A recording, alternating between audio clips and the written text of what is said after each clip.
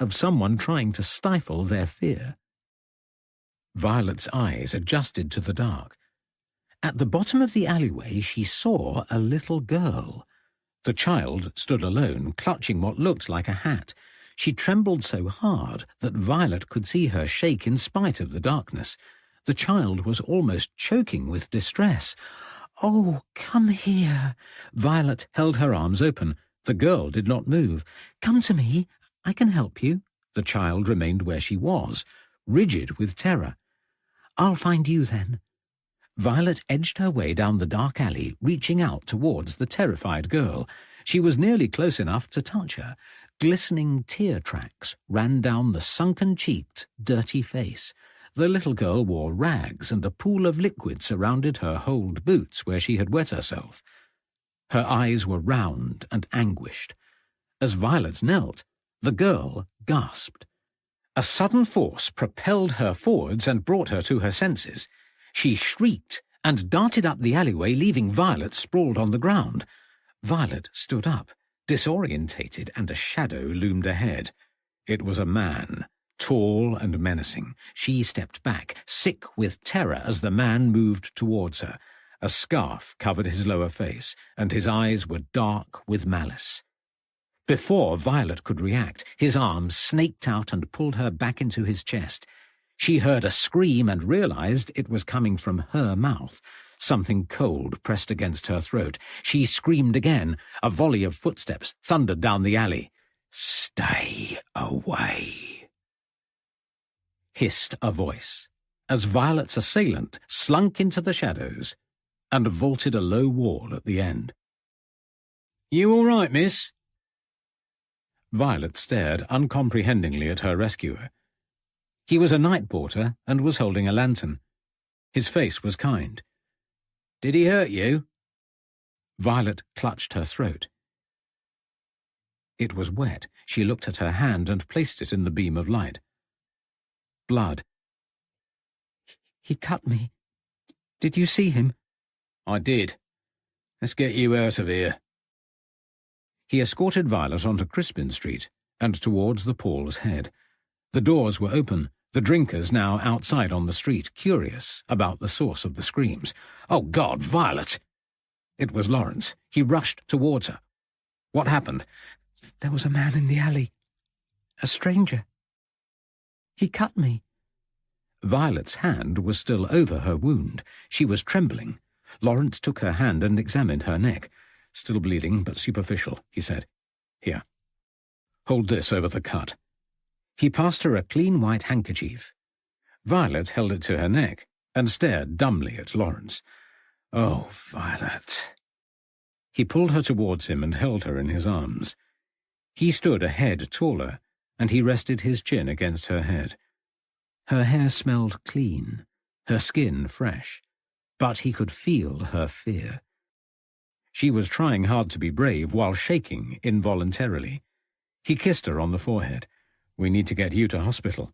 "No, you said it wasn't serious." "You won't bleed out," said Lawrence, "but it needs cleaning up, and we ought to find a policeman." "Did you get cut by the Ripper?" The woman who had accosted Lawrence in the bar tugged at Violet's cloak. Violet recoiled at the stench of alcohol and rotting teeth. "Go away," said Lawrence angrily. "Oh, my God!" cried the woman. "You've been got by Jack. He's back." Lawrence pulled away from Violet and faced the crowd. "Was it Jack?" asked the owner of the dog. "It ain't safe," said another woman, "and nobody cares about us." A tall man brandishing a piece of lead pipe. "I'll kill him, so I will." "It wasn't the Ripper," said Lawrence. The mood was turning ugly. The situation would be easier to manage if the rowdy, unpredictable occupants of the Paul's Head weren't afraid.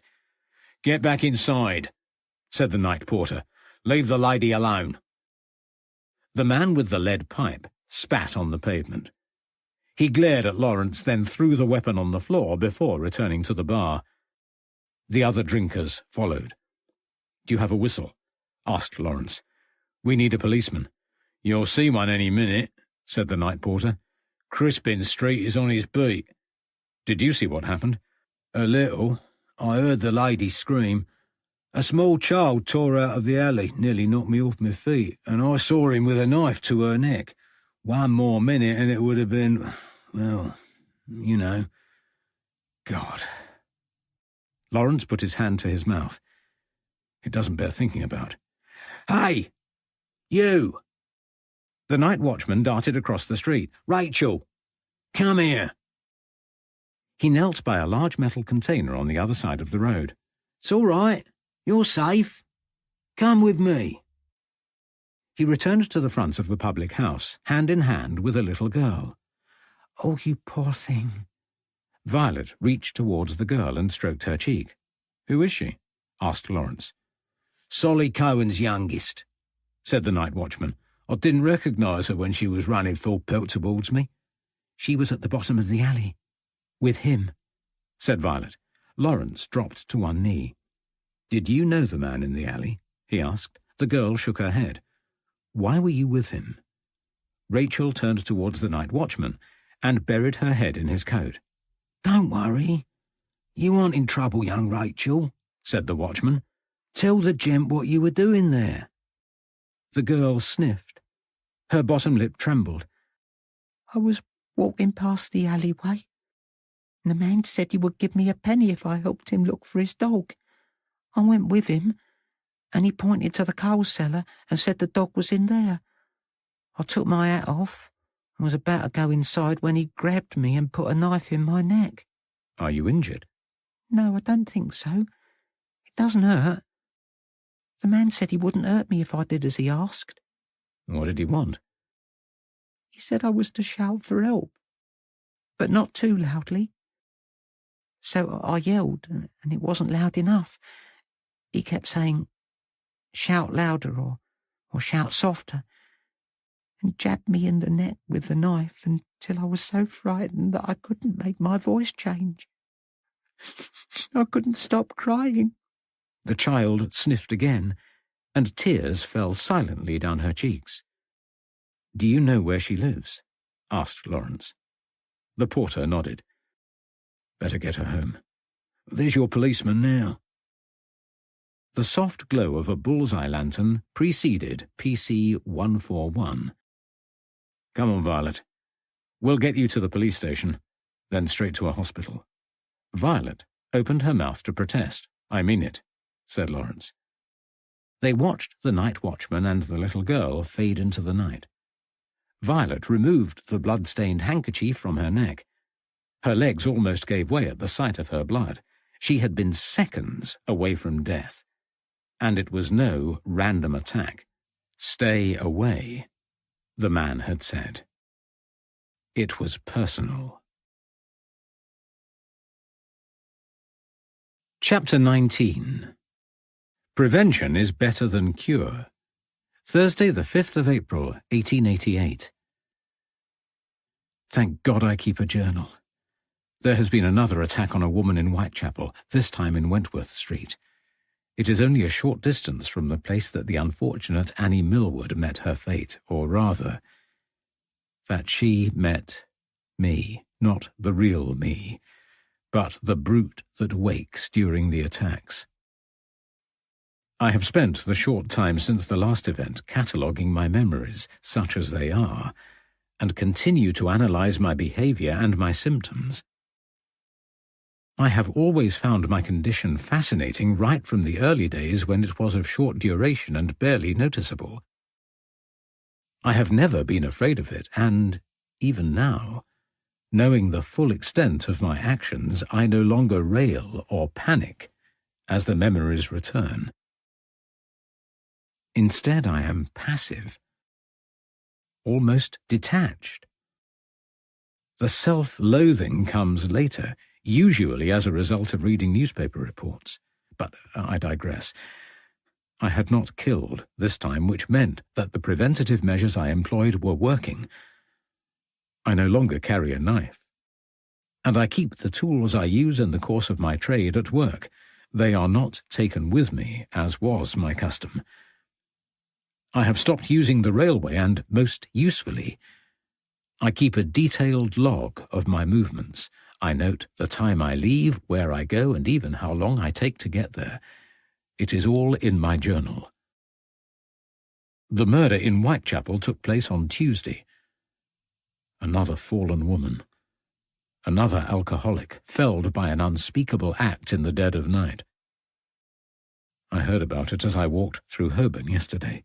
The newspaper boys were chanting, "Another Ripper murder," in their high-pitched, Cockney voices.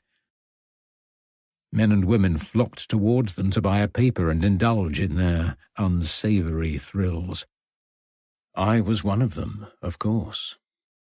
I do not enjoy gratuitous violence, which might seem like a strange thing to say after recent events. I purchased a paper only because I needed to glean enough details to rule out my potential involvement. I felt sure of my innocence this time. There were no snatches of memory nor recollections of my journey home from somewhere unfamiliar. I bought a paper and took it into the coffee room of the nearby Crown Hotel and spread it across the table while drinking the steaming liquid to steel myself. I scoured the paper looking for the time of day for which I would need to account. When I found it, I took my journal from my coat pocket, which I kept on my person at all times for obvious reasons. It was the work of a moment to establish that I was, as I already thought, at home that night. Not only had I stayed at home, but I even recorded the time that I retired to bed, which was a little after 10 o'clock. I was not involved in the murder of Emma Smith, and it came as an enormous relief. Chapter 20. The Missing Page. Wednesday, the 20th of June, 1888. Something dreadful has occurred, a calamity, a dire situation that I cannot see a way through. It was all going so well. My journal-keeping, avoiding the railway, everything worked as I planned. There were no further repetitions of the incidents of February and March. My illness lay mostly dormant, with only 1 or 2 new episodes lasting a few seconds at most. I was in full control of my faculties until this afternoon. I travelled to Westminster as usual, walking instead of using transportation. I had come to deplore transport of any kind.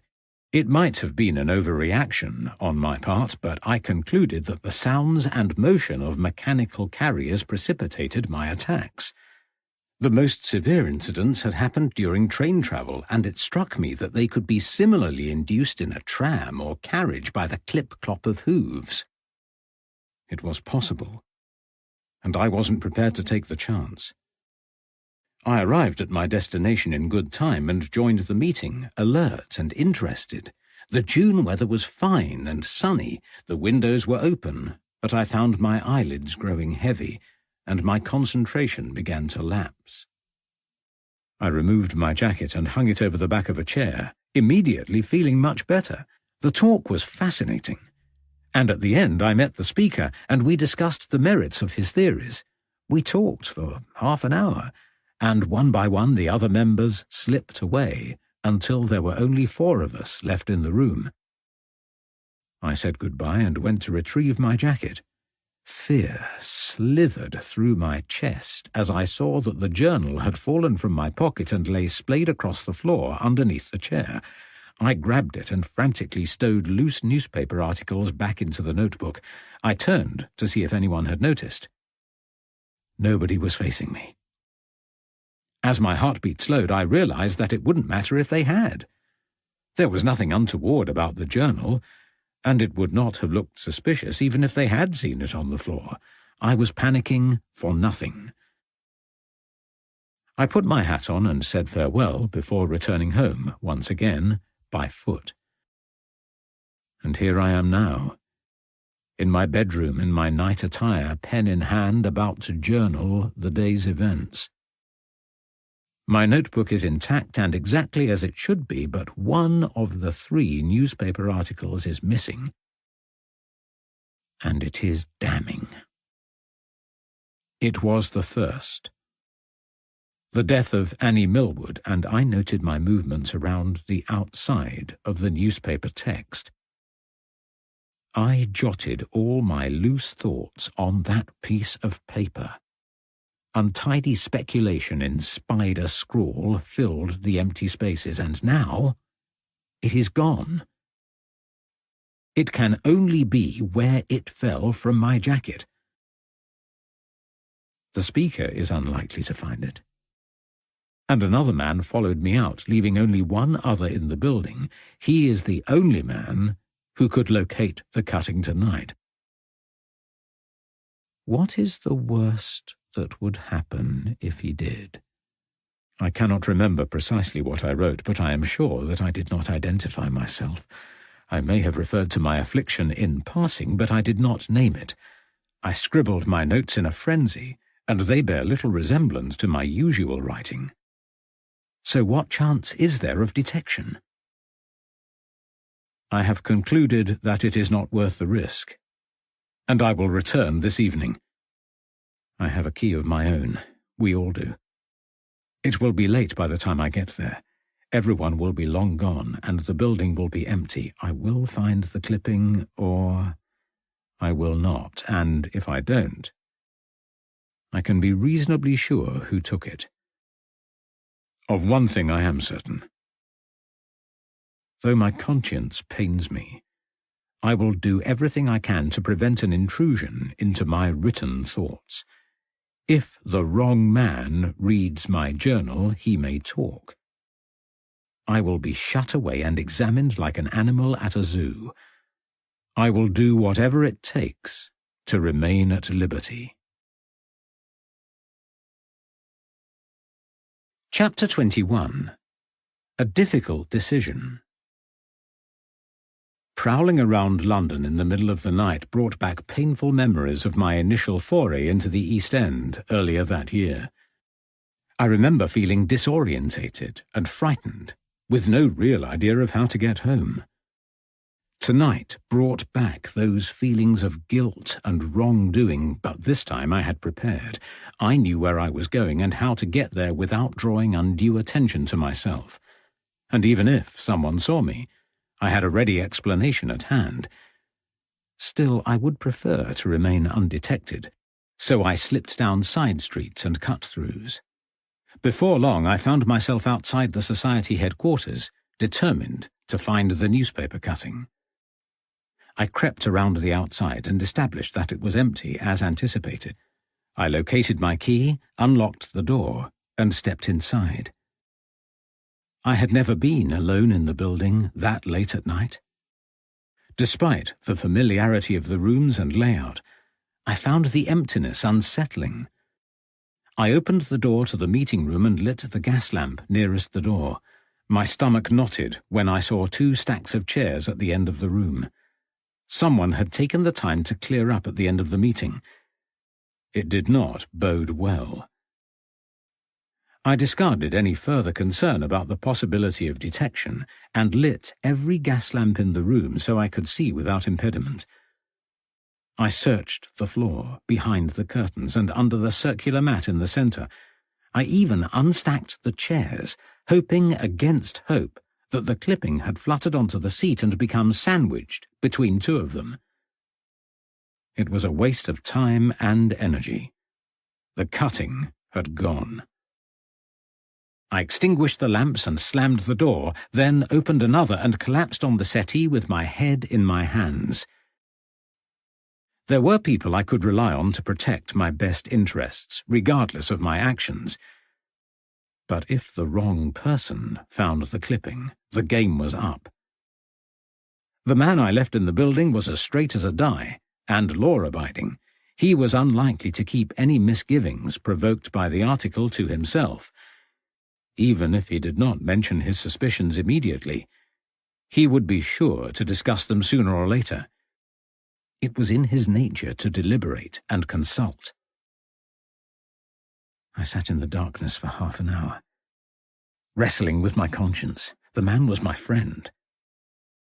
But something had altered in me, and my overriding aim was to avoid detection, come what may.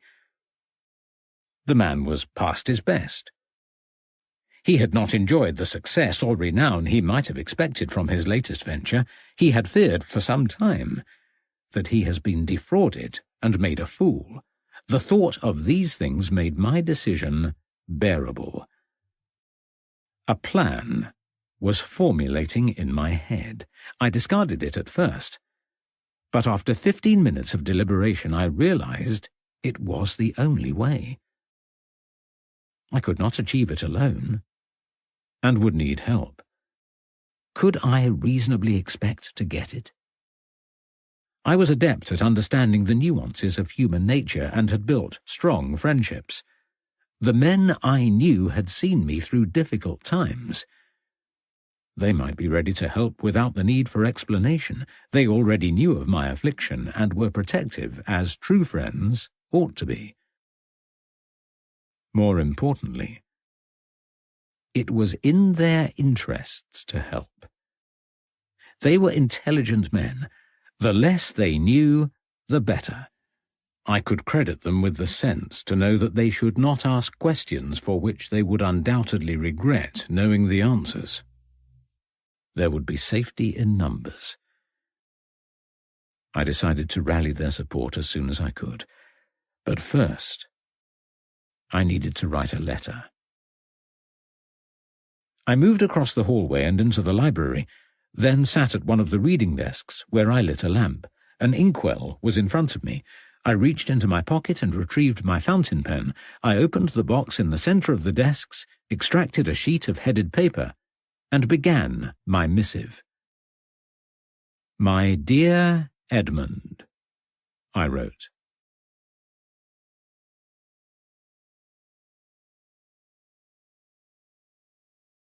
Chapter 22.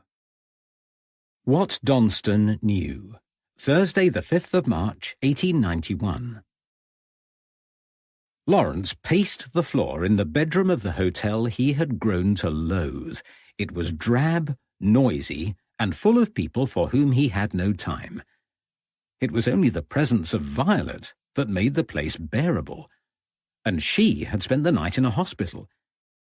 He could not face the reading room again and kept to his bedroom, forcing himself to remember details of every conversation that had taken place over the last few days. Why was Violet attacked? Was it a random event? She maintained otherwise.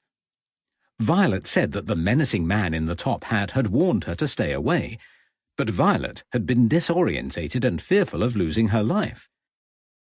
Now that she was out of the oppressive darkness and no longer terrified, could he rely on her memory? Lawrence felt there was room for doubt. Even so, he would treat the matter as she had reported it. He would assume that the assailant had lured her into the alley as she supposed, but he could already see flaws in the scenario. How would the man know she would be there at all, never mind alone? And how would he know there would be a child conveniently available at that time of night? Lawrence drew the curtains and watched a horse plod along the lane below. A boy in a flat cap wandered ahead of it, pulling the rope on its halter without ever looking behind. The boy's ill-fitting attire was threadbare, and though it was February, he was not wearing a coat. His head was down, he did not smile, and his demeanor suggested that he was carrying an unendurable burden. The horse appeared equally defeated by life. The disheartening scene reminded Lawrence of his first impression of the East End. There were groups of people everywhere, come rain or shine, by day or deep into the night. The pavement life had been one of the most noticeable features of the area. Whole communities congregated on front doorsteps outside their lodgings. It would be easy to find a child even at night. The hour hadn't been especially late. In spring it would have been light. True, some of the smaller streets they had passed through were empty, but once they reached the larger roads, there were many more people, particularly near the public house. Violet's attack was opportunistic. It had to be. The man used the child because she was there. Had she not been, he would have found another means of enticing Violet away, which suggested that he was already in the vicinity before they arrived. Now Lawrence considered it. Violet had mentioned hearing footsteps several times. He had dismissed her fears as an overactive imagination, but perhaps she was right. Who knew of their intention to journey to the East End? Who could have followed them? Well, Henry Moore knew because Lawrence had discussed it over dinner. Henry was not at all keen on the idea, but he would not have intervened and had no wish to see Violet harmed. Had Violet told anyone? Lawrence did not know and could not ask. Not until she left hospital, anyway. Oh, dear. Violet may not have said anything, but now he came to think of it, he might have done. He remembered asking the hotel porter about stations and railway lines, though he could not recall whether he had mentioned White's Row. But he certainly asked for directions to Aldgate, which placed them in the East End. And there was the small matter of a map which the porter had drawn. Not only did the porter know where they were going, but any one of the guests could have overheard the conversation. Not that there was any reason for them to take an interest in Lawrence's business, but it was fair to say that other people had known where they were going. And Donston was aware, wasn't he? He had given Lawrence plenty of information about White's Row. Could he have deduced that Lawrence would visit? And what was Donston doing in the Paul's Head? Lawrence raised his eyes at the memory of that nuisance woman in the public house. He had tried to get closer to Donston at the back of the room before she waylaid him by the door. He could not shake her off in time to identify the man before hearing Violet's screams. Lawrence screwed his eyes tightly and tried to visualize the scene from the previous night. He couldn't remember seeing the man who resembled Donston again after he encountered the over-friendly woman. Lawrence sat on the bed and picked at the candlewick bedspread. He wondered whether the Paul's Head had a back door and concluded it must. The public house was located on the corner and would need a rear entrance to take delivery of stock. Donston could have slipped outside undetected and attacked Violet in the alley. It all made sense. God, he could have killed her. Lawrence didn't give much thought to Violet half the time, and she irritated him the rest. It had taken the attack for him to appreciate the extent of his regard. It wasn't a romantic interest, at least he didn't think so. But she meant a lot more to him than he had realized, and someone had hurt her, possibly a man who looked like Donston. Lawrence gritted his teeth as anger rose in his breast like the first flush of fever. How dared Donston think he could behave like this and get away with it? Lawrence flung open his wardrobe and extracted his coat and hat. He strode from the room, slamming the door behind him, and exited the hotel, almost walking into the path of a hansom cab. The driver pulled up. "Going somewhere, governor?" asked the cabman. "The Triangle Hotel," snarled Lawrence, "and make it quick." Lawrence jumped from the cab and pressed a few coins into the driver's hand without checking how much it was. Value for money was the last thing on his mind as he stormed into the entrance of the hotel. Lawrence strode past the man at the desk without acknowledging his presence and ran up the stairs 2 at a time. He hammered on the door of Donston's room and waited a few seconds, listening for signs of life. Nothing happened, so he hit the door again. It opened, and Donston stood there, pallid, and with a puzzled expression on his face. "Mr. Harpham, again. What can I do for you this time? Why did you attack Violet? What has she done to you?" "What are you talking about? Have you lost your mind? Leave me alone." Donston tried to close the door, but Lawrence put his foot between the door and the jamb. "Oh, no, you don't. Get out." Lawrence lost his temper, grabbed Donston by the throat, and pushed him into the room. He shoved Donston backwards and pinned him to the wall by his throat, just like the girl he had seen at the Paul's Head. "I've had enough of your lies," spat Lawrence. "You nearly killed her, you bastard." Donston gasped. He tried to speak, but Lawrence's hand constricted his throat, and all he could do was splutter. Lawrence released his grip, still incandescent with rage. "You had better start talking, Donston. I would if I had the first idea what you were speaking about," he said hoarsely. "You know perfectly well. You were at the Paul's Head last night. I was not. I saw you. You did not, I tell you. I never left this room. Whoever you saw, it was not me. I don't believe you. You have been lying to me since the moment we met. The White's Row connection was your idea, not mine. But for you, I wouldn't have been anywhere near the place. Why did you go? I thought your interest was with Gurney. Start talking now. Lawrence forced Donston deeper into the wall and glared at him. Their faces were almost touching. Let me go, and I'll tell you what I know. But I can't talk like this. Lawrence released his grip, and Donston coughed and rubbed his throat. Lawrence picked up a walking stick which was propped up by the window and pushed it towards Donston's chest. Sit on the bed, he commanded, and start talking. Lawrence backed towards the open bedroom door and shut it. He did not take his eyes from Donston as he brandished the walking stick in front.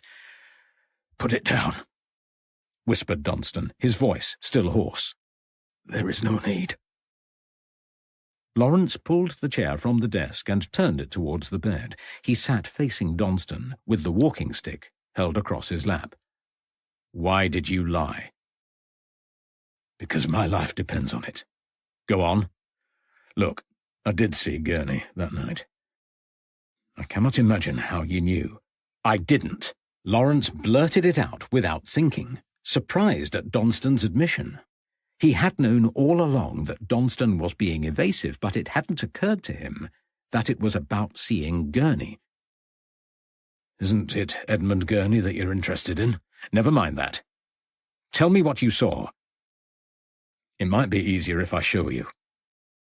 Donston stood and faced Lawrence. He raised an eyebrow and Lawrence nodded. Go ahead. No funny business, though. Rosalind Donston walked to his desk, took a key from the empty inkwell, and unlocked a small drawer. He withdrew an envelope and handed it to Lawrence before sitting back on the bed. Lawrence opened the envelope to find a letter written on SPR-headed paper. My dear Edmund, it has come to my notice that someone close to the heart of our organization has committed a criminal act, an act so heinous that I cannot overlook it. Unspeakable violence has been perpetrated against two women, Annie Millwood and Ada Wilson. I have been gathering evidence for some time now in support of my suspicions. Unfortunately, I mislaid an item that may lead to the transgressions becoming public knowledge.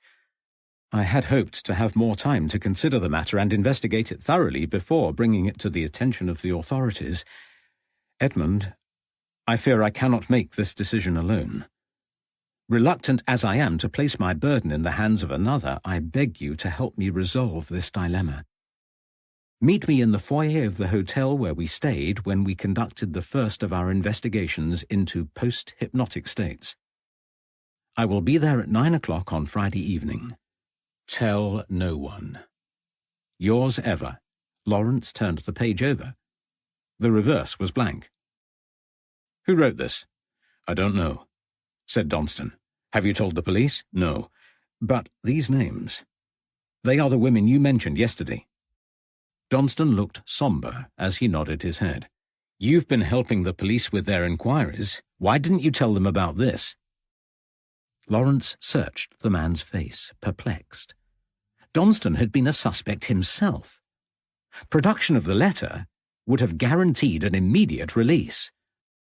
Donston sighed. I wrote to the headquarters of the SPR, he said, advising them of the contents of this letter and that I had seen the writer in Brighton. They suggested I never spoke of it and offered a large sum of money in return. Blackmail, gasped Lawrence, if you like. I thought it a fair exchange, said Donston. But those poor women. Donston eyed him coldly. They were dead. I could hardly bring them back. Did you find out who wrote the letter? Never. As you can see, it was not signed. Presumably the reference to the hotel was enough for Gurney to know who wrote it. Who did you contact at the SPR? I don't know. I wrote a letter and posted it to the Society's headquarters. A day later, I received a note telling me to look out for instructions in the personal section of the Pall Mall Gazette. I did. And that is the way we communicated. Are you telling me that the SPR is concealing the man who murdered these two women? They are concealing far more than that. Why have they paid you if you don't know who wrote the letter? They believe I do know. I have never indicated otherwise. Then you are in grave danger. Not necessarily. My solicitor has instructions in the event of my sudden death. I made sure the SPR were fully aware of this when I wrote to them. But you said the deaths were part of the Ripper killings. They cannot be. They are, Mr. Harpham. The killings never stopped. Good God, man, you allowed him to go on when you could have intervened. I repeat, I did not kill them. Who knows what would have happened? The SPR has many members. It could be any one of them. Scotland Yard would have unmasked the killer. Really? The men at the top of the SPR have conspired to keep this secret. They closed ranks. Any evidence will be long gone. You wanted to prolong the Ripper's capture for money. There has been no money since the end of December 1888, and I had to fight to get that. You may have heard of Montague Druitt. He died that month by drowning. He was a Ripper suspect, and the SPR refused to pay any more money on the strength of his probable guilt. The name sounds familiar. It should. Druitt was one of only a few suspects seriously considered by Scotland Yard. There was good reason to suspect him. The timing was right, and the SPR claimed to have proof of his guilt. What proof? They did not say, and I could hardly press them. But I do not believe Druitt was the murderer. You were a suspect for a while. You knew so much, yet you allowed them to arrest you. I encouraged it, Mr. Harpham. Why? Money. Why else? Lawrence stared at Donston, unable to comprehend the coldness of a man who put money ahead of life. I don't understand. I will explain. First, I need a drink. Do you want one? Lawrence shook his head.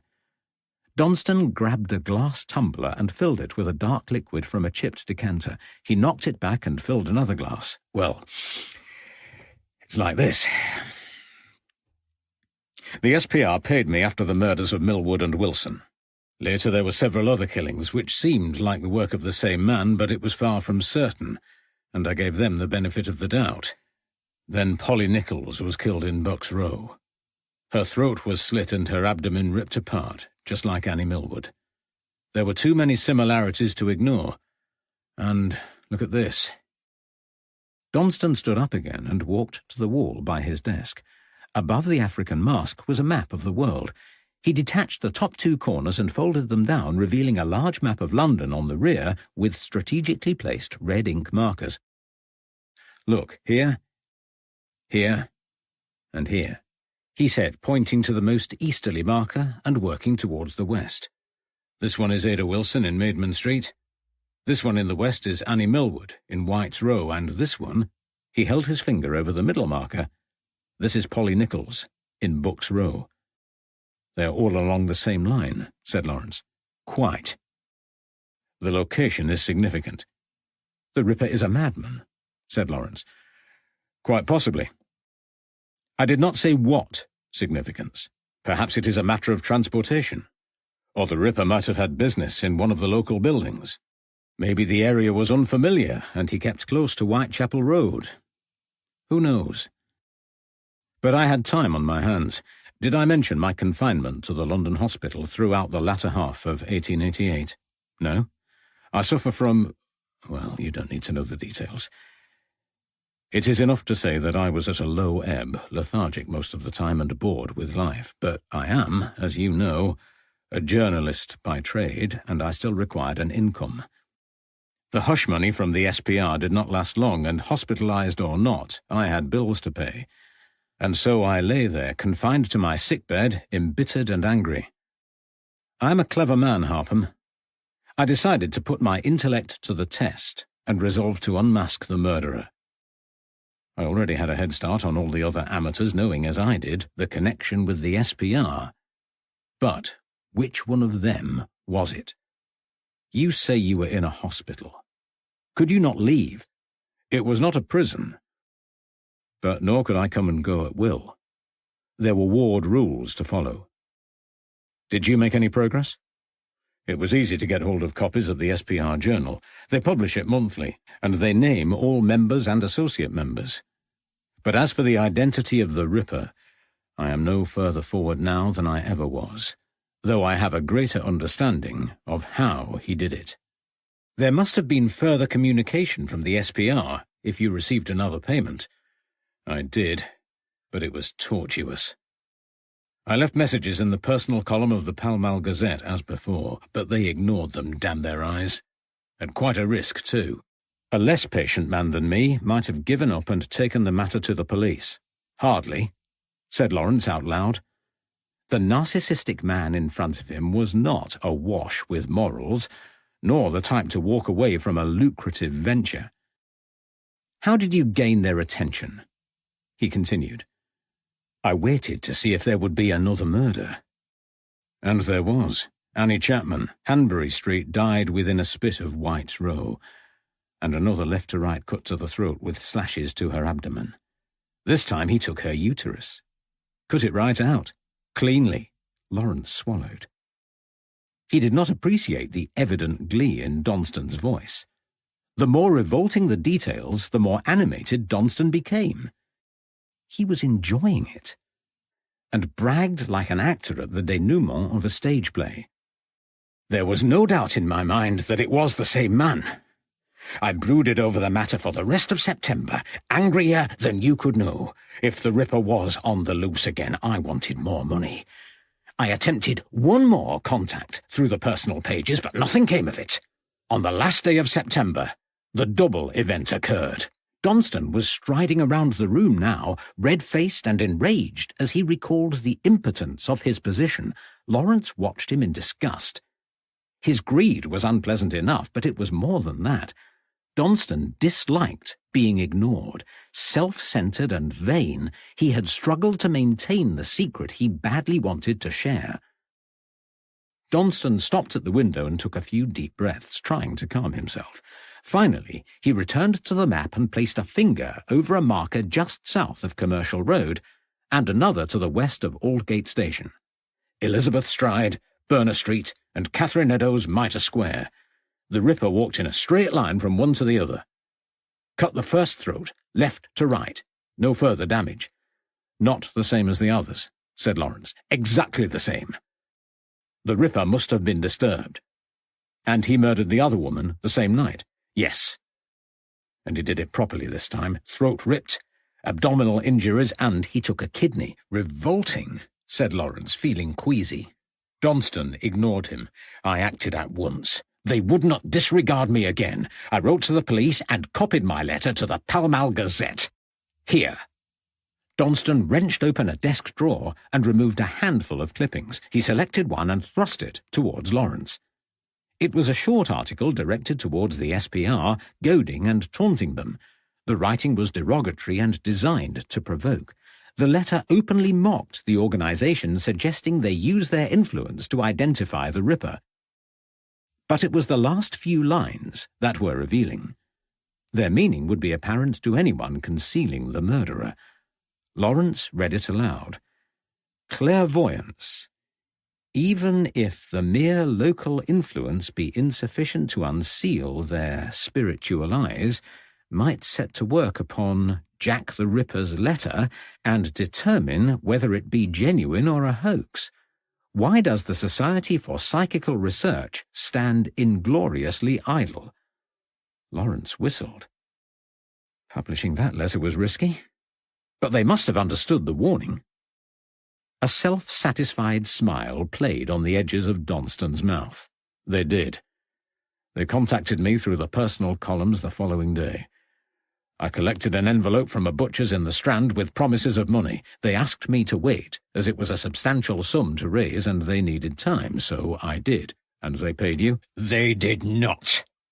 Donston slammed his hand on the desk. They reneged, And in the meantime, Mary Kelly died in Miller's Court. I remember, said Lawrence. It was the only Ripper murder with which I was familiar. I remember reading accounts in the Bury Press. The violence and destruction were incomprehensible. I've never read such awful details. It was all wrong, said Donston. I still have doubts. But it was the final murder. The Ripper indulged himself until he could endure no more, then the killings stopped. It does not fit the pattern, said Donston. I don't believe it was the work of the Ripper. And the killings never ceased. But you contacted the SPR again? Yes. I gave them until the end of November, but nothing transpired. Donston leafed through his clippings and handed one to Lawrence dated the 1st of December, 1888. Lawrence unfolded it. You don't expect me to read all of this? No. I had a lot of time to think about these crimes in hospital. One of the doctors shared my interest in the case, and we swapped ideas. I hid references to myself within the theories that I outlined in this article. There should have been quite enough to alert the SPR to my presence. They would know I was not a man to trifle with. It makes no sense to me, said Lawrence, scanning the article. I don't believe in black magic. What does the cross represent? He pointed to a large cross on the right-hand side of the clipping. The cross is a representation of the murders, said Donston. I did not include them all, just enough to justify my theory. The purpose of the article was to flag my presence. It did not need to be accurate. Forgive me for asking, said Lawrence, but your name is not on the article. It is, if you look closely enough, said Donston. I have referred to the great modern occultist Eliphas Levi, and I have drawn a cross. Levi was a Rosicrucian. Meaning? It's an esoteric order, a spiritual movement. You don't need details, Harpham. I'm trying to explain how I gained their attention again. Go on. The literal meaning of Rosicrucian is rose-coloured cross. Do you see? No, I don't. I have chosen the name Roslyn. It is not my given name. The female equivalent is Rosalind, which means rose. Do you see now? Rose and cross. Rosicrucian. And if that was not enough to make the connection, the Roslyn Chapel in Scotland is important in the Rosicrucian movement. I did not select my name for this reason, but many have assumed it. I don't follow, said Lawrence. It is a big stretch. For you, said Donston. But the SPR members are well versed in esoteric lore. I knew the article would stand out, and it did. They contacted me again the next day. And you got your money. I received £50 in an envelope through my door. There was also a letter telling me to contact the police if I wished, and be damned, but the murders were over. The Ripper was dead, and I would hear about it in the papers very soon. Not what you were hoping for? I was furious, but sidetracked for a few days as I finally left the hospital in early December. It gave me time alone to consider my next move. I had a plan. Audacious and risky, but it would bring me into public contact with the police without revealing what I knew. Donston smiled wolfishly. Lawrence raised his eyes heavenwards and shook his head. What plan? I collaborated with an amateur detective by the name of Marsh. Common sort of fellow, quite full of himself. I had spent many hours researching the murders by then, and after several discussions he went running to the police, convinced that I was the Ripper. As I told you, the police are stupid. They still don't understand much about the Ripper's methods, and they fell for Marsh's story. I can't see how interaction with the police helped your cause.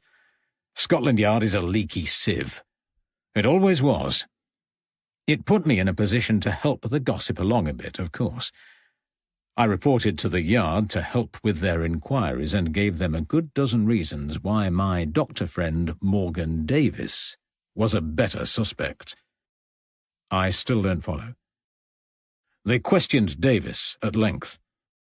A perfectly innocent professional man was under scrutiny by Scotland Yard on my word alone, a handy demonstration of how it would be if I chose to reveal the connection to the SPR, and it worked.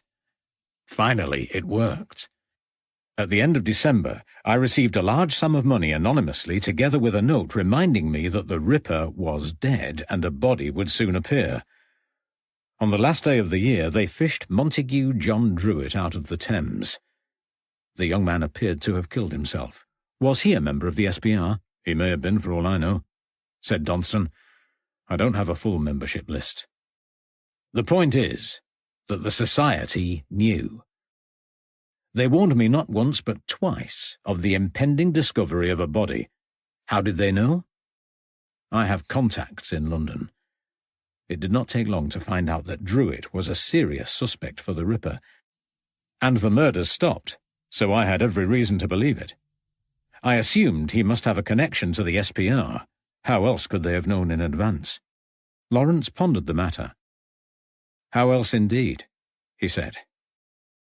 But everything you have told me is old news. None of it explains the attack on Violet. I don't know anything about an attack, said Donston, rubbing his throat. Who is Violet? Do I know her? She is a friend. A man attacked her last night. He had a knife. This same man warned her to stay away. Nasty, said Donston. But her attacker could be any number of East End ruffians. There are plenty about who would slit her throat for a few coins. Would you feel the same way if I told you that she was in the headquarters of the SPR earlier this week? Donston whistled. That's a different matter. Good God, what was she doing there? Visiting, said Lawrence. Well, if I had a lady friend, I wouldn't let her anywhere near that place. Lawrence paused for a few seconds to think.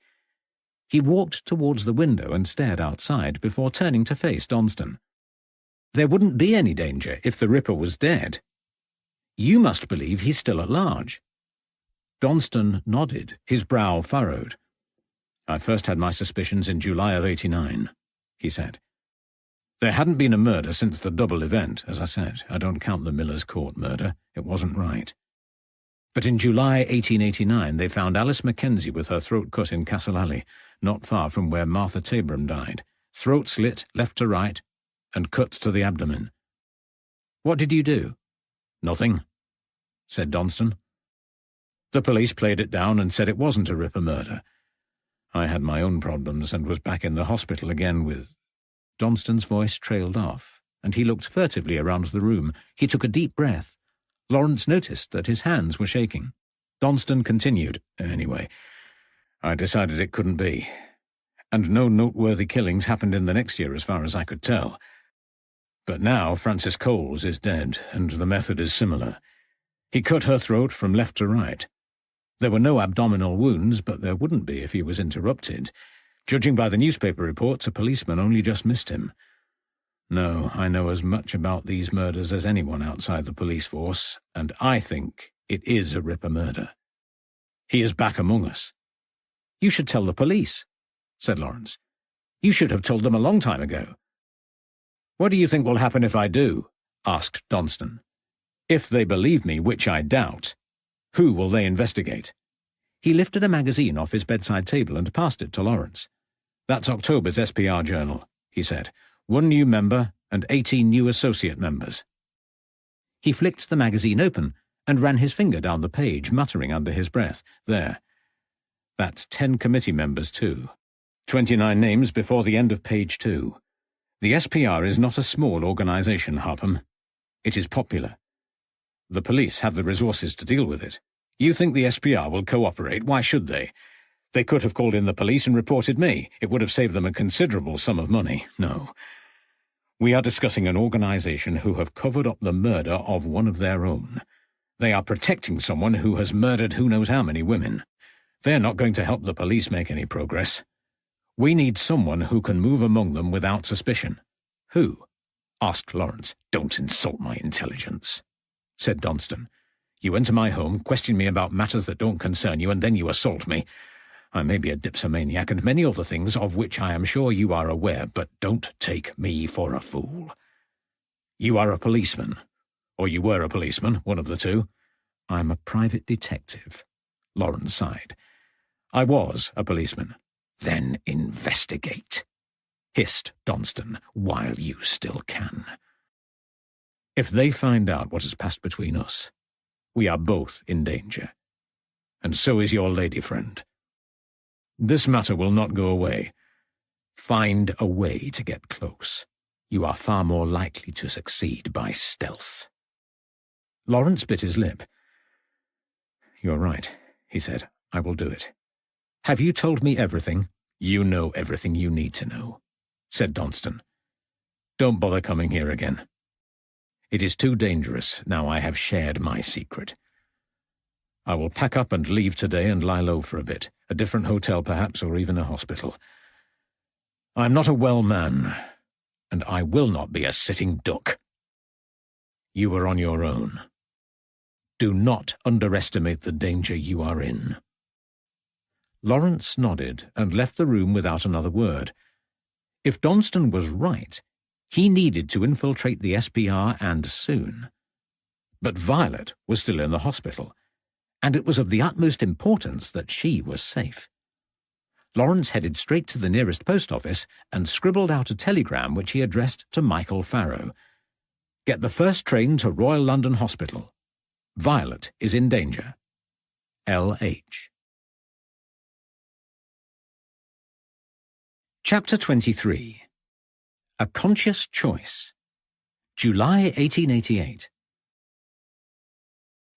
I found the summer of '88 grueling.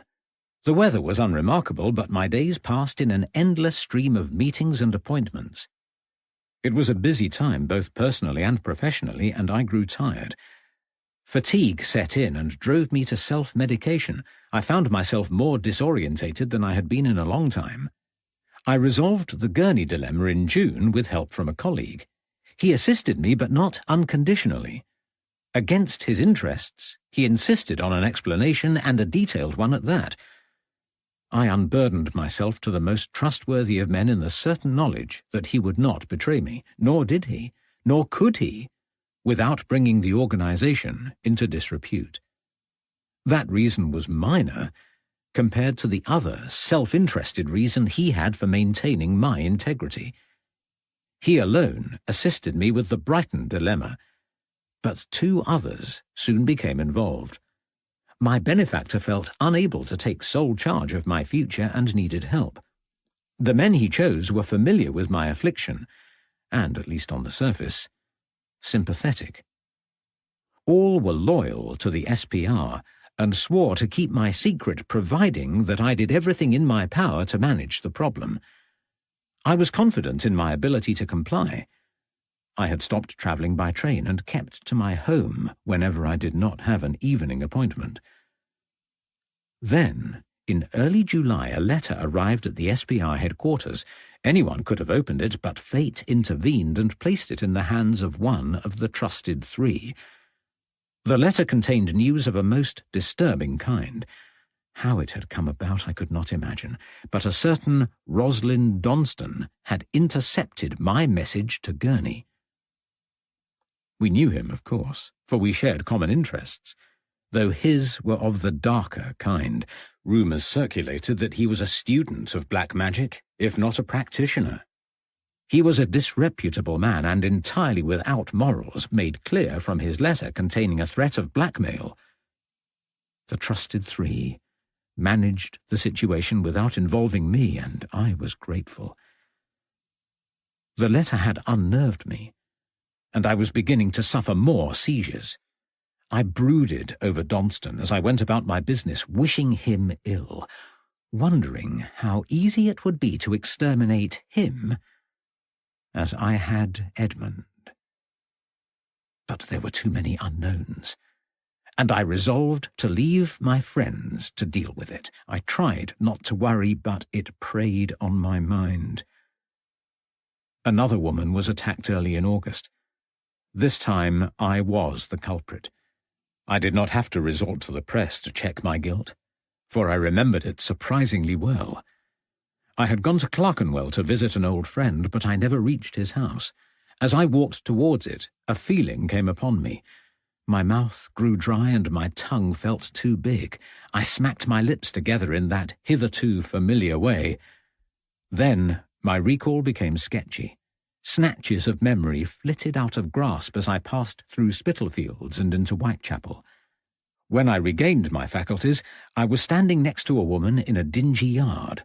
She was plain and plump, with an aroma of ale that made me queasy. I can only imagine what I must have said to her, for she turned away from me and lifted her skirts. I hesitated, repulsed, and in a coarse Cockney accent, she told me to get on with it. I did. I thrust my hand into my pocket and felt for the 2 knives I had taken from home earlier. One was a pocket penknife and the other a ceremonial dagger that I kept in a display case. I put my arm around her chest and, reaching from behind, I thrust the blade deep into her breast. She gasped, and I released her and let her fall to the floor. I discarded my coat and dropped the dagger. Her eyes fluttered shut, but her mouth gaped open as if she was snoring. Her neck was fat, and her fleshy double chin wobbled as she took short, panting breaths. The notion that this woman expected me to engage in intercourse with her was insulting, repellent. The wound had left her half dead, but it wasn't dead enough. I took my penknife and rammed it into her throat. I pulled it out, and the sight of her blood made me angrier still. I thought of Donston and blackmail and Edmund and the unfairness of my affliction. I stabbed her over and over until I was too tired to continue. Then I wiped the knives on her skirts, put on my coat, and left the alley. I almost walked into the path of 2 soldiers coming down the opposite side of the road, but managed to avoid them. I walked the 4 miles home with a clear head. My thoughts and memories were lucid. Somehow there had been a sea change in my attitude. When I killed the first woman, I had no control. It happened because of an automatism. I planned Gurney's murder, but with compassion. Tonight was different. Though I couldn't remember taking my penknife or the ceremonial dagger, there was no doubt that I had. This act indicated foresight. I had not been in full command of my faculties before encountering the woman in the alley, but I was when I murdered her. I chose to kill her, and I relished it. The pent-up release from plunging cold steel into flesh was exquisite. By the time I reached home, I had concluded that something monstrous must have long dwelled within me. I couldn't pretend or hide behind my condition any longer. I cleaned the dagger and replaced it in the display case. Later that day, I purchased a newspaper. It did not take a long search to find news of the murder as it had previously. This time it was easy. The Whitechapel Horror was emblazoned on the front page of the paper. The police had not yet linked the killings, but it was only a matter of time.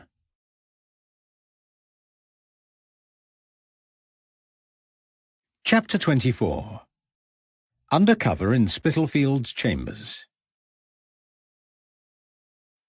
It was 6 o'clock in the evening, and Lawrence was on his way back to the East End of London. He had left the Triangle Hotel, pausing only to send a telegram before returning to his room at the Regal.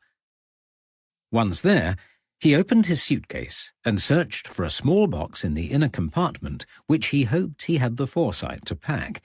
His fingers closed over a square receptacle. Sighing with relief, he opened it and withdrew the contents. The object inside resembled a small animal, but was in fact a false moustache and beard set. Lawrence placed them on the dressing table and ventured down to the hotel lobby. It was empty, so he crept downstairs to the basement where the odd job man had emerged the previous day. Lawrence ducked down the corridor, pushing each of 3 doors. All were open, and the end door led to a dark basement room containing a single bed and wardrobe. A dirty coat and hat hung from a hook on the door. Lawrence inspected them. The moth-eaten coat was missing a button, and a suspicious-looking mark stained the hat. They were ideal. He bundled the coat inside his jacket and pulled the hat on his head before returning to his bedroom. Lawrence manoeuvred the false beard into a convincing position on his chin using a wire and spring arrangement. Then he topped it with a greying moustache. Finally, he retrieved a piece of charcoal from the box and worked it into his fingernails and face. He smeared the residue on the coat borrowed from the odd job man and tried to ignore his nagging conscience, making a mental note to leave a few coins for the man to get the coat cleaned when it was returned. Lawrence covered his face with a scarf, draped the coat over his arm and concealed the hat beneath. Leaving the hotel by the back entrance, he scrutinized the gardens. They were clear of people, and he was relieved that nobody had seen him. When he was a suitable distance away from the hotel, he donned the grubby coat and stowed the scarf, looking every inch a tramp. Lawrence contemplated the distance between Lambeth and Spitalfields. It was touching 3 miles. But if he wanted to maintain the integrity of his disguise, he would have to walk. His lungs hurt with the ferocity of the bitter chill. But needs must, so he strode out towards East London thinking about the task at hand. Soon he would need to find a way to get close to the heart of the SPR. But that was a job for another day. The events of Wednesday night had foiled his attempt to gain access to 8 White's Row, but he still had an inexplicable urge to get inside. 2 of the women had dossed there.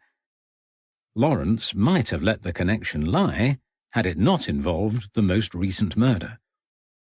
Donston had convinced him that Frances Coles was a Ripper victim.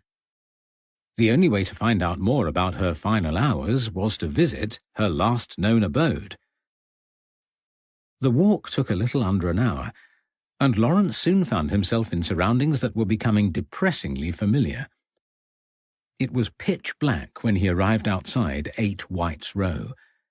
A chipped metal sign inscribed Spitalfields Chambers hung above the door. Lawrence checked his watch. It was 7 o'clock and the doss house should be full by now. He walked towards the entrance where a wooden door stood ajar despite the freezing temperature. He hesitated, then pushed it and stepped inside. The door opened into a dark, unfurnished hallway. Rotten floorboards squeaked as Lawrence ventured towards a welcome light at the end. The sound of laughter came from the room beyond. Lawrence opened the door and peered inside. Their voices quietened. A matronly woman eyed him suspiciously. "What do you want?" she asked. "A bed for the night," Lawrence replied in his best East End accent. The woman thrust a grubby palm towards him. "You can have a room when I've seen your doss money," she said. He reached into his trouser pocket and tossed a few coins onto the table. She examined them. "They'll do," she said. "You can have one of the beds in the room upstairs on your right." "It's cold," said Lawrence, walking towards the fire. He held his hands in front of the flames, wincing at the sight of his scarred left hand. The disguise would have been unconvincing, worn with his customary soft leather gloves, which had been discarded back at the hotel. Lawrence felt vulnerable, with his hand exposed. But it was unavoidable. The woman put her glass down and patted the bench beside her. "You can come and sit here until you get warm," she said. "This here is Mole," she continued, "and this one is Samuel." Lawrence surveyed the room. It was long and narrow. A ring-marked table with 2 wooden seats either side was set close to the fire. Further down, 2 longer benches ran parallel with the walls. Men and women dressed in rags were sitting either side. A waist-height length of coarse rope ran along one of the benches. 2 men rested their heads on the line, trying their hardest to sleep. Lawrence grunted and sat on the bench. Samuel took a slug from his glass and pushed it towards Lawrence. The glass was dirty, something granular was floating in it, but Lawrence took a mouthful anyway. He grimaced as he wiped his lips on his sleeve, but nodded his thanks. "Never seen you around here before," said Moll. "I think I would have remembered a good-looking chap like you. Wouldn't I, Sarah?" She winked at the older woman conspiratorially. I'm sure you would, said Sarah.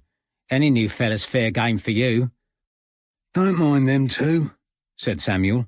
They're only playing. It's a fair question. I've been dossing in Lambeth. That's why you haven't seen me. You're a long way from home, said Sarah. I don't have a home. It was Lambeth last month. It'll be somewhere else the next. Why are you here then? Visiting, said Lawrence. I've got a cousin in Fashion Street. Then I'm heading down to Swallow Gardens to see my nephew. Moll and Sarah exchanged glances. That's where Frances got herself killed, said Moll. Frances? Don't you hear the news in Lambeth? Francis Coles, murdered. They thought it was the Ripper, then they thought it was that stoker, James Sadler. It wasn't him, though. And the murderer of that poor girl still roams the streets. Don't go on, said Sarah. There ain't nothing we can do about it. Did you know her? Asked Lawrence. Course I did, said Sarah. She stayed here often enough. She was with us the day she died. I was a witness at her inquest. La-di-da, Sarah Fleming, court witness. You ain't no better than the rest of us, said Moll, setting her glass unsteadily on the table. Half the contents slopped out and formed a pool of liquid. I didn't ask to be there, said Sarah sullenly. I had no choice. You don't have to tell everyone who will listen, snapped Moll. Why don't you just go to bed?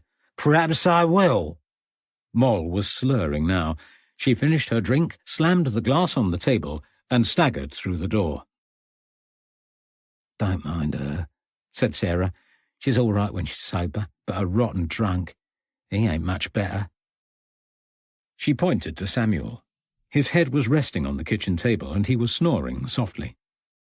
What was it like in court? Asked Lawrence. I've been in worse places. They ask a lot of questions, but nothing I couldn't answer.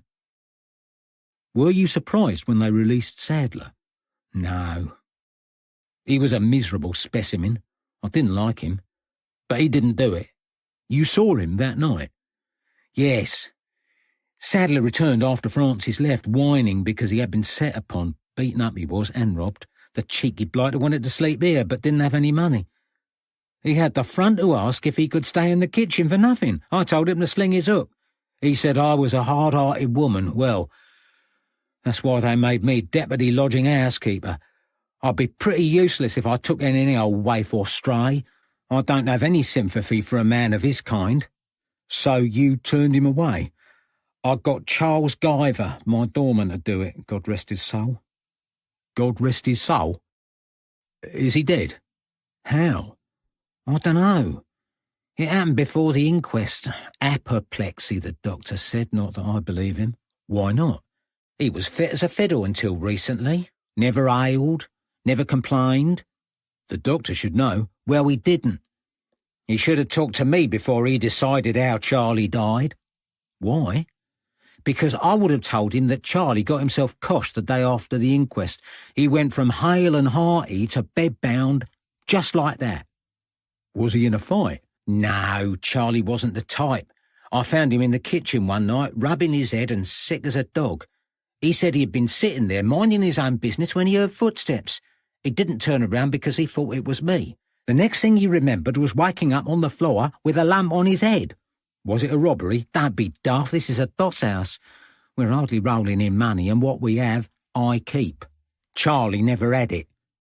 And he didn't see his attacker? No, could have been anybody. Can't trust no one around here. The door was open when I came in. It usually is, but Charlie was usually around, so it didn't matter. I expect they came in through the front door. It's of no consequence now. They got him, and now we have to find another watchman. Perhaps it was apoplexy after all. No, it wasn't. Charlie got it on the head.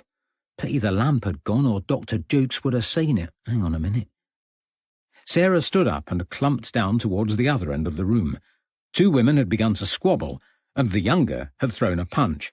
"Break it up, or you'll both be out on your ears," said Sarah. "Witch," hissed one of the women. "I warn you, Maggie Brown, one more word and so help me." Sarah glared at the women, then returned to her place on the bench beside Lawrence. Drunken cows, she said. Lawrence nodded. You were saying about the doctor. Did you get a chance to tell him later? I tried, but he didn't listen. Just talked a lot of mumbo-jumbo about a blood clot pressing on Charlie's brain. He thought it might be caused by overstimulation. It wasn't. Charlie was hurt. The only excitement he'd had in a long time was chasing some fop out of the bedroom at the back end of January. God knows why a gentleman would want to poke around in here, but Charlie found him and got rid of him sharpish. A gentleman? How did he know? I don't know. Perhaps he was in tails and a top hat. As I said, I wasn't here. It was about midday and everyone had gone. They don't stay here during the day. Charlie heard a noise and went upstairs to one of the dormitories. There are 12 beds, you'll see 'em when you go up later. A swarthy-looking fella had the end one the previous night. I've seen 'em all, but there was something about this man I didn't like. There are plenty of ruffians in the East End of London, but he wasn't that type.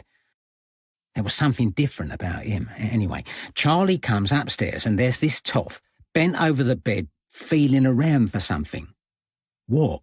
I don't know. And Charlie didn't know. He chased him away.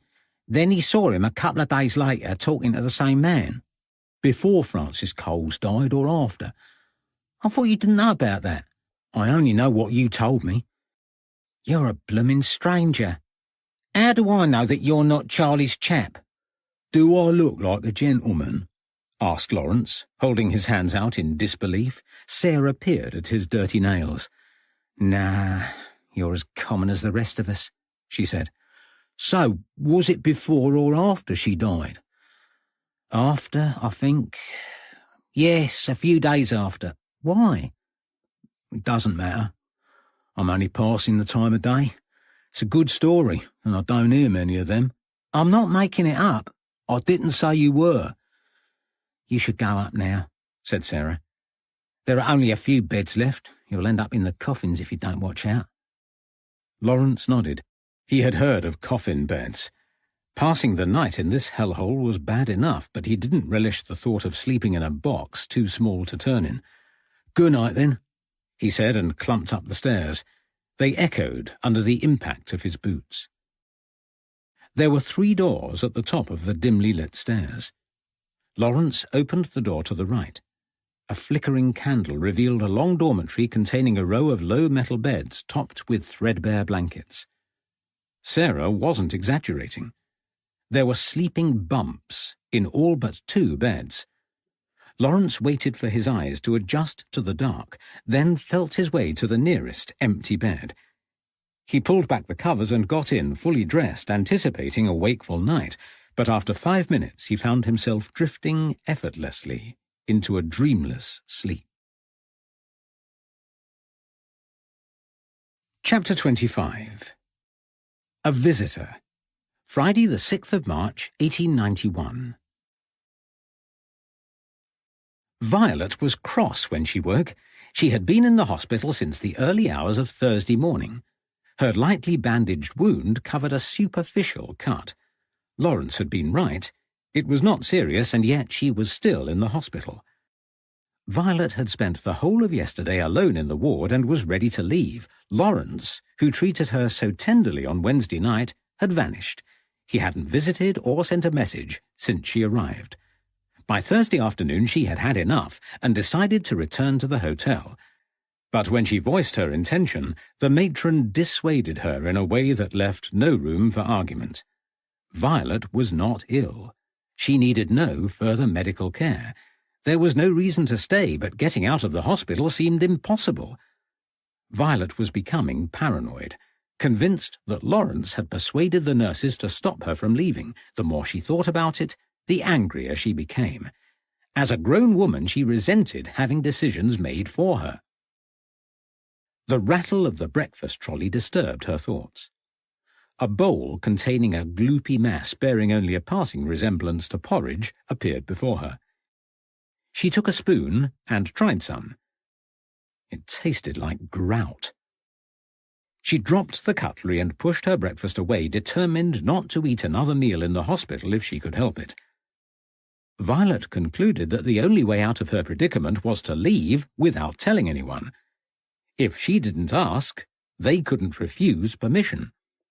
But when she opened the door of the single wooden wardrobe by her bed, it was almost empty. Her clothes had gone, and the spindly wire coat hanger contained only a scarf that didn't belong to her. She wrenched it down and stared at it. Sure, her clothes were in the wardrobe yesterday. Violet took the scarf and strode to the top of the ward where a young nurse was rummaging through a filing cabinet. "Where are my clothes?" she asked, brandishing the scarf. The nurse looked warily towards her older colleague, who was dispensing pills into tiny pots. "Your clothes are in the laundry," the colleague said. "You can leave this afternoon." "I want to leave now." "Sorry. Matron's orders." Violet was about to say that she would leave in her nightclothes if she had to, when a brown-haired nurse with an obvious squint pushed the door open. She approached the older nurse. "Is Miss Smith in here?" she asked. "I am Miss Smith," said Violet coldly. "There's a visitor for you," she said, "in the waiting room. Follow me." The older nurse sighed, opened a locker and removed a white dressing gown and slippers. She handed them to Violet, who followed the nurse up the corridor. "In here." The nurse opened the door and guided Violet inside. The small room contained half a dozen armchairs and a coffee table, and a man. A man who was wearing a dog collar and who looked vaguely familiar from behind. He was staring out of the window into the hospital gardens, but turned around when he heard the door open. "Michael!" Violet exclaimed. "What are you doing here? It is so good to see you." "I came as soon as I heard," he said. "You poor thing." "Would you like a cup of tea?" asked the nurse who had been waiting by the door. Michael nodded, and she left them alone in the room. "Oh, Michael!" A wave of nostalgia rushed over Violet at the sight of her old friend. She struggled to keep her tears at bay. The last time she had seen Michael was at the vicarage in Fressingfield, where she had lived happily as Mrs. Harris's companion. She had not realized quite how much she missed it. Seeing the young curate made her unexpectedly homesick for a place she would never live in again. "Come here." Michael embraced her. Violet was not tactile, as a rule, but Michael was a man of God and her friend. He was dear to her like a brother, and the familiarity they shared felt natural. "I have missed you," she whispered. "My fault entirely. I've been busy getting to know my new parish and have not made time to visit." "You have your own parish?" she asked. "At last! I am so pleased. Are you still in Suffolk?" "No. Over the border." He grinned. "I'm a Norfolk man now." "Then I will come and visit," she said. "Of course, and bring Lawrence with you." "I'm not sure I want to," she said with a frankness that startled her. "Sorry. That must sound cruel." "Have you argued?" "No. But he is difficult to be around. He is selfish." "He sent for me, you know," said Michael. "He cares about you." "Lawrence is like two different people," said Violet.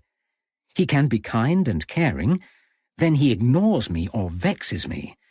And he is very moody, and I am not. He can reduce my good temper to a boiling rage in a few moments." Michael laughed. "I have never known you to be in a boiling rage about anything." "Perhaps that's an exaggeration," she said, "but you know what I mean." Michael nodded. "I have come to take you back to the hotel," he said. "Thank goodness. I was beginning to think I was a prisoner here." "Well, you're not. The nurse interrupted, as she returned carrying a wooden tray. It held a pot of tea, cups, and a plate of biscuits. Michael took it and thanked her. He stirred the teapot with a spoon and offered the biscuits to Violet. She selected one, feeling hungry for the first time in days. "Where is Lawrence?" she asked. "I don't know. He sent a telegram." "He hasn't visited. We are partners, but I don't know what he's doing half the time." "Are you unhappy, Violet?" "We'll continue in a minute. First, give yourself a little rest. This audiobook is free, made for moments like this."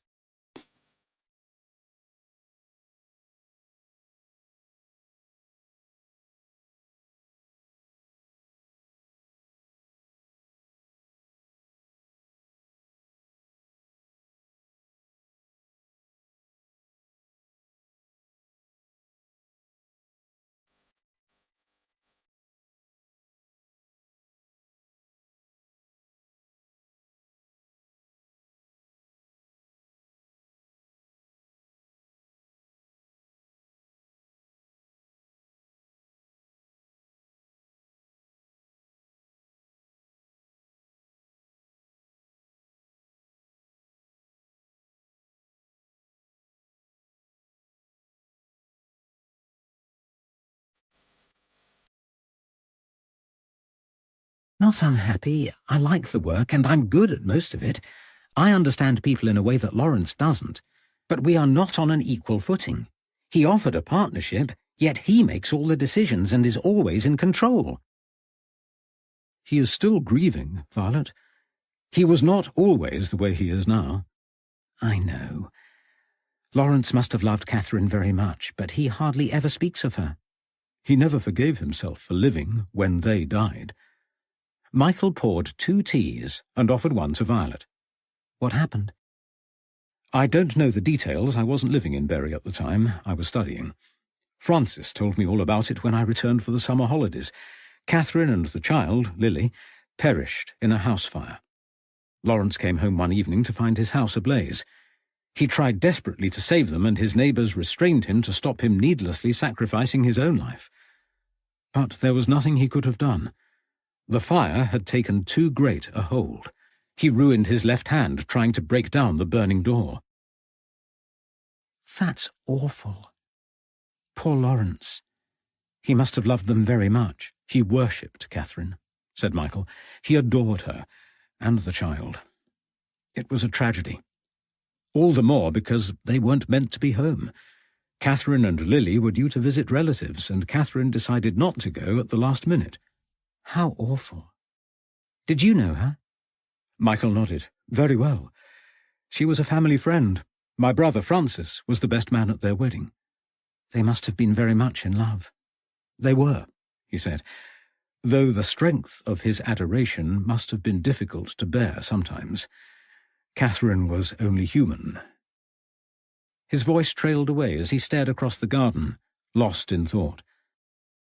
I will try to be more understanding in future, said Violet. It's been 3 years, said Michael.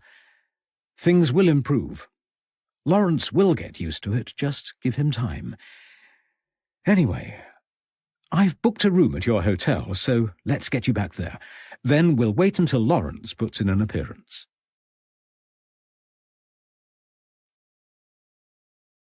Chapter 26. The Regal Hotel. They did not have long to wait. Michael and Violet were sitting in the reading room of the Regal Hotel poring over a selection of old newspapers when Lawrence burst through the door with no warning. "Ah, Michael, good. I'm glad you came. Lawrence, is that you?" Lawrence gazed at the backs of his hands and touched his cheeks. They were rough with artificial hair. "God, just as well there's nobody else in here," said Lawrence, releasing the beard. He peeled the moustache from his lip and removed the coat, which he placed on the arm of the chair, then touched his hand to his head. "Damn it all," he said. "I've left the hat behind. That will cost a pretty penny." "You look dreadful," said Violet. "What on earth have you been doing?" "Investigating," Lawrence replied. "Sleeping in a doss house, to be precise." He scratched his leg and pulled up the bottom of the grimy trousers, exposing his calf. "Bedbugs," he grimaced. "I'm not surprised. It was an awful place. Pity anyone who has to sleep there more than once." "Was it really necessary?" "I wouldn't have got anything out of her, the lodging-house keeper, that is, if I wasn't a customer. My presence there had to be believable." "And did you?" "Did I what?" "Did you get anything out of her?" "I think so," said Lawrence, slowly, perching on the arm of the chair. "I wouldn't," said Violet. Lawrence stood, but it was too late. A smear of charcoal decorated the fawn-covered chair. He sighed. "Don't touch it," said Violet. "Your hands are filthy and you'll only make it worse." She pulled a delicate lace handkerchief from the arm of her dress and dabbed at the stain, removing the worst of it. "You seem happier," said Lawrence. "Has Michael been looking after you?" Michael smiled. "She doesn't need much looking after." "He has been wonderful company," said Violet. "Just what I needed after 2 days alone." "I'm sorry," said Lawrence. "There was something I needed to do." "Well, you didn't have to make me a prisoner," Violet said. "If it hadn't been for Michael, I wouldn't speak to you again. The matron wouldn't let me leave." "It was for your own good," said Lawrence. "It's not safe for you to be alone." "I'll decide what's right for me," said Violet. "Well, we're all here together now," said Michael in a conciliatory tone. "Yes, we are," said Lawrence, "and there is much to discuss. But first I need to get out of this disguise before the odd job man sees me." You didn't, sighed Violet. I'll put it back, said Lawrence shortly, with a few extra coins to make up for the missing hat. It was worth it. Give me 10 minutes, and I'll tell you all about it. Lawrence left the room and shut the door with a soft click. See what I mean? Said Violet. He is intolerable. Michael spent the next few minutes defending Lawrence's behaviour. True, his friend had taken charge of Violet as if she was his wife or child, but Lawrence's concern for Violet was evident to Michael. He was both worried about her and passionate about his case. But what is he investigating? Countered Violet. He jumps around from one matter to another, none of which I expect to see any income from. He has always been a little unorthodox, said Michael. He was something of a maverick even when he was in the force, but his methods work. He has never failed to solve a case. Violet took a breath and was about to reply when Lawrence returned looking cleaner and more presentable. Better? Said Violet, raising an eyebrow. Are you going to tell us what you discovered over the last few days? Lawrence relayed the information as succinctly as possible. Violet and Michael sat quietly and listened to Lawrence speak without interrupting. When he finally finished, Violet rose and paced angrily around the room. I simply don't believe it, she snapped. What don't you believe? Asked Lawrence, surprised. I'm not making it up. I know. But the idea of a conspiracy from within the Society for Psychical Research is ludicrous. I've met them, Lawrence. They are gentlemen. Gentlemen are not immune from evil. I can vouch for that, said Michael. I dare say, Violet continued. But why would you believe the word of a man like Donston over the actions of educated men? They are not as you describe, Lawrence. I will introduce you to Arthur, and you will see for yourself. That is out of the question, said Lawrence. And you must not see him again, or any other man who belongs to this organization. It could be any one of them. Arthur is taking me to Kew Gardens tomorrow, said Violet, and I am going. You're supposed to be my partner, said Lawrence. Your job is to help with the investigation, not to go swanning around London with your gentleman friend. Violet gasped. I do not know what you are implying, but there is nothing of that nature between Dr. Myers and I, yet, snapped Lawrence. She could always use the friendship to your advantage, Michael suggested. How? She can learn as much from being an acquaintance as she can from an investigation. Or she could be throwing herself into the path of a sinister society. Think of your safety, Violet. I am perfectly safe with Arthur. The man who hurt me was rough and uncouth. He was not a gentleman. He is not someone I have ever met. How would you know? It was dark. His voice was rough, his hands coarse, and the smell of him, she shuddered. I cannot tell you how I know, but he was not a gentleman, not at all. You sound very certain, said Michael. I am positive, Violet replied, taking a seat. Michael leaned forward and pressed her hand. She smiled. How will you move this investigation forward? Asked Michael. I have to get close to them somehow, Lawrence replied. I will introduce you, offered Violet. Don't be ridiculous, said Lawrence. They can't know we are investigators. They don't know, said Violet. I met Arthur and Mr. Podmore in Chelmaniston. I was masquerading as an old friend of Alice Woodward's. Lawrence sighed. Who would I be then? My brother, she said. They would be none the wiser? No, it's no good, said Lawrence. They cannot see us together. They may have noticed me with Donston already. He is an extraordinary man, quite unflappable, yet he intends to leave his hotel for a few weeks to be on the safe side. I cannot take any chances. We will have to think of something else. You can always go to the meeting, said Violet. What meeting? The monthly general meeting of the SPR. It's at Westminster Town Hall, she said. Look. She reached for a small pile of books beside the newspapers and peeled off a printed page. She passed it to Lawrence. That's tonight, he said. No time like the present, Violet retorted. I would like to go. It sounds fascinating. Lawrence gazed at the agenda. If thought transference and double personality of the ambulatory type is your idea of entertainment, then yes. Personally, I would rather go fishing. You hate fishing, said Michael. Quite. I will have to bear this meeting, I suppose. Why don't we all go? Michael suggested. We can't, said Lawrence. Yes, we can. As long as you and Violet stay apart, there shouldn't be a problem. I see what you mean. You and Violet could go together, and she can talk to whoever she likes. I will sit alone and try to scrape an acquaintance with one of the other committee members. Anything that gets me closer to the organisation could be beneficial. Violet will be safe with you. I will be perfectly safe anyway, said Violet. You are welcome to come with me if you want, Michael, she continued, but there is no need. I should like to, he said, although I won't be wearing my dog collar. It wouldn't feel right. I can't relate to their way of thinking, but that is no reason to avoid attending. Jolly good. Then that's what we will do. Only the small matter of returning this. Lawrence picked up the dirty coat he had worn earlier and left the room. Are you any clearer about what we are doing? Asked Violet. Because I'm not. Michael smiled. I've seen him like this before, he said. He's happier than he has been in a long time, and, what's more, he's on the trail. On the trail? It's his sixth sense, an inner confidence in what he is doing. He has a goal and needs to work out how to get there, but he foresees danger, Violet. Whether he is mistaken or not, only time will tell. We should take great care.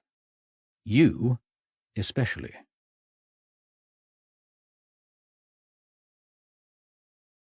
Chapter 27.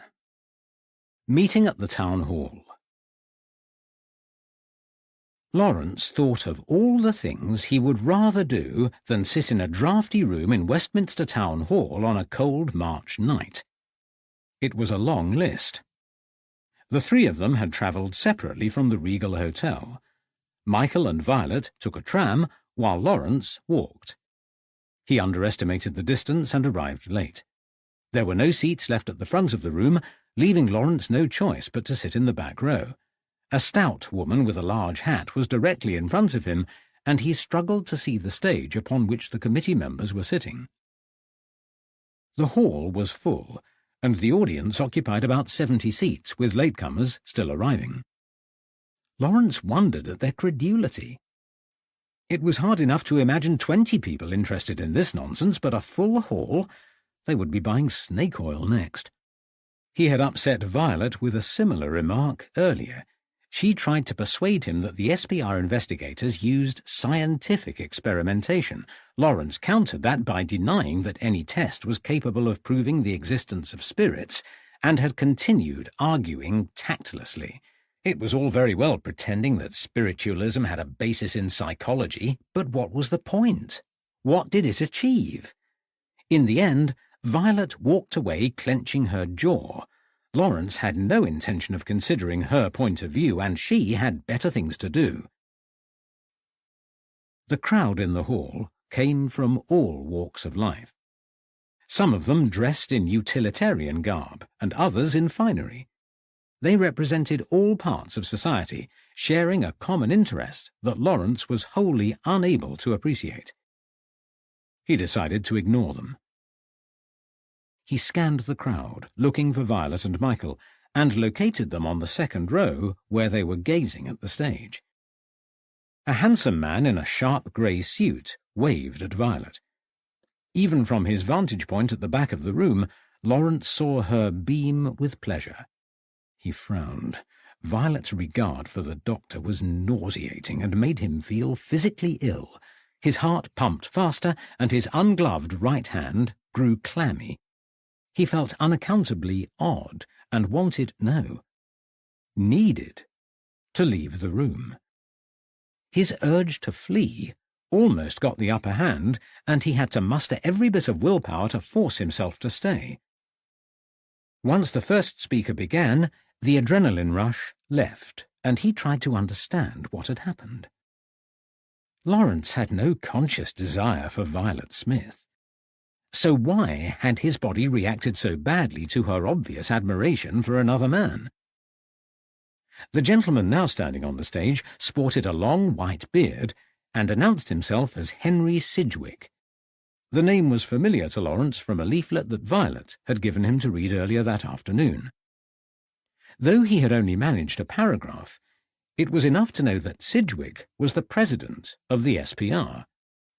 A natural speaker, Sidgwick addressed the crowd in a relaxed manner and joked that they were lucky to have avoided the committee meeting earlier that day, which had gone on much longer than usual.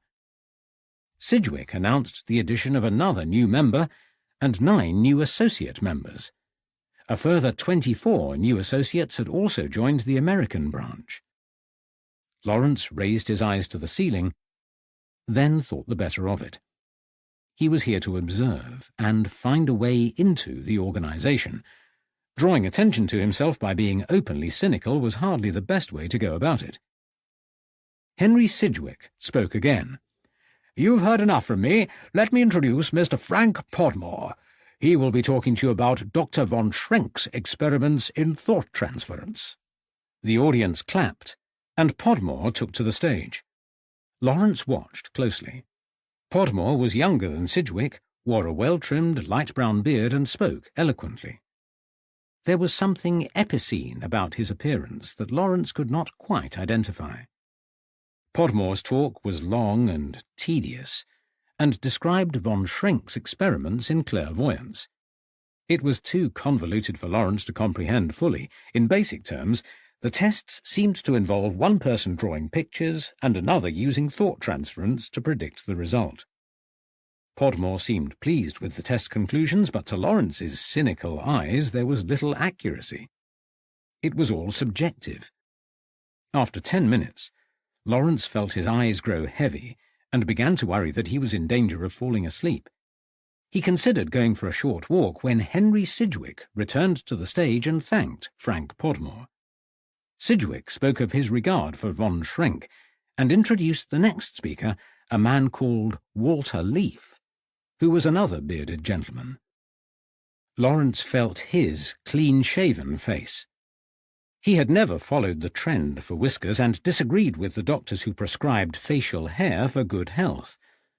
Lawrence had once grown a beard and found it scratchy and unnatural. Besides, he had an excellent barber back in Bury. Claude Lark was an amiable man with a ready wit. Even in Lawrence's darkest, most introverted moments, he had always benefited from half an hour in the barber's chair. Lark had an uncanny knack of making him feel better about the world. Small wonder there was always a queue outside his shop. Walter Leaf spoke of dual personalities. His talk was more interesting than Podmore's, and the concept seemed vaguely familiar to Lawrence. He puzzled over it for a few moments, then remembered the stage play about Dr. Jekyll and Mr. Hyde.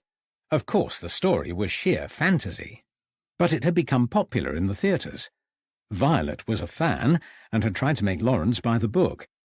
He had resisted at first, then read a few chapters to please her before discarding it halfway through. It was a waste of his time, but very much Violet's chosen reading matter. She would enjoy this talk. Lawrence was glad when Walter Leaf finished speaking. But his relief was short-lived. He assumed it would mark the end of the meeting, but Henry Sidgwick returned to the stage and announced a second half. Lawrence bolted for the exit and into the gentleman's room. He finished his ablutions before returning to the foyer of the town hall. Sidgwick had announced a 10-minute recess in his absence. Most attendees, including Violet and Michael, were directed to a side room for tea and biscuits. Lawrence could not bring himself to join them. The thought of watching Violet fawn over her SPR friends and Dr. Myers in particular was too much to bear. He stayed where he was and contemplated his next move. Fate intervened when a dark-haired man carrying too many books to negotiate the step into the foyer stumbled. Books and journals tumbled to the floor. Lawrence detached himself from the wall on which he had been leaning and went to his aid. He collected the fallen books and passed them to the flustered man. "Here you are, Mr. Barkworth, Thomas Barkworth. Thank you for your help." Lawrence picked up an SPR journal, which lay splayed open on the floor. He examined it before placing it on top of the pile of books held by Barkworth. Ah, another article about double personality. I enjoyed the talk. Fascinating and persuasive. Said Barkworth. It depends on how you approach it. I fear that Myers and I will come to blows on the matter of multiplicity of personality before long. Dr. Myers? Asked Lawrence. Barkworth stared at him. Frederick Myers, of course. He is too reliant upon the testimony of those with recognized mental conditions. Well, outside the study of automatic writing, that is, personality does not vary on a whim, you know. Lawrence didn't know. The man in front of him could have been speaking Swahili, and it would have made more sense. But now was not the time for honesty. Oh, I agree, said Lawrence, though I only have a layman's understanding of the subject. That's why I came tonight. You're not a member?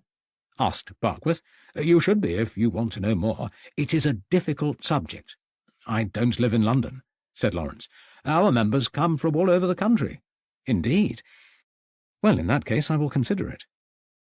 Lawrence was about to ask how to become a member when Violet and Michael entered the foyer together with Dr. Myers and Frank Podmore.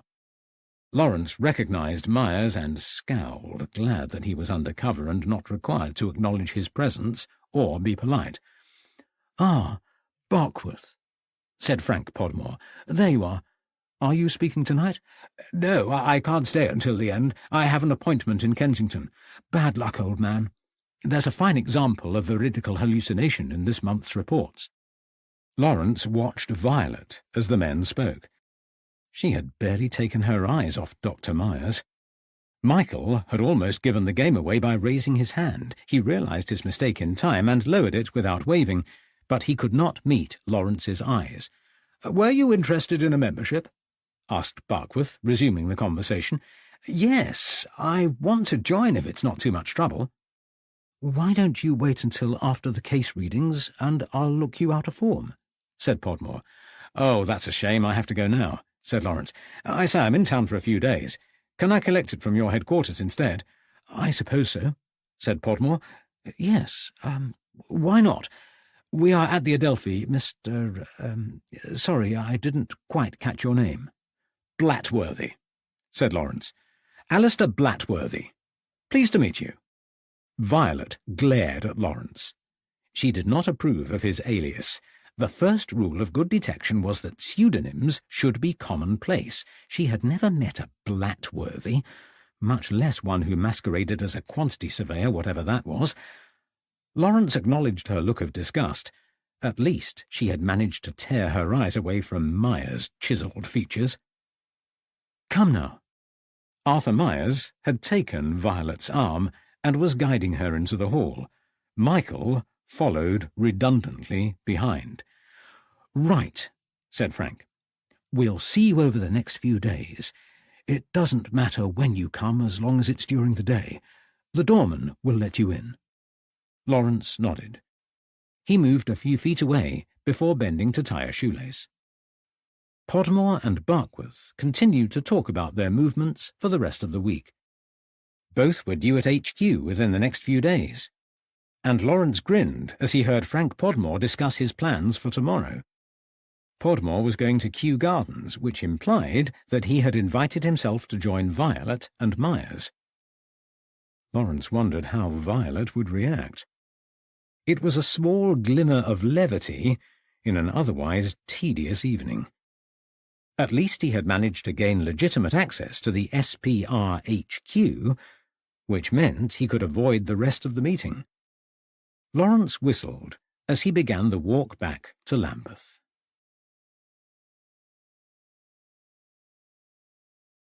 Chapter 28. Pseudonym. Saturday the 7th of March, 1891. The weekend did not get off to a good start. A heavy knocking at the hotel room door disturbed Lawrence just after dawn. It took a few moments for him to wake from a deep sleep. He peeled the bedclothes away, shrugged on a dressing gown, and answered the door. It opened to reveal a plainclothes policeman.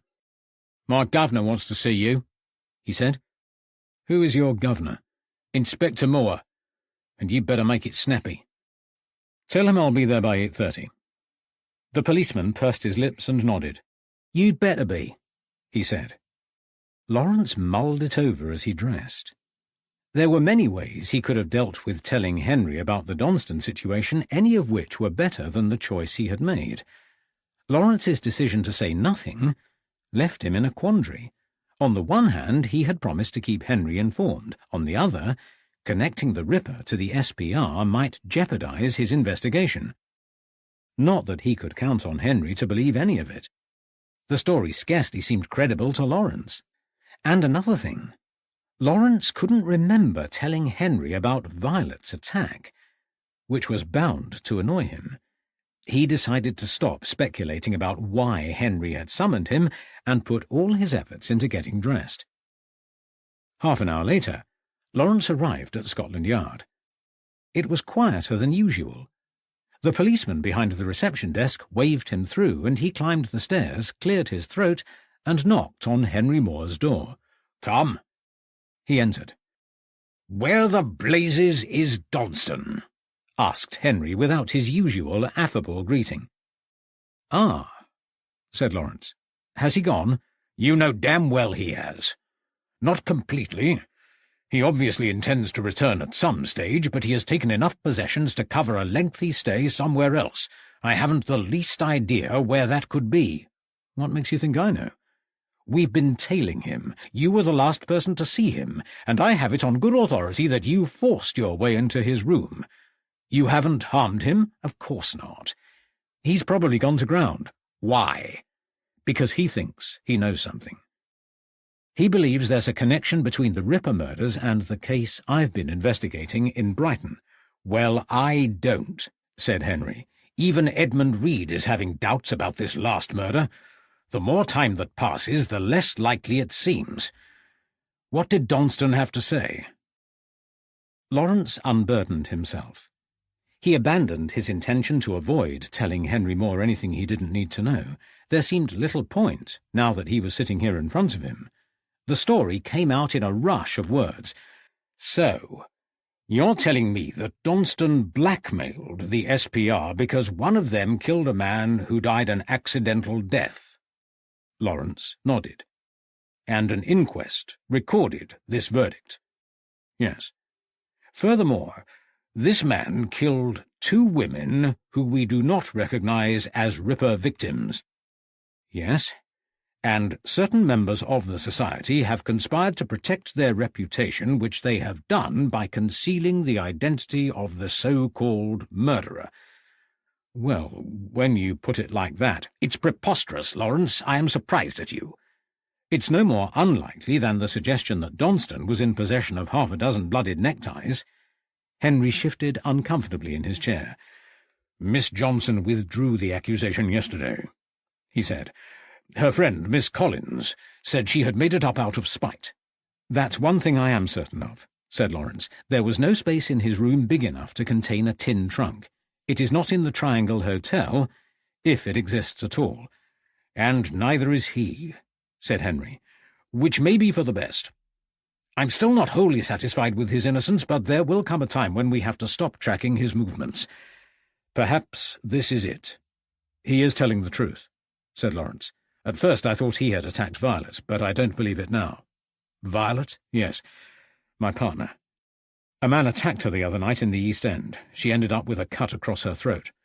"I heard about that. I did not realize you were acquainted. What has this got to do with Donston?" "I thought I saw him nearby, but he says he wasn't there. And this was Wednesday night?" Lawrence nodded. Henry rifled through the cards on his desk. "What time did it happen?" "It must have been between 7:30 and 9. "Then it wasn't Donston. He was at the hotel. He left briefly about 5 o'clock and returned within the half hour." "I was certain. It looked like him. There are all sorts of thugs in the East End. They were probably after your friend's money." Lawrence opened his mouth to protest, then reconsidered. He had done his duty by telling Henry about Donston, less the finer details. Henry clearly didn't believe a word of it. Neither had he associated the attack on Violet with the Ripper or the SPR. Lawrence could continue investigating with a clear conscience. "You are probably right," he sighed. "Yes. Wish Violet well from me. I think that's all, Lawrence. If you come across Donston again, then have the goodness to let me know. Send me an invoice for your work. When are you going back?" "I'll be here for another few days," said Lawrence. "Come over for dinner before you go. Mary would love to see you." "I will," said Lawrence. "Thank you." He shook Henry's hand and left the office before heading towards the Adelphi and the headquarters of the SPR. Lawrence didn't hang around waiting for transport, and hurried along the embankment, arriving in Buckingham Street slightly overheated. He climbed the small flight of steps and banged on the front door, which opened almost immediately to reveal a lightly tanned, dark-haired man in his early 50s. Lawrence recalled his conversation with George Smith back in Brighton. The man in front of him must be the doorman with the exceptional memory. What was his name? Lawrence searched his own less efficient faculties. Ah, yes. His name was Elias Haim. The doorman was an inch or two shorter than Lawrence, and what remained of a receding hairline was slicked back under a layer of oil. His skin was olive and suggested Mediterranean origins. Lawrence doffed his hat and explained the purpose of his visit. "You can see Mr. Podmore," said Haim, in a deep voice bearing traces of an accent. "He will help." "I met Mr. Barkworth last night. Is he expected today?" "Mr. Barkworth is in Chigwell. He won't be here until 9 o'clock tomorrow." "And Myers?" "Mr. Frederick Myers or Dr. Arthur Myers?" "Dr. Arthur Myers." "He is indisposed," said Elias. Lawrence hoped the problem wasn't too trivial. He was tempted to ask why, but any further display of interest might look suspicious. "May I see Mr. Podmore, then?" The doorman nodded and showed him to a small room containing 3 high-backed armchairs. "You can wait here," he said. Lawrence surveyed the room. Copies of the SPR Journal lay in date order across a table. He took one and flicked through without reading it. 2 minutes later, a man appeared. Lawrence recognized him from the previous evening. It was Frank Podmore. He shook Lawrence's hand. "Ah, Mr. Blatworthy," he said. "You are keen to join our ranks, if I remember." Lawrence nodded. "Yes, I want to learn more," he said. "Good to hear. Anything in particular?" Lawrence tried to remember what Podmore had talked about the previous night. "The work on thought transference interests me most," he said. The flattery worked. Podmore beamed. "Yes, I agree," he said. "It is a subject close to my heart. Now, join me in the library. I'll take your details there." Lawrence followed. The library was empty of people, but bookcases surrounded the 4 back-to-back desks in the centre of the room. Every available shelf was full. "You have an impressive library," said Lawrence. "Yes, it's a testimony to our friend Edmund Gurney," said Frank. "He was the creator." "My congratulations to Mr. Gurney for a fine effort." "He is no longer with us," said Frank shortly. "I'm sorry to hear that." Frank ignored him and pulled a piece of yellowing paper from a tray near one of the desks. "Fill this in. I'll be back shortly." He left the room. Lawrence scribbled a fictitious address across the form. He couldn't shift the sense that he had displeased Frank Podmore.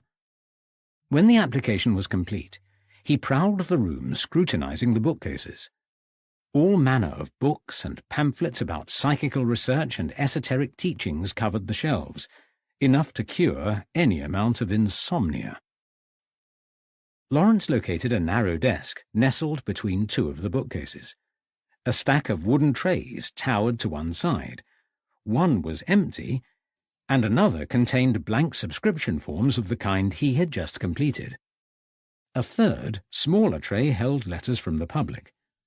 Lawrence rifled through them. There was nothing of interest. Only reams of paper containing dubious accounts of spiritual manifestations. Lawrence pulled a face and put the tray away.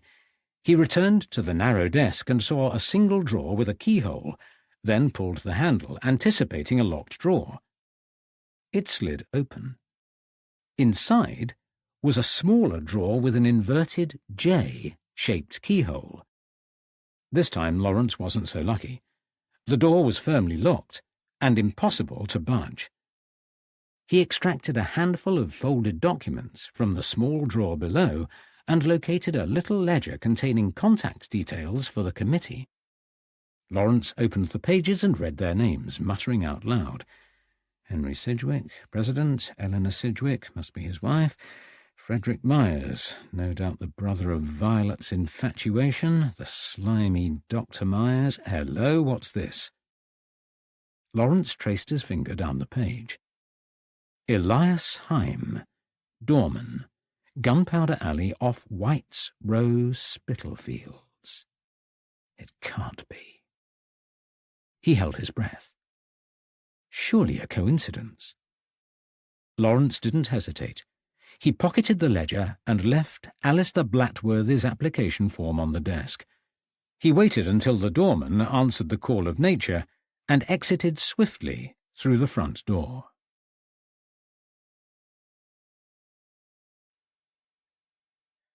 Chapter 29. The Double Event. The 15th of October, 1888. By the end of September, I was a fully fledged killer. I murdered quite deliberately, and it filled a void within me I had not known existed. During the day, I behaved as usual and was professional and upstanding, trustworthy. My affliction grew worse as the day wore on, becoming uncontrollable late at night. But it was no longer necessary for an episode to occur before I left, knife in hand, to fulfill my yearning for blood. Sometimes it worked that way, but other times it was a purposeful act within my control. The murder in Hanbury Street at the beginning of September was both planned and unintentional. I had resisted the urge to carry a knife since the incident in Bucks Row at the end of August, but I grew tense and angry as the new month arrived. Only the sweet release of steel slicing flesh could reduce the urges that occupied so many of my thoughts. With this in mind, I purchased a new knife and placed it in my coat pocket. On Saturday, the 8th of September, I used it. I recall preparing for bed that evening. I was in my night attire, and I remember ascending the stairs and placing my hand on the door of my bedchamber. Then my tongue grew heavy and felt as if it were too big for my mouth, and I knew it to be the sign of an impending attack. I must have dressed in an automotive state, for when I came to my senses I was wandering the streets of Spitalfields in my usual apparel. I had not at this stage encountered anyone else, nor committed a crime, as far as I could tell from the cleanliness of my knife. Glimmers of memory returned, and I sought an anchor from where I might collect my thoughts. I found myself staring at a sign in Hanbury Street. The area seemed familiar, and I concluded that Aldgate Station was near and Liverpool Street closer still. I could have caught a train home without difficulty, yet I did not. I chose to stay. Every previous killing had begun while I was not me. But here I was in full control of my faculties, fascinated by my condition, though parts of my psyche repulsed me. I found the idea of self-assessment irresistible. Could I commit another murder when there was no impairment to my conscious state? I tried to think of it as a scientific matter, though I did not deceive myself into believing that it was entirely experimental. I longed to see blood pulsing as it spurted from a wound wrought by my knife, to watch red-black pools leach from marble skin and settle in puddles on the ground, a work of art, my creation. So I waited on the street corner, and before long one of those women, the working kind, came weaving down the road. She couldn't walk in a straight line. I stepped out of the shadows and into her path, then took off my hat and allowed her full view of my face. It was a purposeful act and meant no turning back. She greeted me and offered to perform an act of the most revolting nature. Naturally, I accepted, having no intention of committing it. I followed her into a small yard, bathed in darkness. She made towards the rear, but I steered her into a recess between the yard steps and the fence.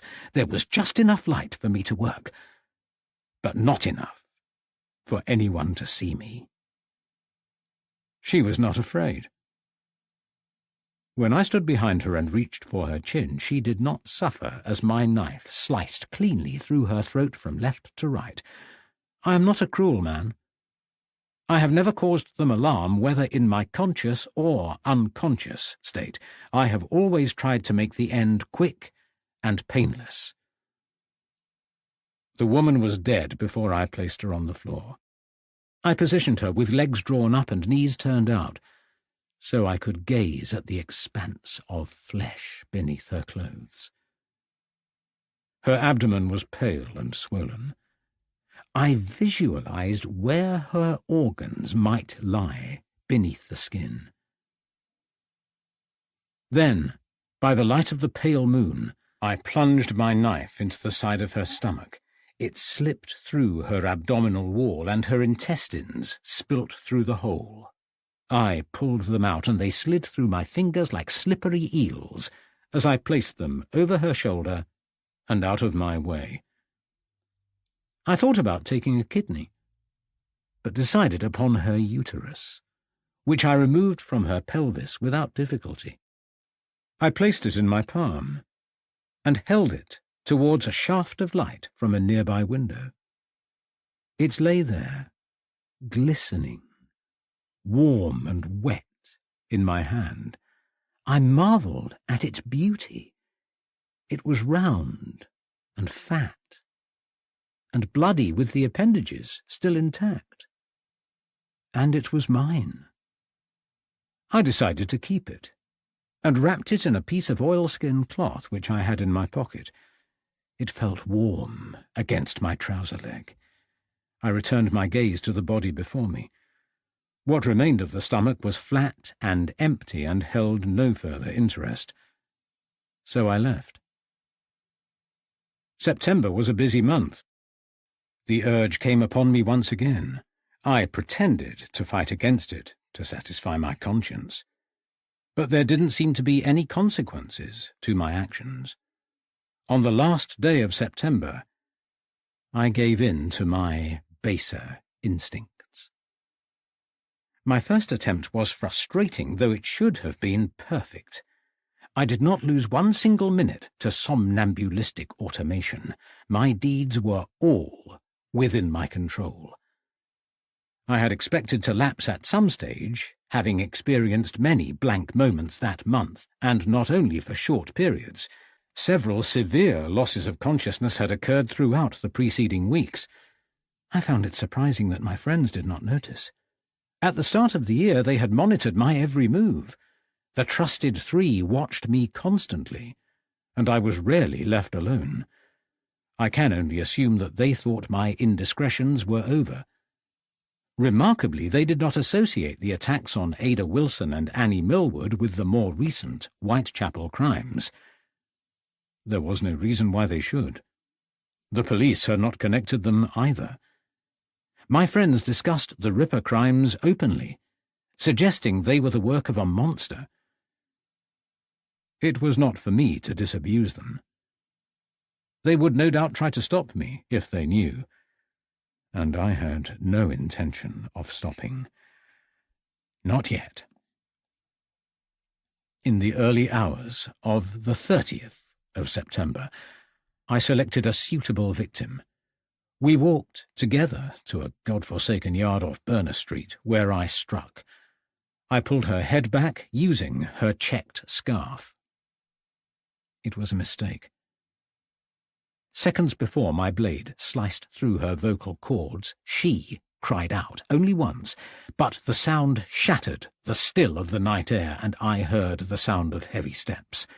I flattened myself against the wall as 3 men raced towards the yard. My heart was beating through my chest. I whispered silent prayers to the God responsible for my affliction, hoping he would not let me slip into an automative state where I was vulnerable to detection. One of the men saw the body and shouted to his friends in a language I did not know. Then they ran in separate directions, calling for the police. I took this opportunity to slink away, and I picked through the alleys and walkways until I was a long way from Berner Street. I loitered in front of Aldgate Station and contemplated returning home, except I didn't want to. I couldn't. Cutting a throat wasn't enough. It was worse than having done nothing at all. It was like inhaling a full-bodied port without taking so much as a sip. Sweat trickled down my temples to the throb of a headache. I smelled blood, and I lusted for it.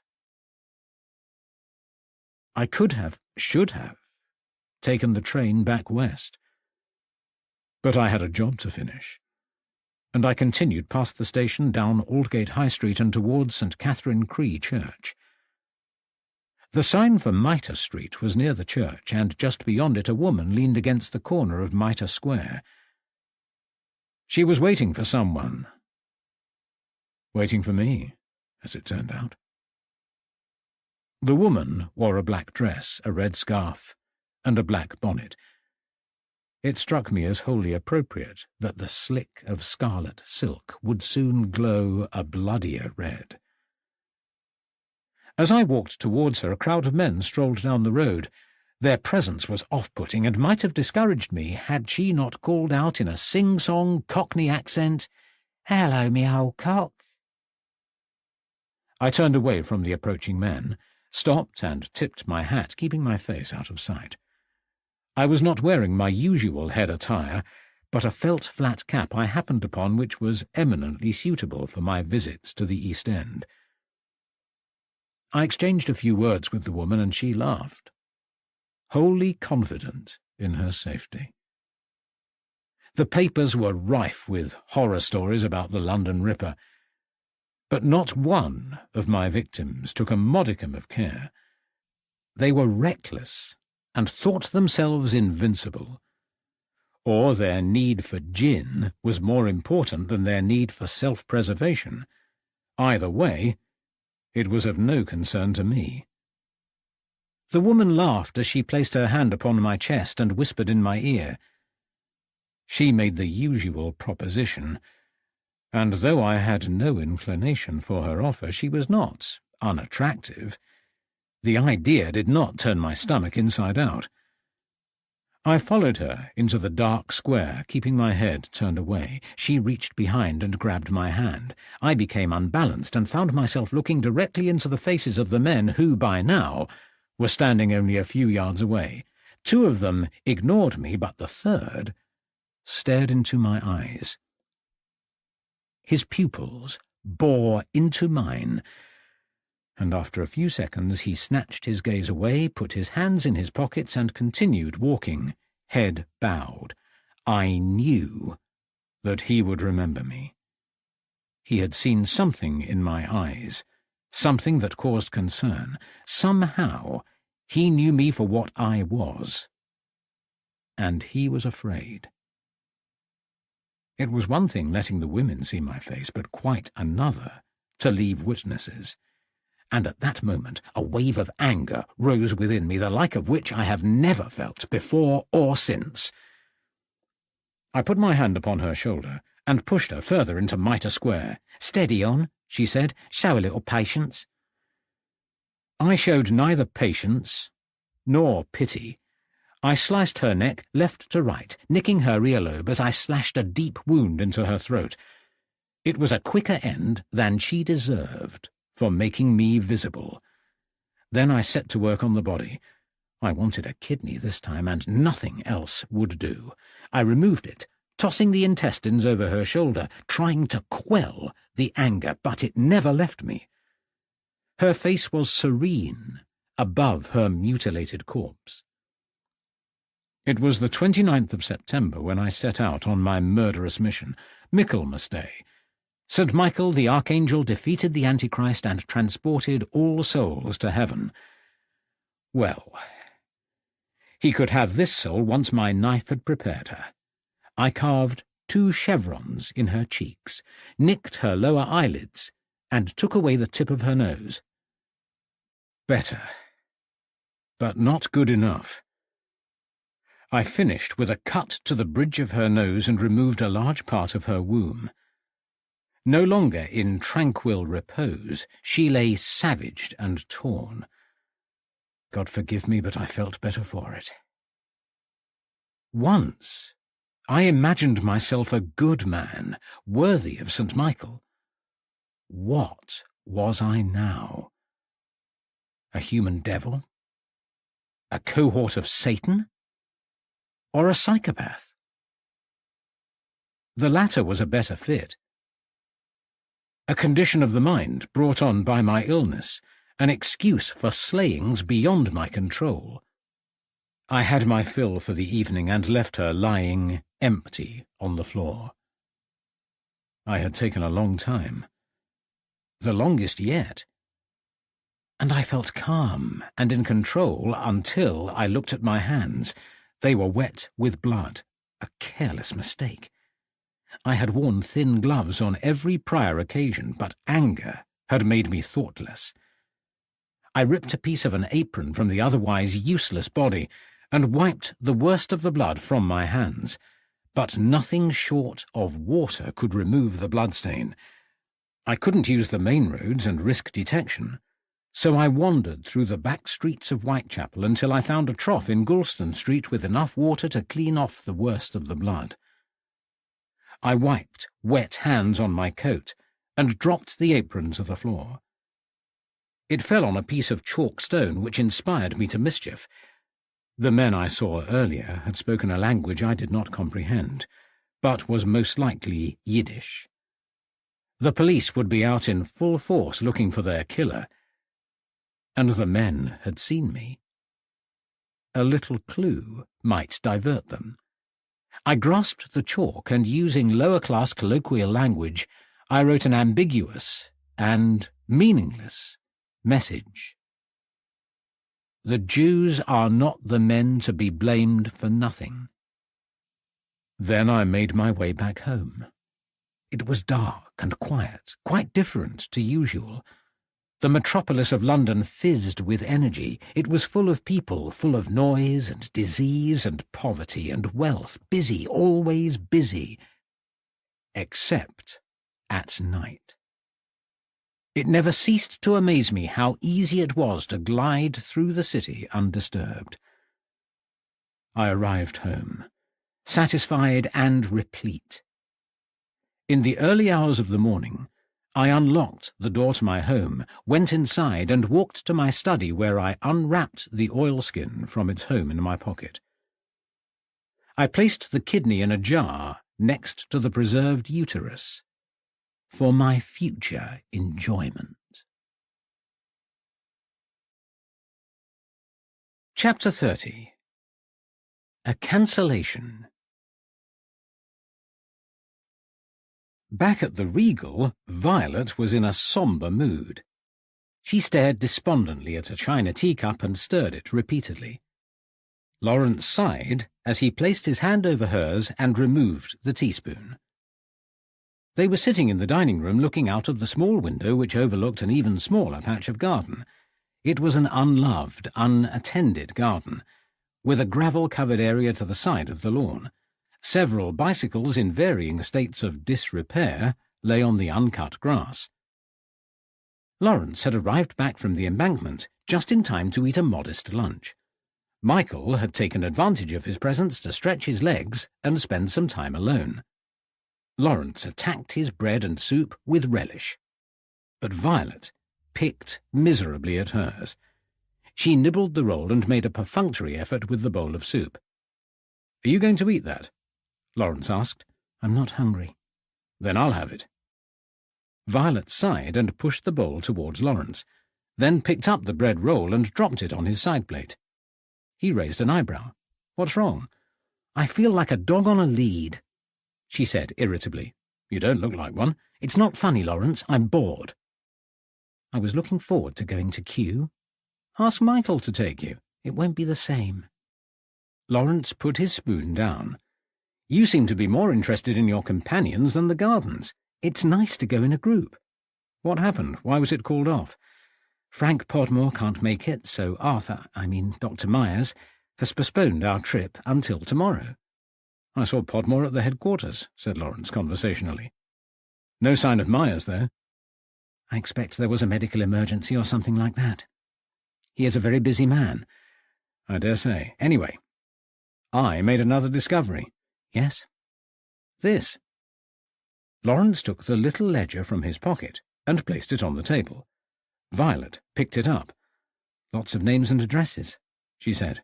There's nothing interesting. How does it help? Look where the doorman lives. Lawrence pointed to the bottom of the page. Off White's Row? It's only a coincidence, Lawrence. No. It's more than that. Both Annie Millwood and Francis Coles had links to White's Row, and here it is again. I'm sure lots of people live there. That is no reason to connect it to the case. There's every reason. Elias is the most likely person to have received Donston's blackmail letter. He is always in the building. Why would he bring trouble to his neighbourhood? I don't know. That's why I'm going there. Violet sighed. You are frustrating, Lawrence. Why must you always base your decisions on instinct? It served me well up to now. What about me? Michael will be back soon. He can take you out. I don't want to go out with Michael. I'm coming with you. No. I've hardly participated in this investigation. There is no point in being here. You'll have to bear it. I'm still worried about your safety. I am perfectly safe, Lawrence. It's clear you don't want me involved. Now who's being illogical? The door opened, and Lawrence looked up. Ah, Michael, glad you're back. I'm going out. Nice to see you, Lawrence, albeit fleeting. Lawrence ignored the sarcasm and left for the hotel basement, where he misappropriated the odd-job man's coat again. The poor man had noticed his missing hat, and another, more dishevelled substitute was hanging on the door. Lawrence duly removed it, feeling a moment of guilt. It did not last. Lawrence hurried upstairs, but as he took the stairs 2 at a time, his shoelace became untied. When he stopped to fasten it, he yanked the frayed lace too hard, and a large piece came away in his hand. Lawrence swore beneath his breath. Karma had intervened. It served him right for borrowing things without asking. Time was short, and Lawrence didn't have any spare laces. He approached his room and noticed that the occupant of the opposite room had left his polished shoes outside the door. They were brown, and a mismatch, but they would do. Lawrence abandoned his brand-new rule about taking things that didn't belong to him. He tugged a lace out and bolted to his room, where he threaded it into his shoe before preparing his tramp disguise. The rear door of the hotel was stiff. Lawrence put a shoulder to the swollen door and heaved. As he picked his way past the broken bicycles in the garden, he glanced through the dining-room window. Michael was standing over Violet with a protective arm around her shoulder. She was sitting down with her head in her hand. Lawrence shrugged. She must have a headache, he thought.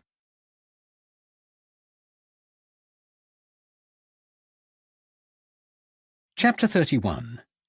An Uncomfortable Night. It was late afternoon by the time Lawrence arrived in Spitalfields. The weather was cold but dry, and the streets were busy. Lawrence had hoped to locate Elias Himes' house without drawing attention to himself, but it was not to be. Having walked the length of White's Row several times, Lawrence realized that Gunpowder Alley did not have the benefit of a street sign. Several alleys were leading off, and it could have been any one of them. Worse still, there were no numbers on any of the houses. He would need help. By the time he had traversed White's Row for the third time, a group of women had emerged from Spitalfields chambers. They sat outside the front door, chatting to each other. A young boy, dressed in frayed trousers, finishing halfway up his legs, rolled a wooden ball down a gully which ended in a shallow pit in the middle of the street. Lawrence watched as the boy collected the ball and tossed it again and again. Finally, it overshot to the cambered side of the row where it rolled towards Lawrence. He picked up the ball. It bore heavy traces of wear and was no longer round, but a treasure, he suspected, to the poor ragged boy. He held it in the air, and the boy ran toward him. Lawrence ruffled the boy's hair and smiled. Then, remembering he was in character, he scowled towards the women as if the boy was a nuisance. "Come here, Thomas." A young, sallow-faced woman eyed Lawrence suspiciously. "It didn't mean any harm." Lawrence approached the group. He had not recognized Sarah Fleming from a distance, but she had seen him. "You back again?" she asked. He nodded. "I thought you were visiting someone in Swallow Gardens." "Been there and seen him," he said. "I'm going back to Lambeth tomorrow, but I've got business with Elias Hyme. Know him?" Sarah shook her head. "I've heard of him, but we've never met." "I need to find him." "Got an address?" "Gunpowder Alley." "I know Hyme." Thomas was sitting on his mother's lap. She wrapped both arms around him and was rocking back and forward as she spoke to Lawrence. Lawrence grunted. "He lives over there by the Tenter ground." She pointed down the street towards one of the alleyways. "He's a funny one." Lawrence raised an eyebrow. "I don't want to talk out of turn if he's a friend of yours." "It's business," said Lawrence, gruffly. "He doesn't talk," she continued. "Keeps himself to himself. We don't mind that, but he's not very friendly. We speak to him, but he doesn't reply. Thinks he's a cut above us, but he isn't. He lives where we live and breathes the air we breathe. There's nothing special about him." "Which one is his house?" "First on the left as you go into the alley." "It's nothing special either." Thomas wriggled free, and she watched as he resumed his ball game. She sniffed and wiped her hand across her face. Lawrence nodded. "I'll be going then," he said, and walked towards the unnamed alley, feeling the eyes of the two women boring into his back. He hadn't wanted to advertise his business, much less acquire an audience, but there was no choice. The East End was a far cry from Westminster, with its well-mapped streets and numbered townhouses. Local knowledge took years to gain, and if he hadn't asked for help, he could have been wandering around for hours. The alley was narrow and short. A terrace of dark-bricked houses loomed either side, their brick walls chipped and faded. The properties were identical. Each had a worn wooden door with a rectangular doorlight and one downstairs and two upstairs windows. The windows overlooked each other. But for the dirty panes, there would have been no privacy at all. Gunpowder Alley was grim and unpleasant. Lawrence wondered what drew a man like Elias to live somewhere so different from and with such a tortuous journey to his place of work. As he hovered by the entrance to the alleyway, Lawrence noticed a flicker of light through the grimy window. It was after 5 o'clock and dusk was falling. The presence of a candle indicated that Elias had arrived home. Things were not going according to plan. Lawrence had hoped that Elias would be at the SBI headquarters for the entire working day. His position at the front of the alleyway was conspicuous, and he surveyed the area, looking for cover. 2 wrought-iron gates stood halfway along the row of terraces, one on each side. Lawrence strode towards the left-hand gate and unlatched it.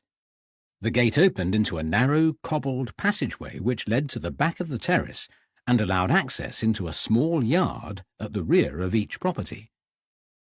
The wall of the passage was about 4 feet high, and a corrugated roof ran along it across the width of the first 2 properties. A large tree grew at the end, which might provide cover. Lawrence hauled himself up the wall, wincing as he tried to accommodate his body weight on his strong right hand. His useless left hand crumpled, but he managed to support himself on his elbow. Sitting atop the wall, Lawrence gingerly tested the corrugated roof. It took his weight, and he sat in the shadow of the tree watching the rear of Heim's property. The wooden back door was ajar, and the rear window was well lit. Elias Heim was in full view, bathed in the soft glow of a lantern. He was sitting at a table and appeared to be reading. The outside light faded, and as day slipped into dusk, the illuminated property became more visible. Lawrence could now see that Heim was reading a newspaper. Lawrence fidgeted. He was uncomfortable, and time slipped by slowly. It began to drizzle, and he pulled up the collar of the odd-job man's coat. It smelled of glue, and gave little protection from the elements.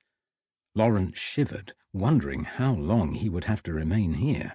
His presence would be pointless if he didn't get into the house undetected. He thought about the investigation as he waited. Violet's earlier words smarted. She had always valued logic over instinct, and it was one of the reasons he had asked her to be his business partner. They complemented each other in their approach.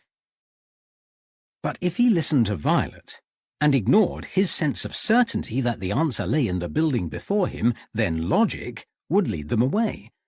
In fact, logic would mean abandoning the venture altogether. From the discovery of Ruth Moss's body until the moment he entered Gunpowder Alley was one long series of coincidences with little to connect them. He sighed. Perhaps Violet was right, and he was wasting his time. Pins and needles tracked down his leg, his collar was wet through, and his thoughts were turning black. He recognized the early signs of depression, and decided to do something physical to evade the cloud of gloom. He slithered from the wall and made for the wrought-iron gate, deciding to wander the streets for half an hour. If Elias had not left the property by the time Lawrence returned, he would abandon the idea, go back to the Regal, and rethink his entire approach. He unlatched the gate and walked out, then quickly stepped back and squatted inside the entrance. He had almost walked right into the path of Elias Heim, who was locking his front door. Lawrence watched as Heim turned right and disappeared into White's Row. Lawrence doubled back to the pathway behind the rear of the terrace. It was dark now, and the pale moon cast speckles of light across the wet cobbles. He spotted a wooden gate set into the low wall between the pathway and Heim's yard. The wood felt spongy as he pushed it open. He closed the gate quietly behind him, inched towards the door, and pulled the handle. Heim had locked it, and the door stood firm. Lawrence sighed. Even in this feral part of the East End, doors were usually left open. But not tonight, regrettably. He tried the window, which moved slightly, but not enough. Then he pushed against the upper window surround with his palms and tried again. A gap opened just wide enough to insert his fingers. One more yank, and the stiff window moved freely. Lawrence ducked inside and eased himself into the same room he had seen Heim occupy earlier. He closed the window, noticing a newspaper lying open on the table. Heim had extinguished his lantern before he left, but a box of matches lay open nearby. Lawrence turned the wick, struck a match, and reignited the lamp. It cast a dim glow around the bare, tatty room. Lawrence searched his surroundings. A large section of olive-green wallpaper was peeling away over the door. The fire in the chimney breast contained a low metal grate, and weeks of ash spilt across the floor and coated a nearby threadbare rug. Apart from the table and chairs, the room was empty. Lawrence wondered if he was in the wrong house. Elias Heim had created a favourable first impression with his immaculate clothes and slicked-back hair. There was not so much as a loose thread on his apparel. His shoes shone like mirrors, and the sharp crease in his trousers showed great attention to detail.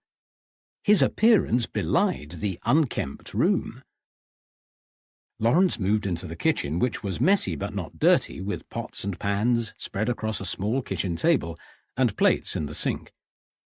Lawrence opened a cupboard door, but there was nothing of note.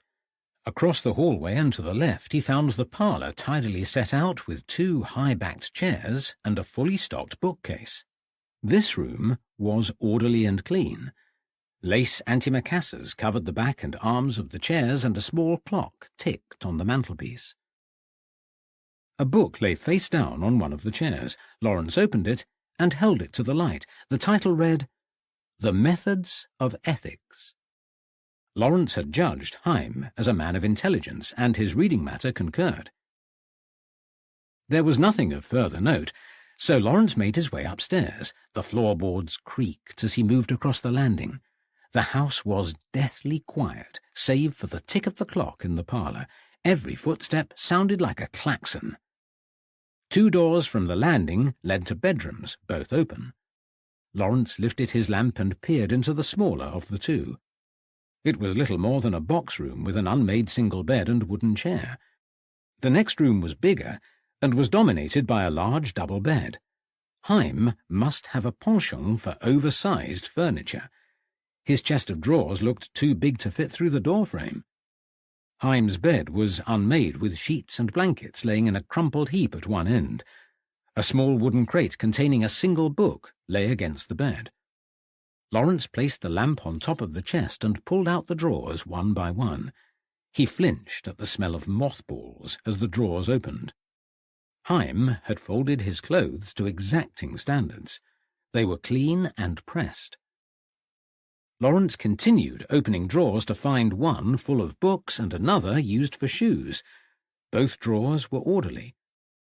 Lawrence tugged at the last one. There was no keyhole, but it would not open. He rattled it from the outside, and the contents settled.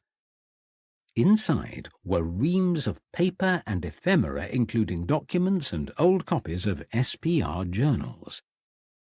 Heim had crammed a lifetime of memories inside, including black-edged mourning cards, letters, and old family photographs.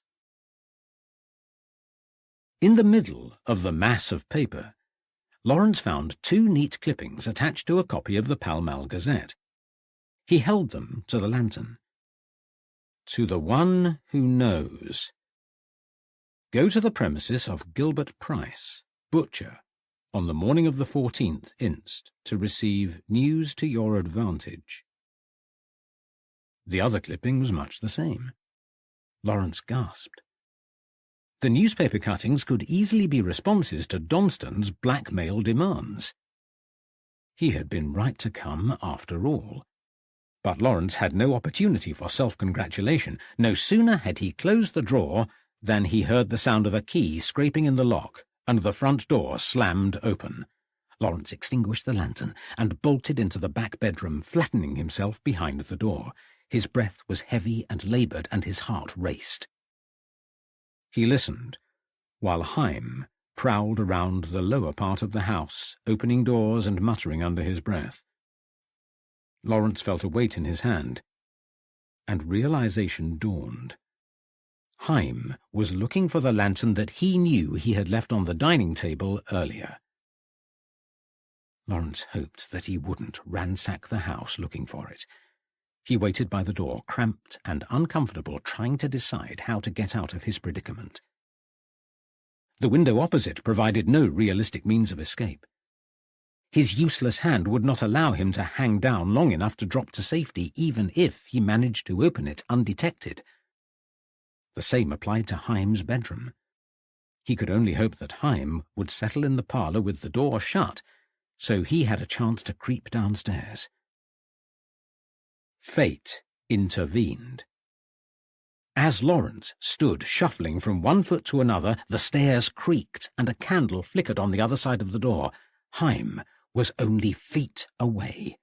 Lawrence held his breath, clutching the lamp to his chest, willing his heartbeat to quieten. Moments later, springs creaked as Heim slumped across the bed. A noise like the sound of a cork popping preceded the clink of glass against glass, then another, then another. Lawrence licked his dry lips. Haim was drinking in his bedroom, and the thought of liquid of any kind tormented Lawrence, who by now had been standing for over an hour. His legs shook as he squatted against the wall beside the door to stop himself falling. He dropped to a seated position and held his breath, hoping that Haim had not heard the faint squeak from the floorboards. To his relief, the chink of glass against bottle continued. Lawrence was in no doubt that Haim was getting quietly intoxicated. Haim did not stay silent for long. As Lawrence settled with his back against the wall, the sound of sniffing began, soft, rhythmic snuffles which in due course changed to deep gasps. It took a few moments for Lawrence to understand. The man next door was sobbing. Lawrence squirmed. His physical location was uncomfortable enough, but witnessing a grown man crying in the sanctuary of his own home made Lawrence uneasy. He had not expected this. Lawrence covered his ears and tried to block the sound, but it was no use. The crying continued unabated for a long time. So long that Lawrence fell asleep. He jolted awake in the small hours of the morning to the sound of a fearsome scream. He shook his head and blinked while his eyes became accustomed to the light, wondering where he was. The room was dark and unfamiliar, and the blood-curdling screech emanating from next door set his heart racing again. His first instinct was to run, but then he remembered where he was and who was with him. Was Haim hurt? Did he need help? Lawrence resisted the urge to check and stood up, wincing as he placed his hand on the small of his back. Cramp seared through his calves from long hours of sitting in the same position. He steadied himself on the door jamb and craned his neck into the landing. The door to Haim's room was still ajar, and Haim was the source of the scream. He was in the grip of a nightmare. Lawrence tiptoed into the landing and watched from a distance as Haim thrashed from side to side. He moaned. Then silence settled like a shroud. As Lawrence took a step forward, Haim sat bolt upright in bed. "The blood! The blood! God help me!" His eyes snapped open, and he looked straight into Lawrence's eyes. Lawrence didn't hesitate. He ran down the stairs, 2 at a time, almost colliding with the Newell at the bottom in his haste to get away. He rounded the corner and tore through the kitchen, hurling himself at the door handle. But the door was still locked. Haim was fully conscious now and had leapt out of bed. Heavy footsteps thudded across the landing and down the stairs. Acting on instinct, Lawrence felt along the sill of the high window to the left of the door. His hands closed over 2 items. One was a key. He thrust it into the lock, and as Haim entered the kitchen, he turned it. Lawrence tore through the gate and vaulted the low fence. The risk of exposure was too high to turn right into the alley, so he attempted to pull himself up the wall again. As he jumped, he balled his left hand into a fist, giving enough momentum to place his forearm on the wall. Haim was behind him now and lunged. He grabbed the bottom of the coat, but Lawrence pulled free. Haim tried again and seized his shoe as Lawrence scrabbled up the wall. Lawrence wobbled, almost losing his balance before snatching a low-hanging tree branch. He pulled himself clear and slithered across the corrugated roof before dropping into a courtyard. It opened into White's Row, only a short distance from where he had entered that evening. Time was of the essence. Haim could arrive in White's Row at any moment. He needed to hide somewhere close and soon. The door of Spittlefield's chambers was still open. Lawrence slipped inside and brushed himself down. "Who are you?" asked a voice. Lawrence looked up. "We've met," he said. "I stayed here a few nights ago. We shared a drink." "Oh, yes. I remember you. What you want?" "A bed for the night." "Show me your money." Lawrence held out a handful of coins, and Sam swept them up. "Oi," said Lawrence. "It's late. I only need it for a few hours." "It's a fixed price." Sam was sullen. Lawrence had preferred him last time he had seen him, face down on the kitchen table. But it wasn't worth quibbling about the cost of the room with an angry doorman on his tail. Sam smirked. "It's upstairs. On the left." Lawrence followed his instructions and found himself in a different dormitory. He picked his way past sleeping bodies and settled on one of 2 free beds before rolling over and dropping off to sleep. When Lawrence woke a short time later, he was scratching like a dog. He looked at his watch. It was 5 o'clock. Still dark outside, and he was hellishly uncomfortable. Lawrence shuffled under the blanket, but sleep proved impossible. He put his shoes back on and clumped downstairs and into White's Row, where he began the long walk to Lambeth. As dawn broke, it became lighter, and he pulled back his sleeve. Angry red spots littered his forearm. Bedbugs again. An hour later, he arrived back at the Regal, removed his clothes, and prepared to go to bed. As he hung the coat over the arm of a chair, something fell out. It was the other item that he had grabbed in panic as he felt around Haim's kitchen ledge looking for a key. He picked it up and examined it. The hairs stood up on the back of his neck. It was a scalpel, deathly sharp, with a nick on the side, and a dark red substance embedded in the handle.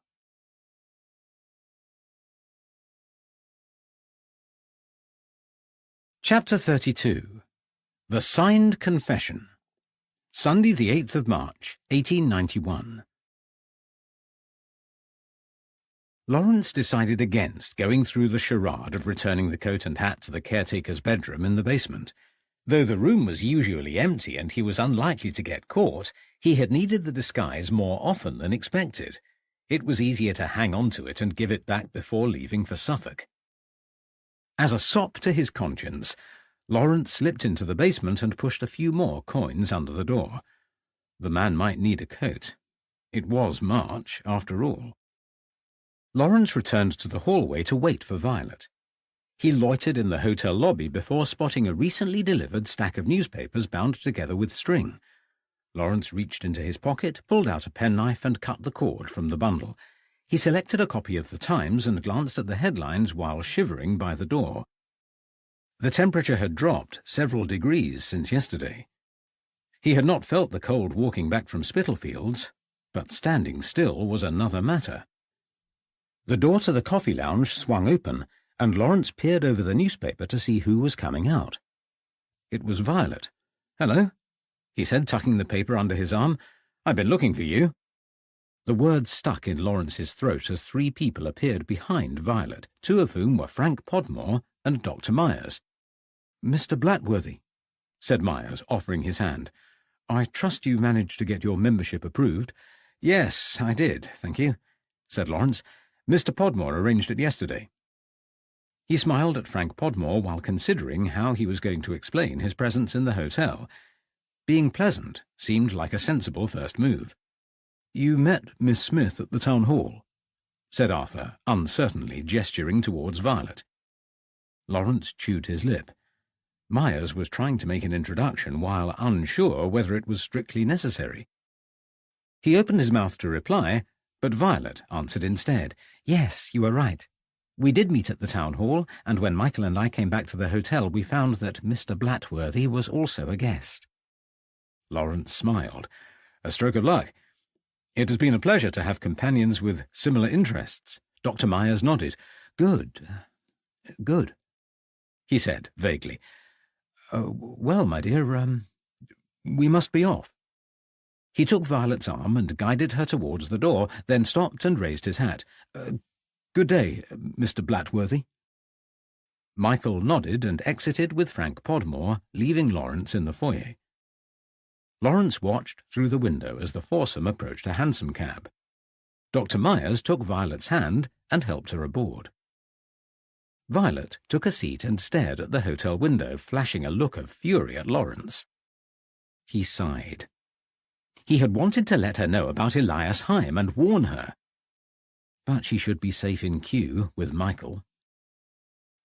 Lawrence's suspicions had settled firmly on Haim. He needed to know more about him and wondered if the headquarters would be open on Sunday. Doubtful, but he had nothing better to do and it wasn't far to go. He was in disguise yesterday and it had been dark, so he shouldn't have anything to fear from Haim if he was there.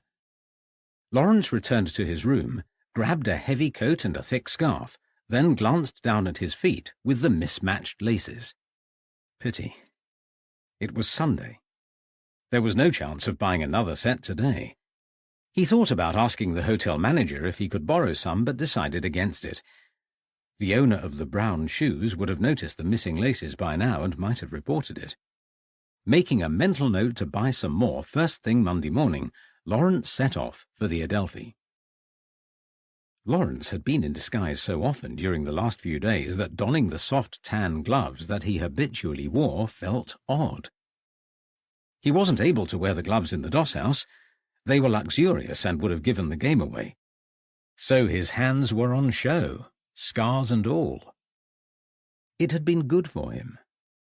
His injuries no longer made him feel guilty. Other things invoked memories of Catherine now, smells mostly.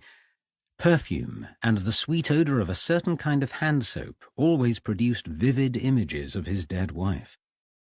He considered abandoning his trademark gloves altogether. They belonged to a part of his life he needed to leave behind. He would never forget Catherine, and would always wonder about the young woman Lily might have become. But if he was ever to free himself from the veil of melancholy, now was the time to cast bad memories aside. Lawrence arrived at the Adelphi feeling lighter. His introspection had been beneficial for once, like a tonic. Violet was with Michael, and she was safe. He had nothing to worry about, for once. It was time to give the investigation his full attention. When he reached the SPR headquarters in Buckingham Street, he found the front door wide open. The weather was freezing, and Lawrence was still cold, despite walking for 20 minutes, so it was surprising to see the inside of the building exposed to the elements. All became clear when he went inside and almost collided with Thomas Barkworth as he supervised the removal of a large wooden cabinet. Barkworth eyed him quizzically. "Should I recognize you?" he asked. Lawrence offered his hand. "Alistair Blatworthy," he said. Oh, yes, you're the chap that wanted to become a member. I'll get you a form if you can wait a moment." "I've completed one," said Lawrence. "I was here yesterday." "Then what can I do for you?" "Mr. Podmore said I could use the library," said Lawrence. Frank Podmore had said nothing of the kind, but Lawrence doubted Barkworth would challenge his word. Barkworth sighed. "Wait a moment." He followed two workers in shirt-sleeves outside while they deposited the wooden filing cabinet into a cart. Barkworth returned and closed the door, gazing ruefully at the wallet in his hand. "I had the devil of a job trying to get them to work on Sunday," he said.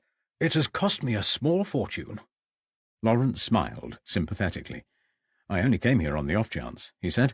"I'm surprised to see it open today." "It's the popularity of the library," said Barkworth, "and the lounge, if I'm honest. Several of the members are bachelors. They treat it like a club. There's usually somebody here."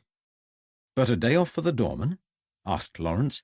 "No, Haim takes his day off on Monday. He's around somewhere. We're tidying up the rear rooms. We've got a delegation of American members visiting next week. We're getting their accommodation ready." "Very good," said Lawrence. "Will you be open all day?" "Until 3, said Barkworth. "I'll be here for another hour, then Haim for a few more." "A useful man," said Lawrence. "He seems so much more than a doorman." "He is, and his loyalty is without question. He has long-standing family connections to some of our members. Not sure how, but perhaps through his father. In any case, he's been here longer than I have. Now, do you know where the library is?" Lawrence nodded. "I've been before." "Please don't remove any books. Read here as long as you like. I'll ask Haim to let you know when he is locking up." Lawrence murmured his thanks and entered the library. He perused the shelves and picked up a couple of books which seemed basic enough to understand. Lawrence had little sympathy for psychical studies, but the number of books and journals in the library was impressive. He selected a dusty tome from the top shelf and sat down at the desk. Lawrence leaned over the book, trying to concentrate. The introduction was not as easy to understand as he had hoped, but it didn't matter. The book was only a cover for what he was about to do next. He listened for sounds in the corridor and heard nothing. Barkworth and Heim must be away from the immediate area, so he made his way to the narrow desk from which he had removed the address book the previous day. The drawer slid open again. Lawrence systematically removed every document, studying each piece of paper in detail. They were disappointingly uninteresting. Most documents related to membership in one way or another. There were lists of members, associate members, American and European members, contributors to the library, and names of backers, men who had offered considerable sums of money towards the costs of running the SPR. Lawrence sighed as he thought about the many sensible things they could have purchased with their hard-earned cash. After 10 minutes of fruitless searching, Lawrence returned to the desk, feeling annoyed. He had hoped to find something else to link Heim with the recent spate of deaths.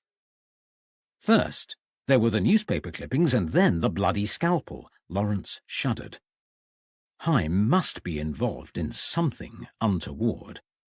There were definite links to the Donston blackmail attempt, and it had been reasonable to look for more evidence at the headquarters. But there wasn't any, it seemed. And now Lawrence was stuck with another 2 hours of pretending to research. The thought of wasting time in a place he didn't understand, and with a possible psychopath only a few rooms away, left him weary. Lawrence wanted to go, but he had almost blown his cover this morning. If he behaved unpredictably now, there was no chance of recovering his credibility. He read another page. And another. His eyes grew heavy, and he fixed his gaze on the opposite wall and tried to concentrate on the timeline of the investigation so far. As his thoughts drifted, an idea popped into his head. Something was missing. When he opened the narrow desk drawer yesterday, there had been another, smaller drawer nestling inside. He had examined every piece of paper in the desk today, but had not seen the drawer. He pushed his book away and approached the desk again, sliding the drawer open to a sea of paperwork, but no smaller drawer appeared. Lawrence placed his hands beneath the papers and felt around the bottom and sides. Nothing. He ran his hand along the top of the drawer. It was rough, and he felt a stab of pain as a splinter pierced the soft pad of his middle finger. He put his finger in his mouth and sucked the pain away, then tried again, this time feeling above the back edge of the drawer where it sat in the carcass of the desk.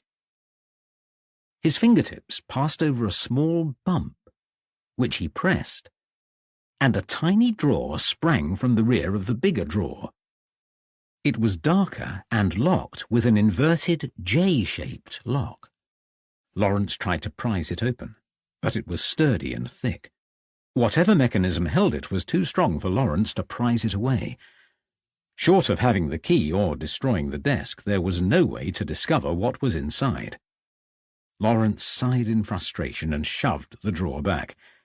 It slid into the mechanism and was swallowed into the back of the desk until hidden from view. Lawrence sat down, wondering how secret the drawer was. A stroke of luck had revealed it when he looked yesterday, but who else knew of its existence? All the members, or just one? The desk was well crafted, and could have been in use for years with no one aware of the secret it held, if there was a secret. It could be empty for all Lawrence knew. Still, he would have liked to find out.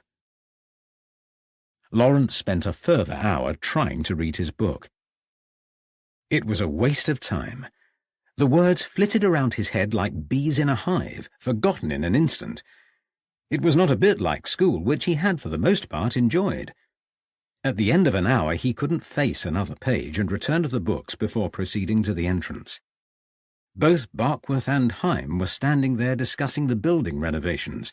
Lawrence's heart stopped when he saw Heim, but the man showed no sign of recognition. Nor should he have. Lawrence's disguise was excellent. He could have fooled his mother. "Useful?" asked Barkworth. "I thought you'd be in there a bit longer." "Very useful," said Lawrence. He sniffed and pulled out a handkerchief. "I would have stayed all day," he continued, "but I'm not feeling well. I seem to have caught a head cold." "Hardly surprising," said Barkworth sympathetically. "We're in for some unpleasant weather. You've not been feeling well either," he said, looking at Heim. "No," said Heim. He did not elaborate. "I'll be off then," said Lawrence. "You've dropped this." Heim stooped down and picked up Lawrence's handkerchief. He returned it with a forced smile. "Thank you." Lawrence shook Barkworth's hand and made for the door. He turned and waved as he stepped through the threshold. Barkworth smiled back, but Heim's face was ashen. He stood motionless, eyes fixed and staring. Lawrence walked back along the embankment, thinking about the hidden drawer. Then his thoughts turned to Heim, and in a sudden flash of realization he understood the expression on Heim's face. The dropped handkerchief had drawn Heim's attention to Lawrence's feet. Feet that Heim had last seen scrabbling over the wall opposite his house. George Smith had been in awe of Heim's self-taught skills of recall. With a memory like that, there wasn't a doubt that he would remember seeing the mismatched laces the previous night. Lawrence walked briskly towards the hotel, hoping that Violet would have returned, but knowing that it was unlikely, given the length of the journey to Kew. His thoughts turned to Heim. What did he know about the man, and what was speculation? The newspaper clippings were factual. While they did not name Donston, they were personal advertisements written as Donston described. Then there was the scalpel with the blood on the handle. But was the blood human or animal? And was the weapon used on poor Francis Coles a scalpel or a knife? As far as Lawrence could remember, Dr. Phillips hadn't specified the type of blade that slashed her throat 3 times, and that was all the evidence he had against Heim. The fact that the man dwelled in White's Row was circumstantial. He was sure of Heim's guilt, but needed more proof, and the best way to get it was from Scotland Yard.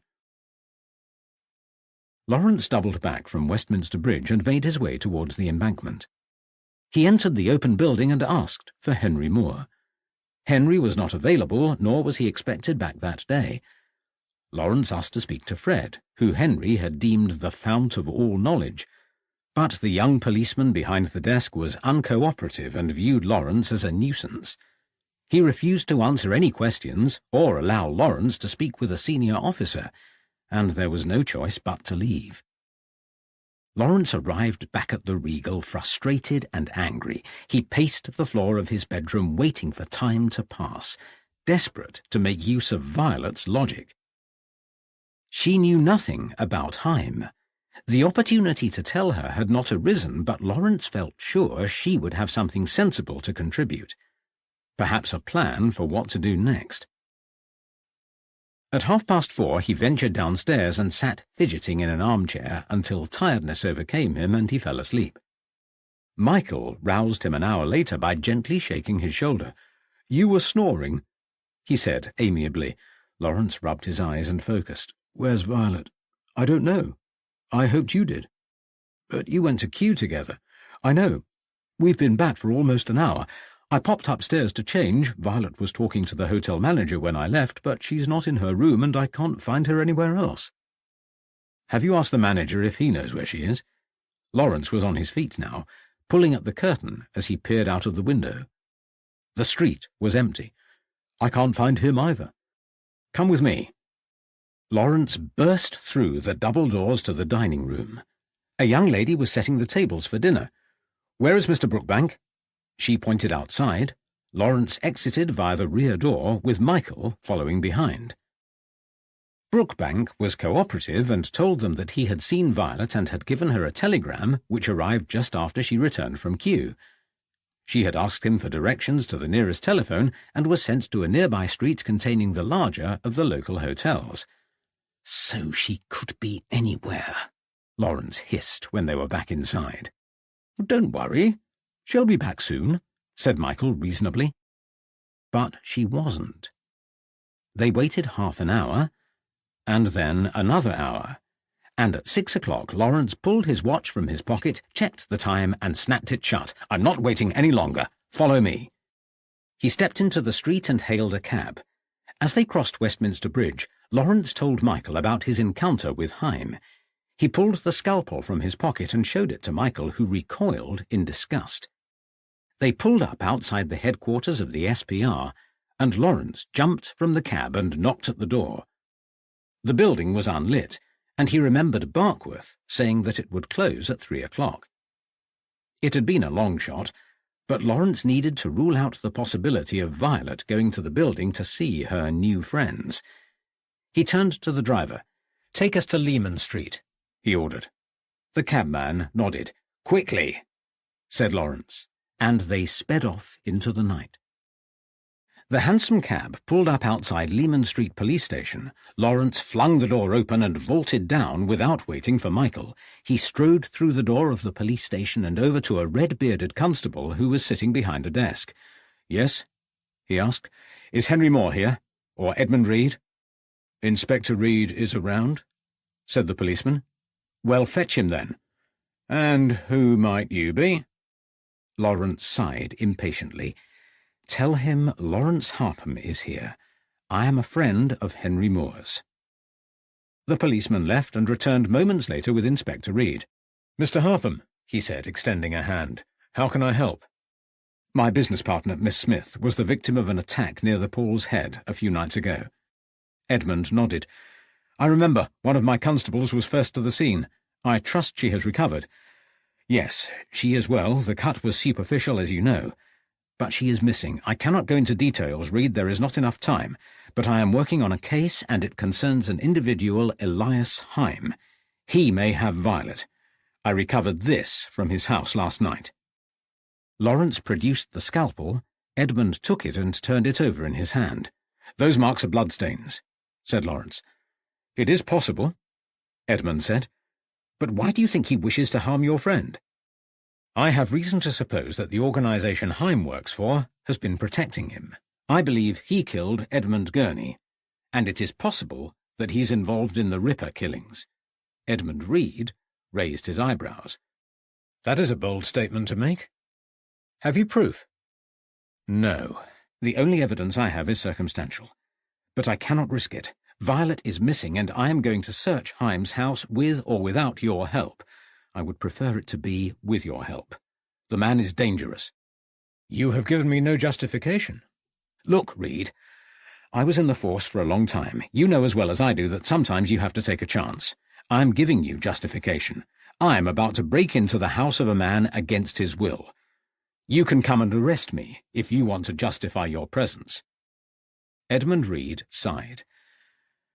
"Where are we going?" "Gunpowder Alley. The first house on the left. Peters, McCarthy, you heard the man. Get up there now." Michael was waiting in the cab with the door open. He squeezed towards the window, allowing enough room for Edmund Reed to join them. The cab driver scowled. "Where are we going now?" he asked defeatedly. "White's Row, quick as you can." The cabman cracked the whip, and the horses thundered up Lehman Street. The three men held on to the seat and the window frame as the cab rocked from side to side. "Michael, when we leave, get the cab driver to run you back to the hotel, just in case." Michael nodded. Moments later they arrived by the archway leading to Gunpowder Alley. Lawrence and Reed leapt from the cab and ran towards the terraced house. Haim had locked the front door, and the rooms were dark. Lawrence peered through the front window but couldn't see anything. The house was silent. "Come with me," he said, running towards the gate in the centre of the terrace of properties. The back of the house lay in darkness, save for a sliver of light from the pale moon casting shadows of spectral branches across Haim's yard. Lawrence opened the gate, and the latch clicked loudly in the still of the night. Both men stood side by side, surveying the cold, dead house, and Lawrence pulled up his collar. It was freezing. and a glassy frost was settling on the footpath to the back door. Neither man spoke as they walked toward the house. Edmund Reed gripped the door handle and pulled, but it did not give. Lawrence approached the kitchen window, took his scarf and wiped the newly formed frost from the glass. He peered inside. As his eyes grew accustomed to the dark, they gravitated towards the floor. A pile of metal crisscrossed the tiles. He looked again, then turned to Reed.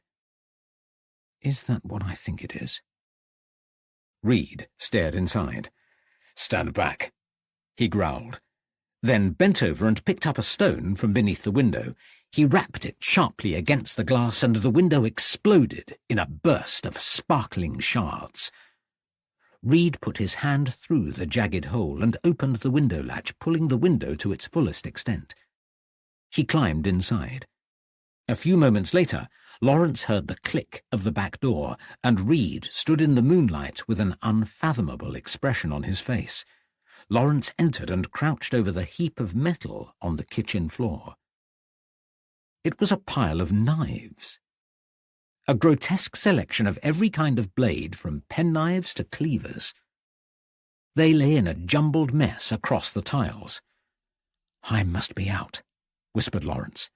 He could not fail to hear that glass break. "Find some light," said Reed. "Follow me." Lawrence located the door to the dining room and opened it. The matches and a candle were where they had been yesterday. "I don't know what you expect to find," said Reed. "The house is empty. Your young woman is not here." "I don't trust him," said Lawrence, "and I'm not leaving until I've searched every inch of this house. He might have a basement." Reed stamped his foot on the dining room floor. He repeated it in the kitchen. "There's no basement," he said. "The floor is solid." Lawrence opened the door to the parlour. It was cold, and his breath misted in the air. "He's not been in here tonight." They climbed the stairs, treading lightly, and walked past the closed bedroom doors. Lawrence opened the door to the larger bedroom. "Dear God!"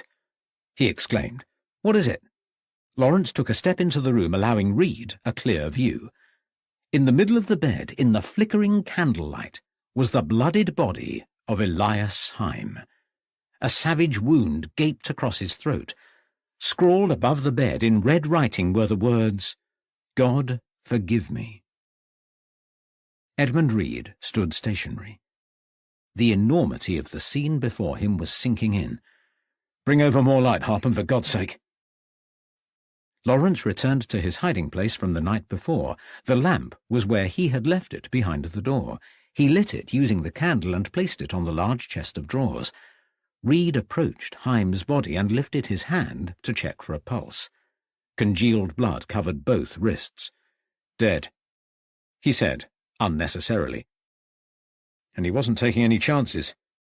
He cut his wrists and slashed his throat, not long ago either. The body is still warm." A glint of steel glimmered in the lamplight. Lawrence leaned over with his candle and pointed to a large, bloody kitchen knife. Reed followed his gaze. "He did it himself." "So it would appear." "What's this?" Lawrence's candle had illuminated a note tucked inside the book on the crate. Reed put his hand out to pick it up. At that moment, footsteps thundered up the stairs, making the two men jump. Edmund Reed wiped his brow. "About time, McCarthy," he said. "What kept you?" McCarthy glared. He was panting so hard that he couldn't speak. Then he looked past Reed and towards the dead man on the bed. He crossed himself. "Holy Mother of God."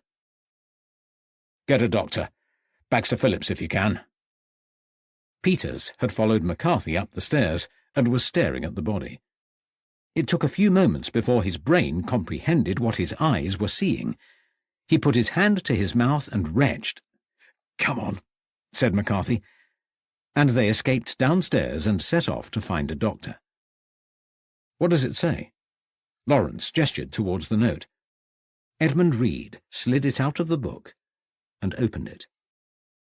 "It can't be." His voice trailed away. Almost at the same time, Lawrence spied a glint of glass through a gap in the bedroom curtains. He approached the window and flung the curtains back. 2 jars stood side by side on the window ledge. The lamplight did not stretch close enough for Lawrence to see their contents. He took the candle over and set it down by the jars. They were full of liquid, and a muddled brown substance occupied the lower half of each.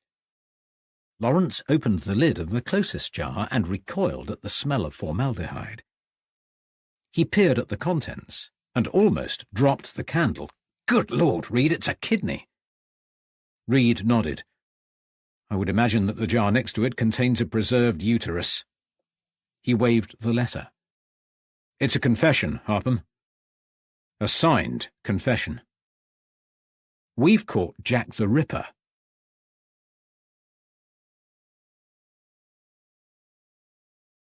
Chapter 33. A Nagging Doubt. Monday the 9th of March, 1891. The Ripper's death made the front page of every London newspaper. Reporters besieged the Regal Hotel, and everyone wanted to know more about the man who had found Jack. Henry Moore had arrived triumphantly and congratulated Lawrence on his success. In a private moment he admitted that he would not have pursued the case any further, left to his own devices. Lawrence's instinct was remarkable. His intuition had stopped the Fiend of Whitechapel in his tracks. Lawrence was a hero and the most revered policeman in the whole of London. Lawrence listened to all the accolades, and yet...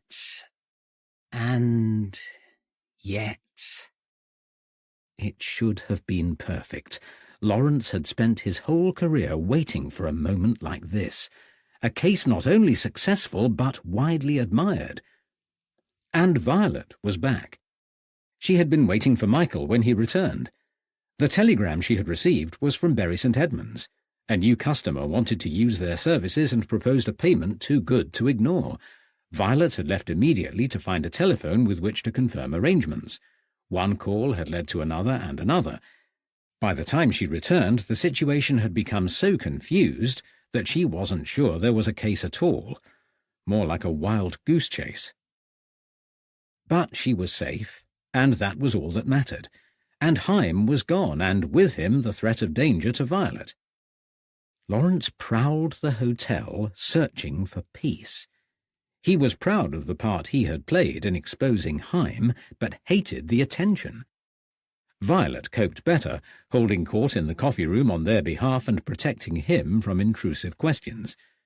She was a natural with the press, and made the most of the opportunity to promote their business. Lawrence contemplated leaving for Bury. There was no point in extending their stay in London. Better to move sooner rather than later. He went to his room and pulled open his wardrobe, wondering how much time it would take to pack. Not long, he decided. He could be out of London within the hour. He peered through the window. Some of the crowd had dispersed, but he didn't think he would be able to leave without attracting attention. It was windy outside, and the sky was heavy with dark clouds. It felt like a storm was brewing. He should go as soon as possible and hope he could dodge the weather, and hope that life would be quieter back in Bury. No doubt the fuss would die away soon.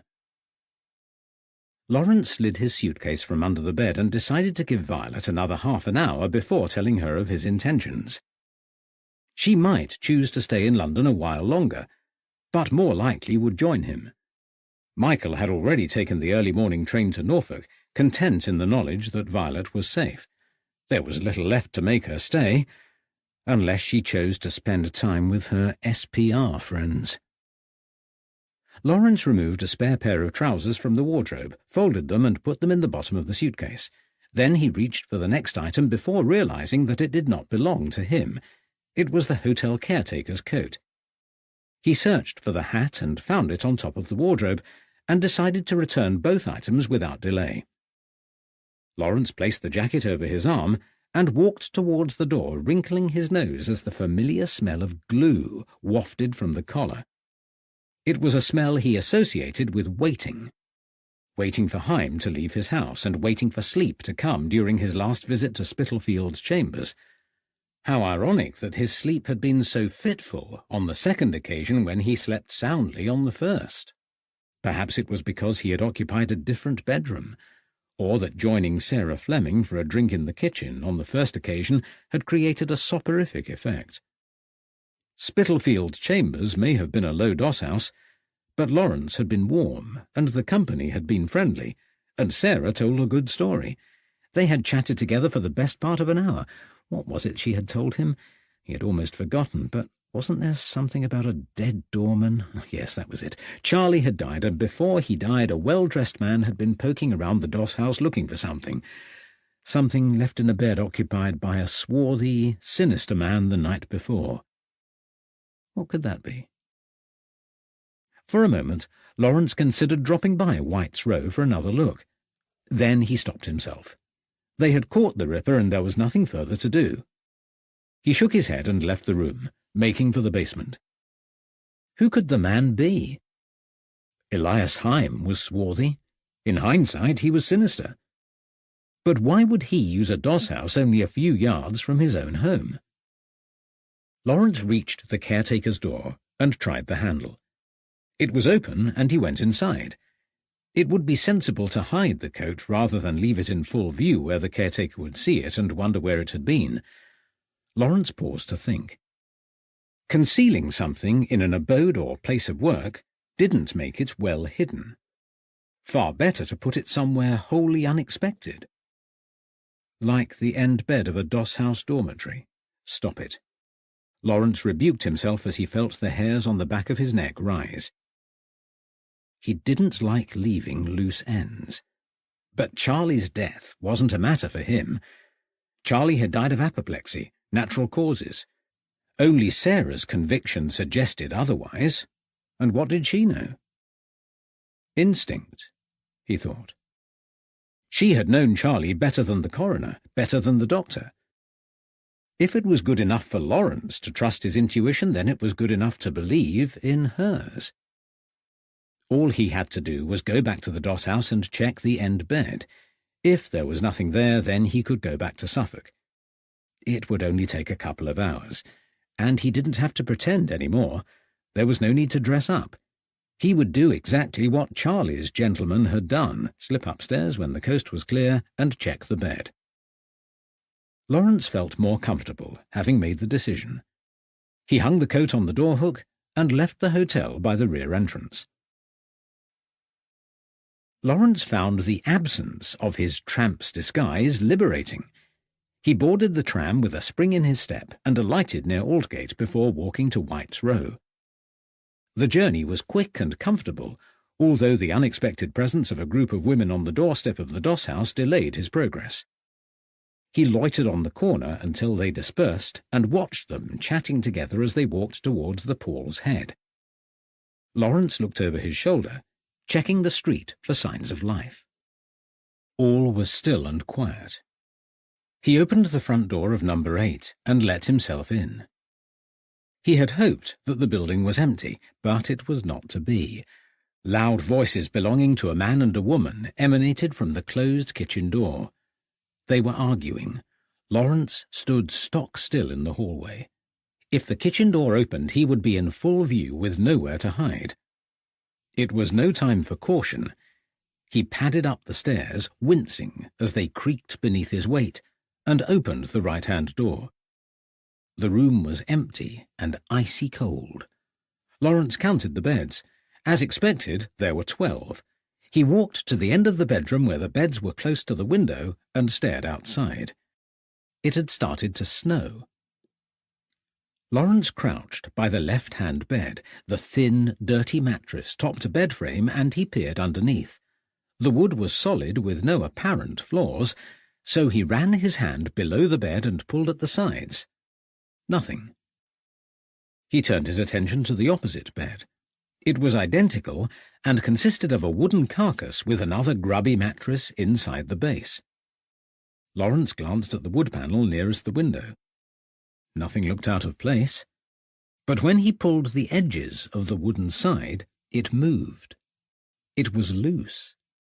Lawrence dropped to his knees and gave it a thorough inspection.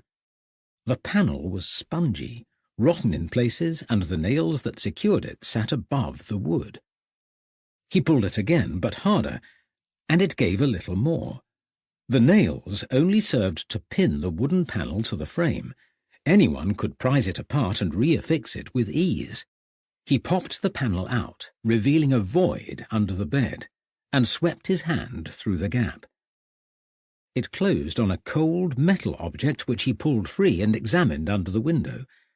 In his hand was a small bronze key in the shape of an inverted J. It was unlike any key he had ever seen before. But he had seen a keyhole that shape recently. It was in the secret drawer in the library of the headquarters of the Society for Psychical Research. Killing time had become a way of life for Lawrence. He paced the streets of London again, trying to occupy himself until the light failed and he could be sure that the SPR building would be empty. Quite how he would gain access was another matter, but it had to be possible.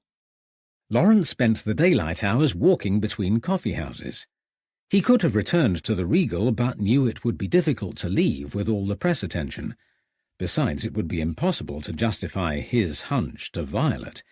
He was putting instinct above business sense again, and she would disapprove. As dusk fell, he circumnavigated the streets surrounding the building. The weather was getting worse. Snow had been falling for hours and had settled into powdery heaps. Lawrence hoped that the bad weather might encourage the occupants to leave early, but every time he passed through Buckingham Street, lights shone from the windows. Nobody seemed to want to go home. It was hardly surprising, he thought, as he walked around the Adelphi for the third time. Some of the members used the place as a clubhouse, and some rooms in the building belonged to other organizations. Small wonder they needed a doorman. Lawrence wondered how they were managing today. He didn't know whether Heim's connection to the SPR was public knowledge yet. There was no evidence of reporters around the building, but it was only a matter of time until they came. If he was going to break in, it was now or never. Finally, just before midnight, Lawrence trudged up Buckingham Street to find the building in darkness. He approached the door and soon discovered that the large townhouse was impenetrable from the front, but there might be access at the rear. Walking towards the Victoria Embankment, he turned left. The gap at the end of the townhouses led, as he had hoped, to a narrow alley providing access to the yards. Lawrence located the gate most likely to belong to the Society's rooms. The latch on the door was open, and he entered with ease. The yard was small, less than the width of the building. He could have touched both sides with his outstretched arms. In front of him was a door set halfway along the wall with double windows to the side overlooking a small square room. He tried the door, which was solid and firm, and the windows were tightly shut. Lawrence felt in his pocket for the large rock that he had collected earlier. He had come prepared, knowing that access was unlikely to prove easy. He wrapped the rock in his scarf and tapped it in the middle of the window. There was a muffled crack and a jagged line appeared in the glass. He tried again, this time harder. 2 chunks of glass fell into the room. Lawrence cleared the worst of the remaining glass from the hole and reached for the latch. His thoughts turned to the actions of Edmund Reed at Heim's home the previous night. Breaking into 2 different properties on consecutive nights was not something he had anticipated at the start of the week. He crawled through the window and slithered down, feet crunching on the broken glass beneath. Lawrence pulled a candle and matches from his pocket and surveyed the room. He was in a storage area containing all manner of household items neatly stacked around him. On a high shelf, above a dressing unit, 3 lamps stood side by side.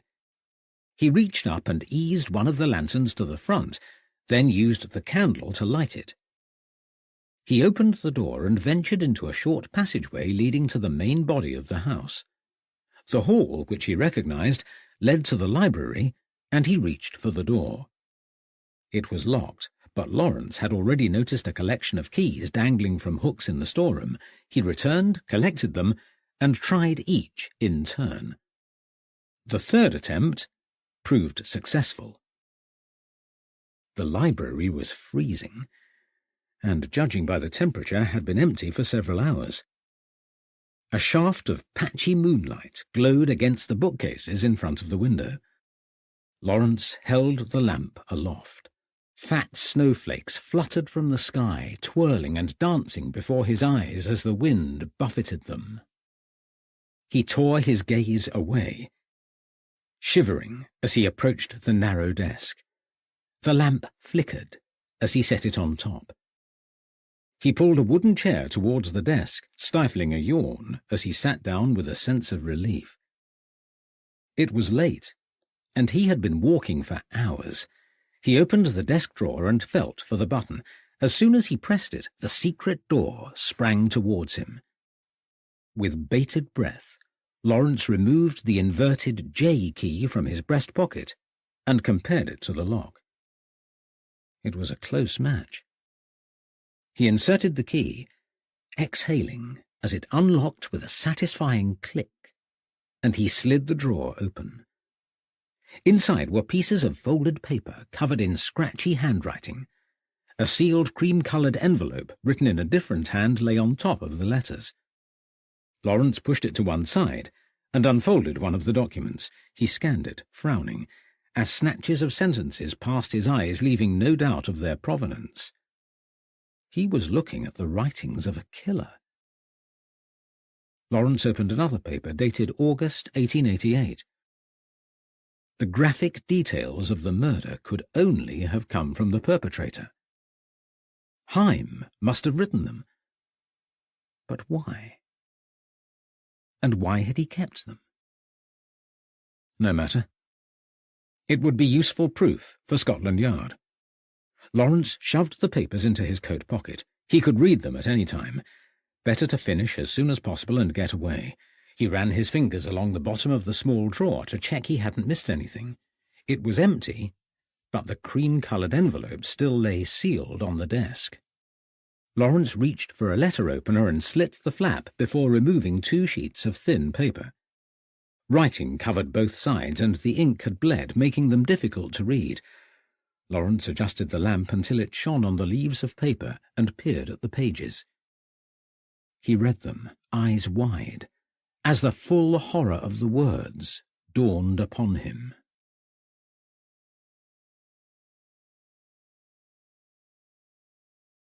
Chapter 34. The Truth About Mary. The 15th of June, 1889. I write these words in shame and apprehension. The shame requires no explanation, but my anxiety is born of fear. Fear of the man I am sworn to protect. What price loyalty? Does love outweigh truth? Or respect come ahead of honour? How are these things measured? Pity me, for I have chosen loyalty over life, prepared to risk my freedom to protect my friend. We have stood side by side for so long that I feel compelled to safeguard his interests, and if all goes according to plan, we will both remain at liberty. But the extent of his failings has become more evident, and my life may be at risk. I have chosen to record the truth for posterity, though whether anyone will read it, I do not know. Our friend, our dear friend, has ailed for some time. His affliction, though not widely known, was no secret from those of us who were close to him, but it grew worse, and the distortion of his personality became apparent, especially after dusk. We were wrong to conceal the murder of Edmund Gurney in June of 1888. We respected him, and he had been part of our organization since its inception. There are some lengths to which I would not stoop. I want it known that I was not a party to Gurney's murder. I did not become aware of it until after the fact. Gurney had discovered our friend's involvement in the death of 2 women. Without wishing to sound trite, they were women of ill repute. Their killings passed largely unnoticed. The police did not link the crimes to those that became known as the Ripper killings, and we did not connect them either. We would have been none the wiser if that weasel Donston had not become involved. Donston is a despicable man, a blackmailer and a fraud. I hold him partly responsible for the action I have taken, which will be my undoing if my fragile mind survives it. We paid Donston to disappear, and for a while he did. We thought the matter was over. But a series of brutal killings occurred in the autumn of 1888. Donston came to suspect the truth long before we, who should have known better, realized. When a double slaying occurred late in September, Donston approached us again through the personal column of the newspaper. It wasn't until then that the 3 of us understood that the man they called Jack the Ripper was the man we were sworn to protect. We approached our friend and asked him outright, and he did not falter in his reply, but confessed straight away. Our friend was contrite and terrified of exposure. He told us that a witness to one of the crimes had seen his face. He is not a monster, although he might seem like one. He is a good man, afflicted with a terrible urge, but one that is containable. He trusted 3 of us with his secret, and we met that very night to discuss what we could do. We made 2 resolutions. The first was practical. At no time would he be left alone at night, and we arranged a companion to that end. The second resolution was to give him an alibi, to ensure his visibility elsewhere by reputable people in case Donston involved the police. It was a sound idea, but only achievable if there was another killing. We decided to manufacture one. How cold that seems in hindsight, how clinical and calculating. It is far easier to make a plan than carry it out. For the best effect, the killing would need to occur on a particular day. We selected the 9th of November, as it was the Lord Mayor's Day and memorable. This death, unlike the others, must take place inside, where there was no chance of interruption. Somewhere that another man could replicate the previous murders, a man with no prior experience of killing, a man who had never even seen a dead body, a man who had never wielded a weapon in anger. I was that man. There was never any question of one of the others doing it. They were not practical men, intellectual, yes, but not cut out for the job in hand and the cold detachment it required. Neither, as it turned out, was I. We chose Mary Kelly because she lived nearby. Other fallen women lived closer, but none of them dwelled alone. Nor were they as accommodating and friendly as she. The location was important. Although I lived my life privately, a woman who lived in closer proximity might have recognized me. The time of the murder would not matter as long as it took place on the designated day. I prepared well, committing to memory details contained in a journal that our friend had foolishly written. His earlier entries were useless, but he committed the later murders with full awareness, giving me an opportunity to duplicate them. Late on the 8th of November, I tracked Mary to her squalid room off Dorset Street. I could not find her at first. She was out and had been drinking, so I waited nearby and she went off with yet another man. She was absent for several hours. If she had been any later, I would have abandoned the task, but in the early hours of Friday morning she staggered up the road, singing. I was standing in the shadows on the corner of Thrall Street. I tapped her on the shoulder as she passed by and held out my palm containing twice as much money as she could expect to earn in a night. She reached for the coins and I closed my fist. "You will have to earn it," I said. She giggled and took my hand and led me to her room in Miller's Court. It was that easy. Even with all the warnings and newspaper reports about the fiend of Whitechapel, she went like a lamb to the slaughter, the lure of money surpassing any fear. Yet it was that innocence, that willingness to please, that almost stopped me in my tracks. When we arrived at her room, she reached for me, pulling me to her bed. She kissed me and began to remove her clothes. She was gentle and tender, and I recoiled from her.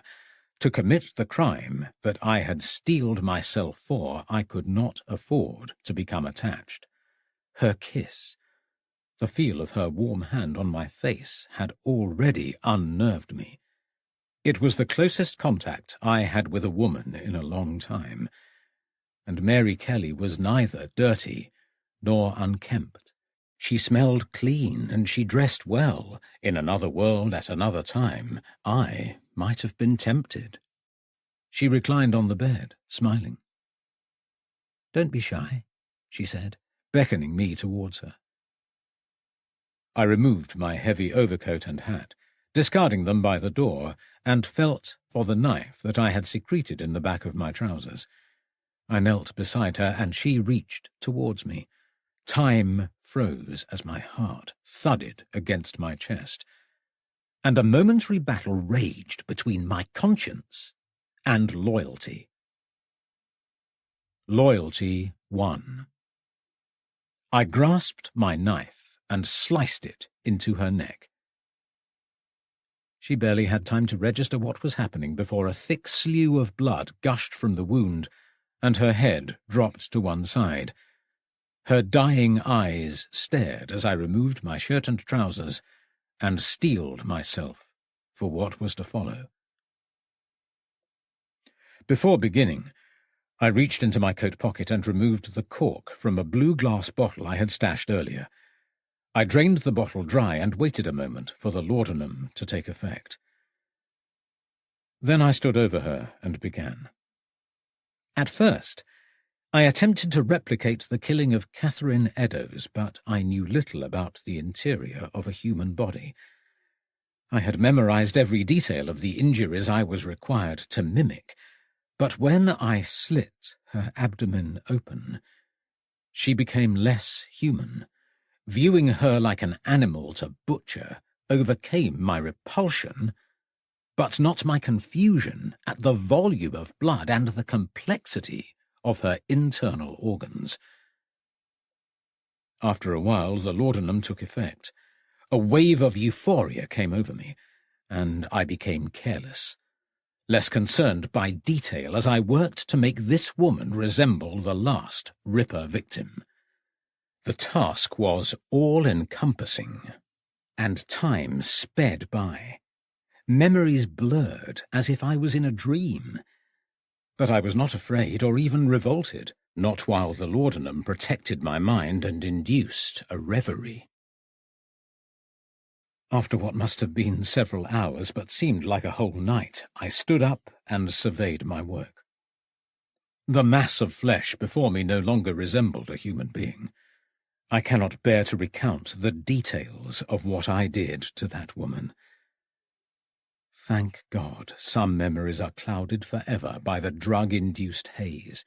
I can still recall dressing, leaving, and walking home. And I have woken almost every night since, haunted by the sight of her broken body. In every dream I watch her through clawed hands dripping with blood. My hands, her blood. My living nightmare. We made an alibi that night. The others were grateful, but we never spoke of it again, and they left me to deal with my demons alone. I never used laudanum again. My drug of choice was gin. Though we cleared suspicion from the one we protected, his killings remained a burden for the organization in general. Donston hadn't gone away. He kept needling, provoking us with his pointed newspaper articles. We met again. It was tempting to see Donston off once and for all. But he told us that he had made plans in the event of his sudden death.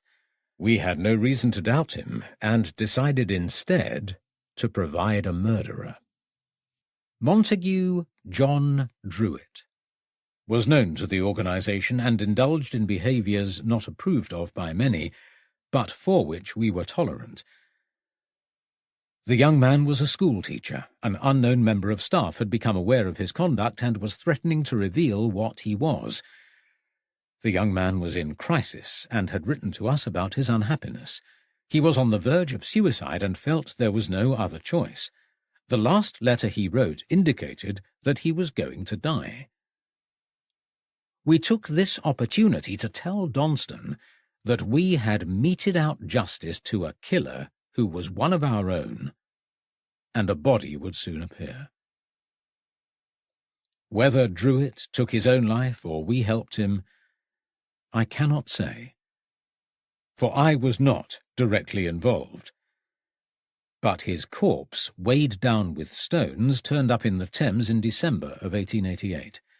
We gave Donston a final instalment of money.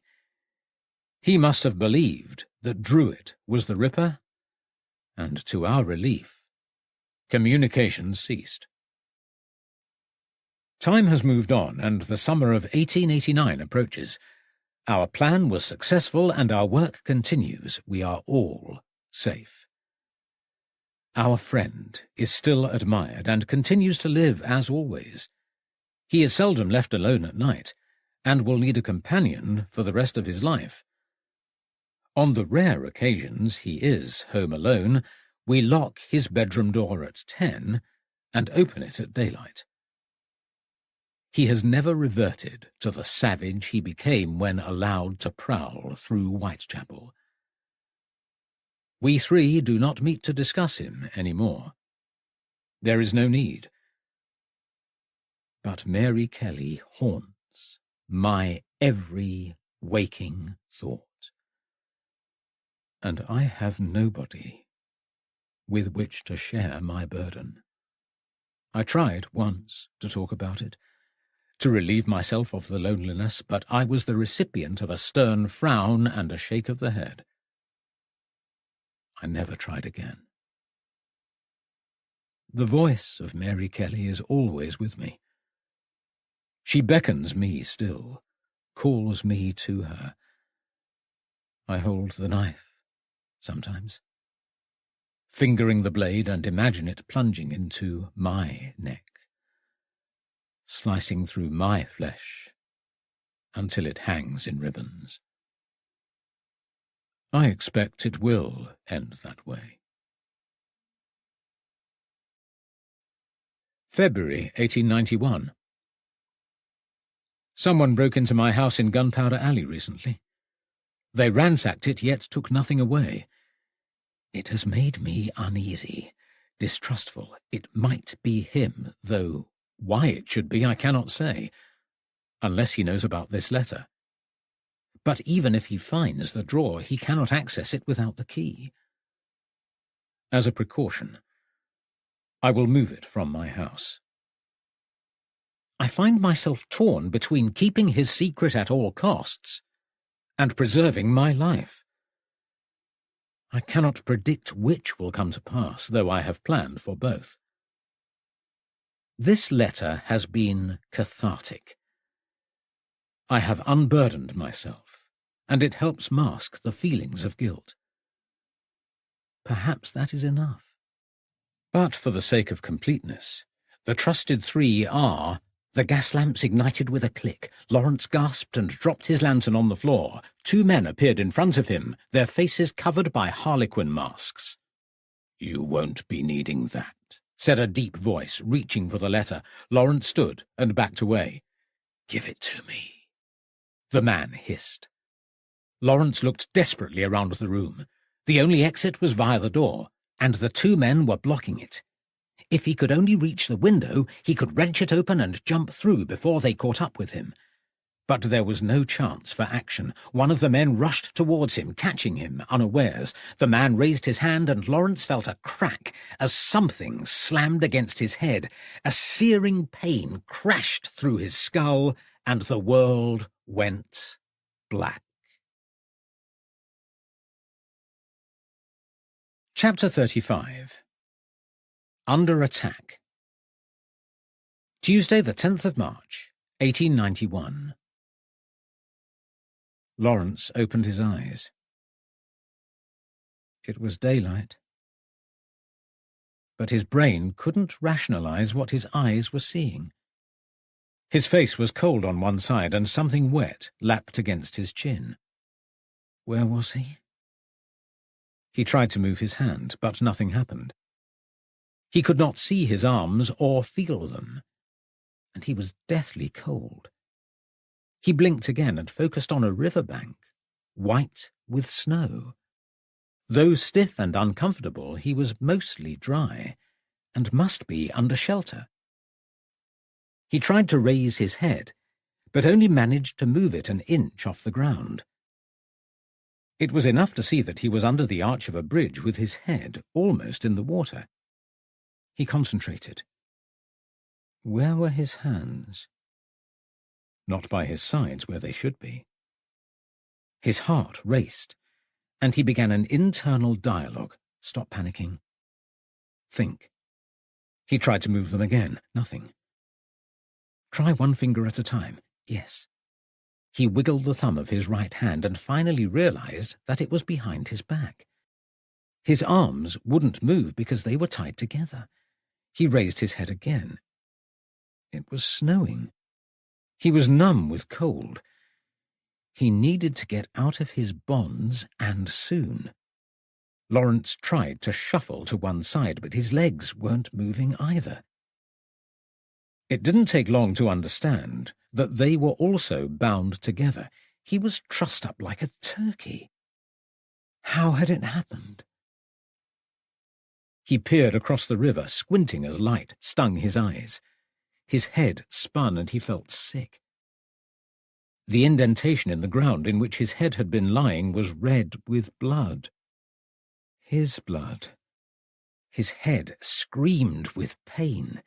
His body was stiff and chilled to the marrow. If he didn't move soon, hypothermia would follow. He must get help. He opened his mouth and tried to speak. Help. The word came out, but it was inaudible. He licked his parched lips and tried again. Help. The word was a little louder this time, but there was nobody to hear it. He tried to remember how he had got to this unfamiliar destination. What was he doing? He searched in vain for his last memory, but everything was foggy. Who was he? Oh, God, he couldn't even remember his name. All he knew for sure was that he needed urgent help. Lawrence wriggled his toes. They were numb, but not enough to prevent movement. He forced his legs towards the ground, and the ropes gave enough for his feet to touch the surface. He ploughed the front of his shoes into the muddy ground and propelled himself forward a tiny distance. Gravel gouged his chin. Inch by painful inch, he wormed forwards across the riverbank until he passed around the bridge, where there was a clearer view. A woman wearing a dirty coat and a threadbare shawl mudlarked on the banks of the freezing river. She had cleared snow from a patch of earth and was scraping it with a shovel. Help! Lawrence croaked, but she did not hear. He tried again, but his head was swimming. He wanted to sleep. No energy. One last try. Help! This time she turned her head. He gazed at her as she searched the river, trying to locate the source of the sound. By the time she saw him and began her cautious approach, he had closed his eyes and succumbed to the cold. He was barely alive by the time she reached him.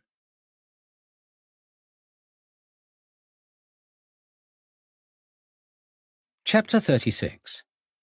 Violet in Charge. The 12th of March, 1891, Violet Smith's Journal. They dragged Lawrence half dead from the Thames yesterday, and he hovers between life and death. Poor Michael had only just reached his parish in Norfolk when he received my telegram. He has returned to be by my side while we wait to see whether Lawrence will live or die. Michael is writing a sermon as I sit here updating my journal, trying not to think the worst. Lawrence's prognosis is poor. He received a terrible blow to the head and suffered from exposure to the elements during the worst week of weather we have seen for many years. Lawrence was the victim of a terrifying attack. The police think he was set upon, robbed, bound, and tossed over the side of a low bridge. His attackers did not care if he lived or died. The fall could have caused fatal injuries. Instead, he escaped with a broken leg, broken ribs, and a dislocated shoulder. Had he not fallen in the lee of the bridge, he would have died of hypothermia. But he has survived so far, and we can only hope that luck remains on his side. The doctors say we will know one way or another in the next few days. The 18th of March, 1891. Lawrence woke yesterday with no memory of what had happened. In fact, he remembered nothing at all, nor did he recognize me. Dr. Naylor conducted extensive examinations and has concluded that Lawrence has amnesia. He believes it will be temporary, but only time will tell. Lawrence's injuries are mending well, but he is frail. Michael and I have spoken to him several times, but he keeps interrupting and asking who we are. His frustration makes him angry. He threw a glass of water on the floor in temper this morning. I telephoned the Society for Psychical Research yesterday, hoping to speak to Dr. Myers to ask if he could give a considered opinion on Lawrence's prospects. Mr. Barkworth will pass on my message. The 21st of March, 1891. Lawrence has made some progress. He now recognizes Michael and has remembered some of his earlier life. They talk together of their shared memories of Bury St. Edmunds. Michael has steered the conversation away from the subject of Catherine. He worries that any mention of her will bring on one of Lawrence's black moods. Arthur telephoned me a few days ago and offered useful advice about coaxing memory recall. His duties leave him tied to his hospital at present, but he will visit as soon as there is an opportunity. The 22nd of March, 1891. Dr. Naylor has expressed his concern at Lawrence's lack of progress. He thinks he is unlikely to show further improvement in this hospital. His physical injuries have healed, and there is no risk in moving him, but the doctor believes he will fare better in a more familiar place. He has telephoned the Bury and West Suffolk Hospital, and they have agreed to treat Lawrence. We will join him there tomorrow. Arthur called again and said how sad he was to hear that we are leaving London. I am disappointed too. More than he knows. But he has said that he will write to me, and it has eased the pain a little. The 25th of April, 1891. Lawrence has been in Bury Hospital for over a month. He seemed to be recovering well, but caught pneumonia after a week and went rapidly downhill. The outcome of his illness was uncertain once again, and we lived in fear of his demise. He has rallied this last week and is doing well. He recognizes me and has begun to discuss aspects of our earlier cases. Michael visits when he can, and Lawrence takes considerable pleasure in their meetings. I have written to Arthur twice now, but am yet to receive a response. Summer 1891. Lawrence was moved to a nursing home in Felixstowe and will stay there through the summer. We hope he will improve enough to be discharged to his house here in Bury. It has become hard for me to visit as much as I would like. I have devoted all my time to the running of our business. It has been a baptism of fire. I have carried on advertising and have taken as many cases as I can manage, but with no experience and not having the benefit of Lawrence's guidance, it has been a slow, lonely process. I have come to understand his ways better. Recently I took a case, a theft at the Willows Cafe. The manageress did not want the police involved and asked for a gentle approach. I took my time to get to know the staff and deduced eventually that only 3 were present at the probable time. But narrowing the crime from 3 people to 1 proved almost impossible. So I mulled it over and thought about what Lawrence might do. I knew he would rely on instinct. But was mine the equal of his? I considered the suspect's characters, and, free from the binds of logic, only one person stood out from the rest. The next day I questioned her at length. I was firm and direct, and, to my surprise, she faltered and contradicted herself.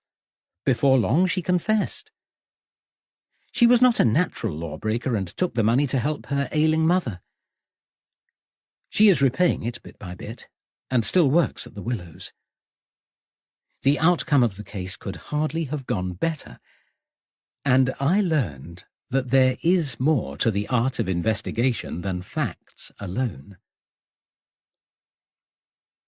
It took several months, but Arthur replied to my letter. He had undertaken a time-consuming medical research project, hence the delay. But he has now finished and is looking forward to resuming normal duties. Mr. Podmore and his SPR colleagues are still very busy, and his brother Frederick is writing another book. Henry Sidgwick and Thomas Barkworth are both well and have asked after me. The Chelmaniston investigation is now concluded and has been a great success. It is notable because the SPR members were there to witness the phenomenon, making it unique in their annals. Mr. Barkworth says it is a testimony to the importance of collecting first-hand accounts of paranormal experiences.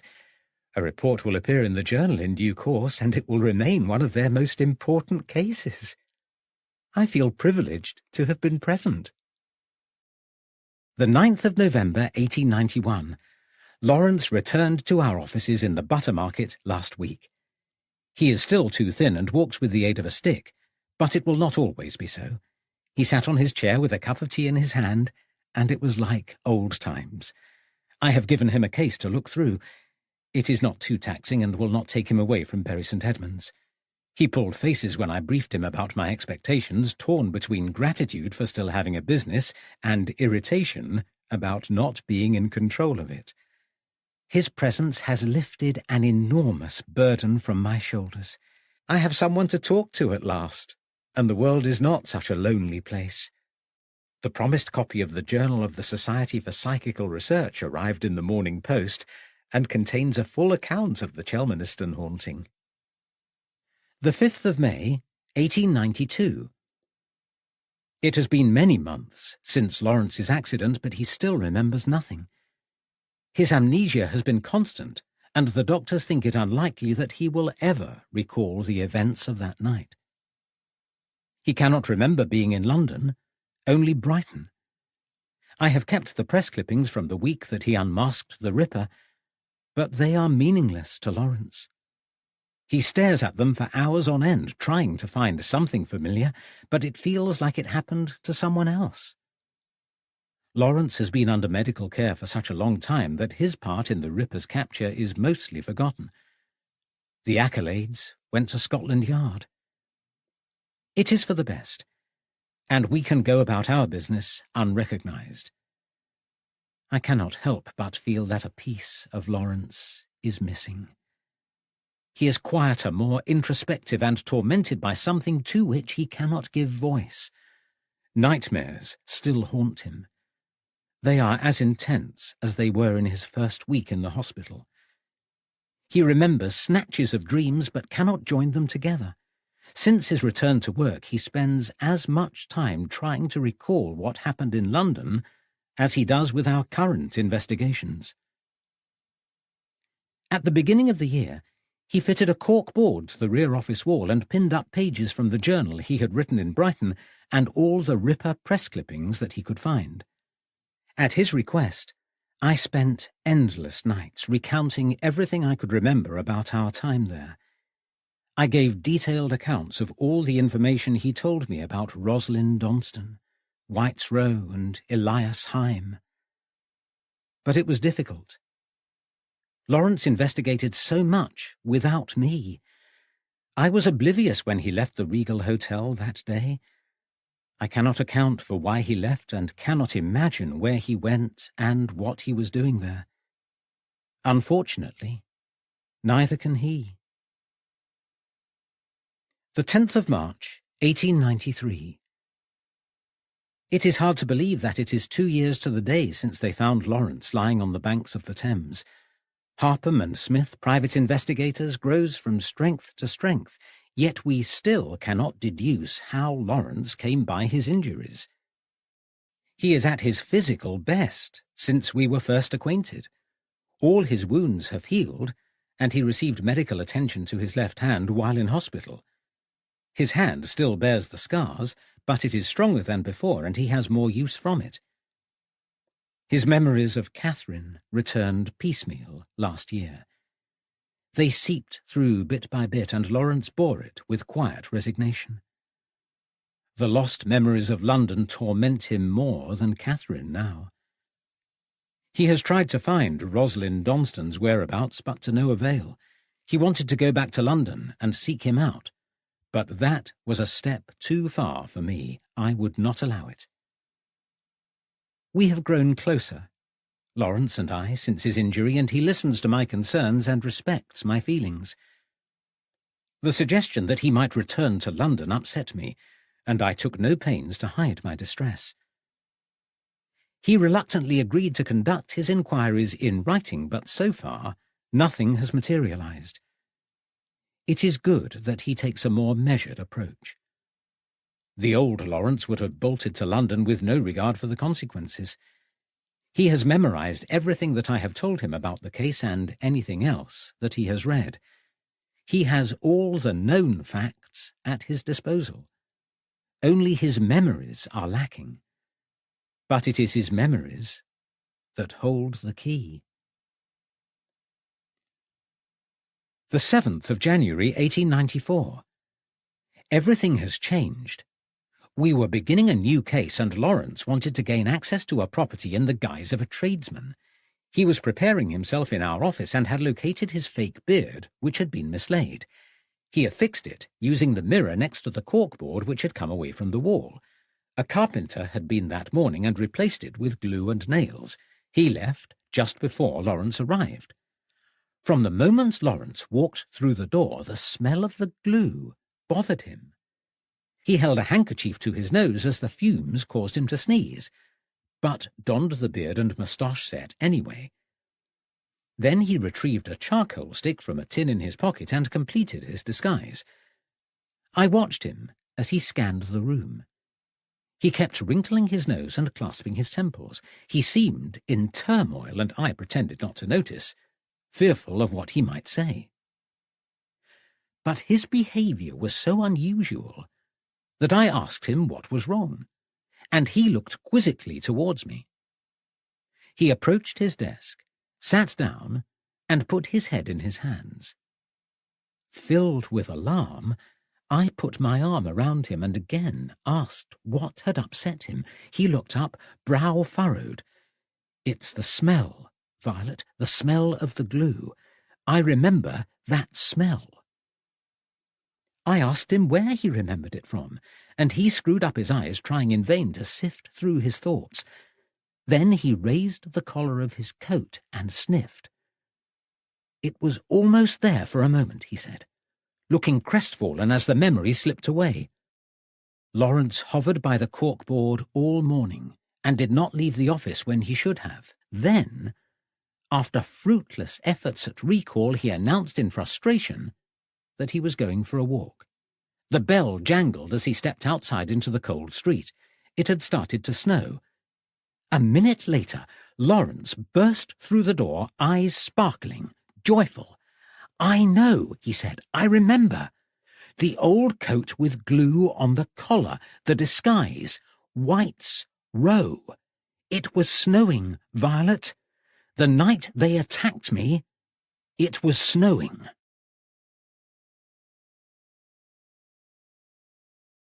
Chapter 37. Death of a Friend.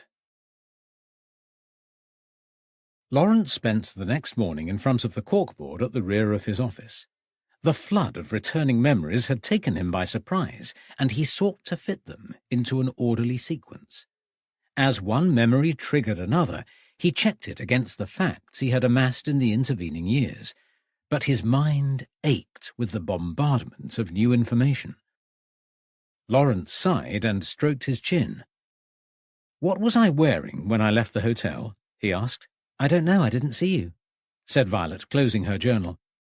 It had been an hour since Lawrence's memory had returned, and he had been asking a slew of questions ever since. "It probably doesn't matter, but I think it had something to do with a coat," he concluded. "I recall going to White's Row, Violet. That's why I left the hotel." "I didn't know," she said. "Can you remember why?" Lawrence bit his lip. "I was looking for something," he said slowly. "And I found it. Yes. I found a key. I found a key, and I used it to open a drawer." "Where?" "In a desk in the library of the headquarters of the Society for Psychical Research." "You sound very certain." "I am very certain. I remember now. There were documents." Lawrence continued, narrowing his eyes as he searched for the next memory. "Dear God, Violet. Haim wasn't the Ripper." Violet shook her head. "He was, Lawrence. There were body parts in his bedroom." "No. Haim was protecting somebody else." "That's ridiculous. Why would he do that?" "Loyalty." "I don't believe it. Haim wrote a letter. He confessed." "His confession was false. It is true that he killed, but he was not the Ripper. It was a deception to protect someone else." "Who?" "There were 3 names written on Haim's real confession. One is the Ripper." "Which one?" "I can't be sure. Lawrence, think about this.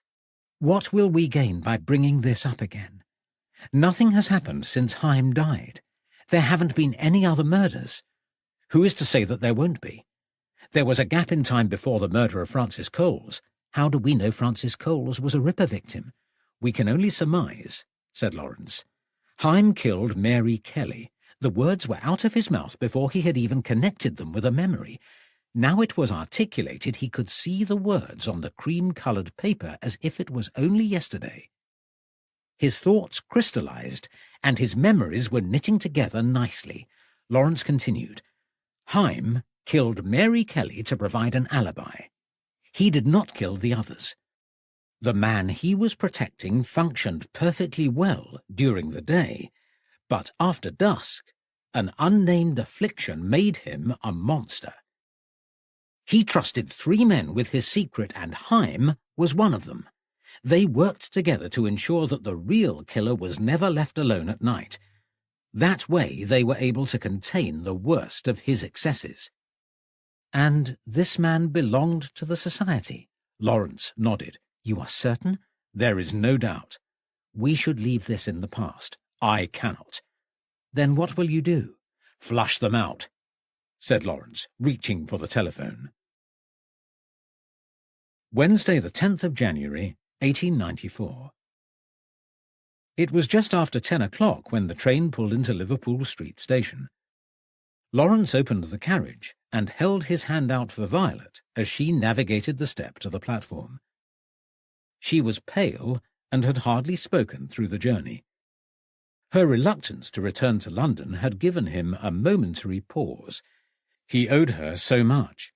She had kept his business going single-handedly for over a year while he recovered, and had offered friendship when he was at his lowest ebb. Her visits had sustained him through the frustration of his missing memories. Her loyalty never wavered, even when he lost his temper, or on the rare occasions he shouted. And now he was leading her towards a final denouement that could propel them onto the front pages again, with the capacity to cause untold misery. He had not revealed the outcome of Sunday's phone call, and she had not asked. One of the trusted three had answered the telephone, and Lawrence had spoken succinctly before the man tried to end the call. His memory had been faulty for a long time, but now that it was back, it was as good as ever. Imprinted on his mind with alarming clarity were names that had once eluded him. The memories were all the more powerful as he was reading the letter when the unholy trinity had interrupted him. Their identities were the last words he read before they coshed him on the head and left him for dead. This time Lawrence wasn't taking any chances. He curtly told the recipient of the phone call that a sealed envelope of detailed notes was behind the police desk in Bury St. Edmunds. Lawrence wasn't bluffing. On Monday night he had walked to the new police premises in St. John Street and deposited the envelope with Inspector Andrews. They agreed that Lawrence would telephone on Wednesday evening. If Andrews had not heard from him by 6 o'clock, he would open the envelope and take action accordingly. The phone call to the Society for Psychical Research lasted only a few moments. During that time, Lawrence left no doubt of the depth of his knowledge about the Ripper deception and the lengths he was willing to go to protect himself. He had done enough, and was confident that Violet would be safe if she wished to join him. As much as she wanted to let the matter lie, she was not prepared to let Lawrence go alone. They arrived in London, hailed a cab, and 20 minutes later they pulled up outside Buckingham Street. "I don't know what to expect," said Lawrence, "or how long this might take. Do you want to come in?" Violet shook her head. Her brown eyes were soft and sad, and Lawrence understood why. The last time she was at the headquarters, she was in the midst of a budding romance with Dr. Myers. A fledgling love affair that did not survive the distance between them. Lawrence patted her hand as he alighted from the cab before stopping to ask the driver to wait. Then he took a deep breath, walked to the building and pushed the front door. It opened into the unchanged hallway, which was much the same as it had been 3 years before. Himes' desk was still there, but occupied by a blonde-haired man Lawrence had not seen before. The man approached him. "Are you Lawrence Hopham?" Lawrence nodded. The man reached behind the desk and retrieved an envelope. He handed it to Lawrence, then ushered him towards the door. "Leave now," he said. Lawrence gazed at the envelope with his name inscribed in flowing handwriting. He did not argue and returned to the cab. The door shut behind him, and he heard a key turn in the lock as he walked away. "You were quick," said Violet as he sat down. Lawrence nodded. He opened the sealed letter and passed it to her. "It's an address," she said. "Who lives there?" "I don't know," Lawrence replied. "Shall we find out?" He opened the cab window and leaned outside. "Take us to Manchester Square," he said. The cab driver cracked his whip, and they set off towards Marylebone. Half an hour later, the cab pulled up outside a row of smart, red-bricked townhouses set around a grassed square. "Stop here," asked Lawrence, as they trotted past number 2. "I won't ask you to wait," he said, paying the fare. The cabman tipped his cap and rode away, leaving Lawrence and Violet on the doorstep of the unfamiliar house. They looked at each other wordlessly. wondering what to do next. Lawrence seized the initiative and tapped on the door. Moments later, it opened to reveal a middle-aged woman standing in the doorway. She was clad in a black pinafore dress with a white apron and held a handkerchief to her lips. Silent tears coursed down her cheeks. Lawrence searched for suitable words. Sorry to disturb you at such a bad time," he stuttered lamely. The woman swallowed and dabbed her eyes. "I'm sorry too. What must you think of me? Are you friends of Dr. Myers?" Lawrence and Violet exchanged glances. "Yes, we are," Lawrence replied. "Terrible news," the woman said, shaking her head. "We hoped he would pull through, but it was not to be." We came as soon as we heard," said Lawrence, trying to appear as if he knew what was going on. "Is he dead?" Violet's voice trembled as she asked the question. Lawrence pressed her hand in a gesture of support. "I thought that's why you were here. Arthur died an hour ago." We assumed the worst. Lawrence almost crossed his fingers as he told the barefaced lie which, for once, had not come easily. He glanced towards Violet. A single tear tracked down her face. "I can fetch Dr. Druitt if you like. He knows more about it." The housekeeper sniffed again, her blue eyes wrinkled in another burst of silent sobs. "Yes, please give him our condolences," said Lawrence, "and tell him we would appreciate a few moments of his time." The housekeeper opened the door and beckoned them through. They followed her down a black-and-white tiled hallway and into an elegant sitting room at the front of the house. "Wait here. I'll bring you some tea." Lawrence waited until she left the room. "I'm sorry, Violet," he said. "It was a long time ago," she replied. Her eyes brimmed with unshed tears. "Even so." "What do you think happened?" "I don't know," said Lawrence. "Whatever I might have anticipated, it wasn't this." "It feels like we are intruding," said Violet.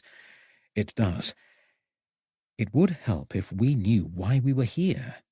But this is the right address, and we must be here for a reason."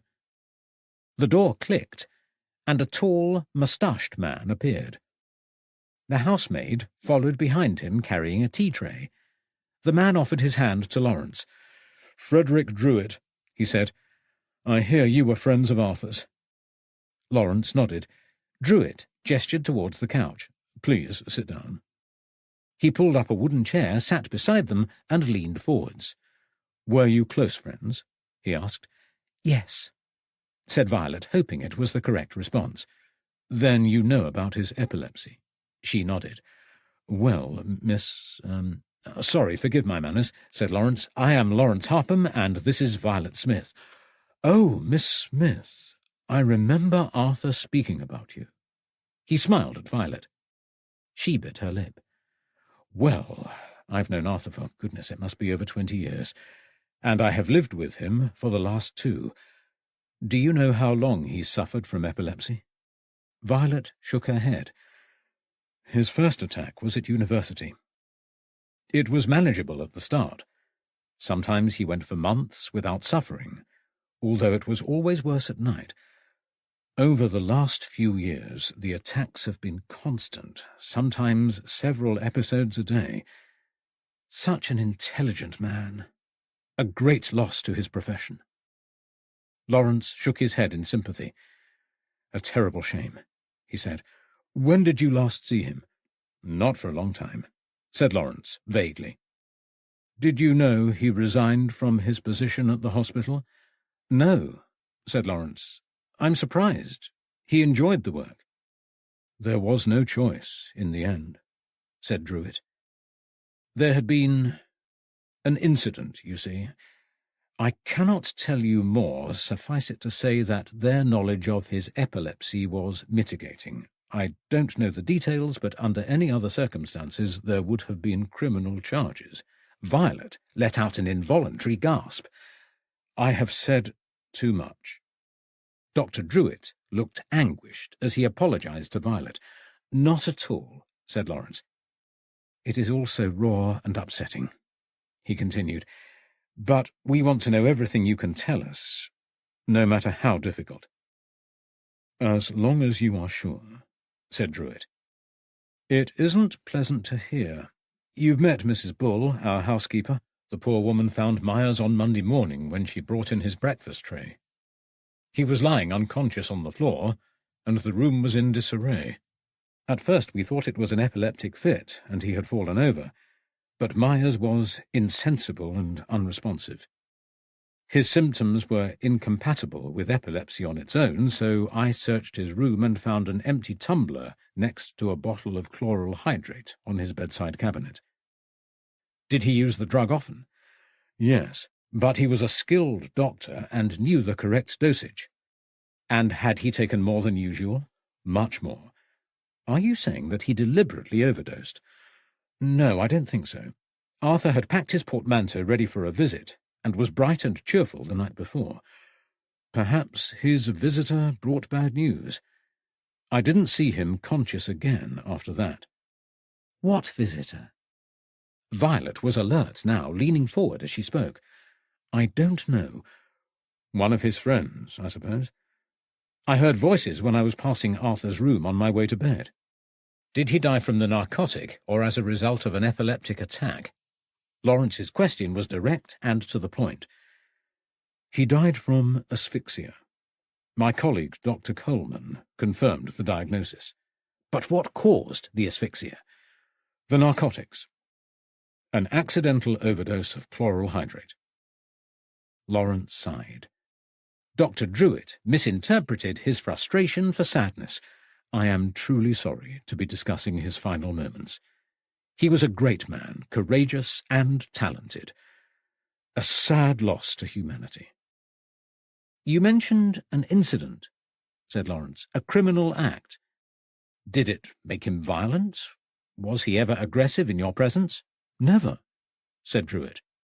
"Not with any of us, and he has shared rooms for many years. Another doctor lived with him before I moved in. They got along famously until Arthur's illness became too much. The nighttime attacks grew so prolific that he locked Arthur's room at night. This was at Arthur's request, so he didn't suffer the indignity of witnesses to his fitting. But that was before my time. I refused to have anything to do with confining him. Arthur became frail, but his intellect never faltered. He was a giant among men, and I will miss him. I am sure you will, too." Violet murmured her assent. Her eyes were misty as she turned towards Lawrence. He gave a half-smile, acknowledging her pain.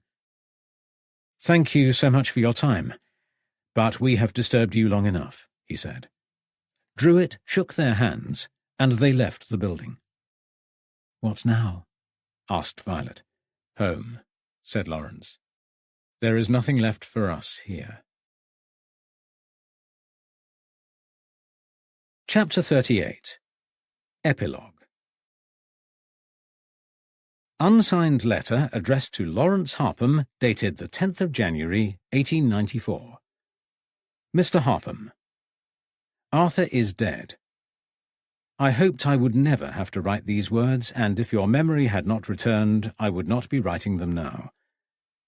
If only you had stayed away. If only you had died by the banks of the Thames, we could have seen this thing through to the end. Arthur did not have long left. He was frail, and his epileptic attacks were increasing in frequency and duration. He had not been a danger to anyone but himself for many years. One momentary slip caused this anguish. We were assiduous after Mary Kelly's death. 2 years went by without a single resurgence of the savagery inflicted by Arthur's other self. But one night in February 1891 we were careless, distracted. We left Arthur alone one night, and in his somnambulistic state he returned to the scene of his previous crimes. Young Frances Coles encountered him as she returned from a tryst. One lapse and his carefully constructed alibi fell apart. We could have survived it, but for you. You will have deduced by now that Arthur killed Edmund Gurney. He had often treated him for minor ailments, so when he suggested a narcotic for Edmund's pain, it was quite naturally accepted. Arthur slipped the mask over Edmund's face, trusted as always. We later discovered that Arthur increased the dose significantly. His problem with the newspaper clipping vanished as Edmund drifted into unconsciousness. It was sheer coincidence that Arthur later spoke at the inquest. Hotel staff found a sheet of SPR-headed paper in Gurney's possession and contacted Arthur to identify the body. It could have been any of us. Before the hearing, the coroner leaned towards a verdict of suicide. The final judgment was an accidental death. Speculation was rife that we had tried to influence the coroner's decision. It was not that simple. We worked to avoid a verdict of cause of death unknown. It was too vague, and we wished to avoid the implication of murder at all costs. Your doggedness paid off. Your persistent needling like a vengeful mosquito forced our hand. You will know from your conversation with Dr. Druitt that Arthur Myers was far more good than evil. His illness was an abhorrence of nature, an intolerable burden on a man with huge potential to offer the world. He was a force of good for humanity, an eminent physician of unusual skill and ability, and last week we put him down like a dog because of you. Yes, of course, he didn't die by coincidence the very day after your phone call. We employed the same tactic on him that he used on Edmund. An overdose of chloral hydrate, forcibly given. He did not put up a fight. He knew what we were doing. He is not a monster. He never was. He succumbed to the narcotic, and sometime in the night a fit made him insensible, and he lingered for another 2 days. Now you know everything. It is up to you whether you reveal our secret. There will be no more killings. Will you ruin the name of a good man? It is your decision.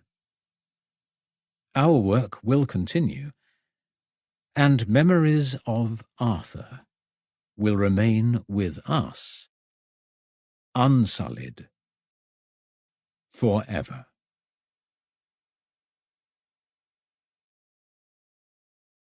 Afterword.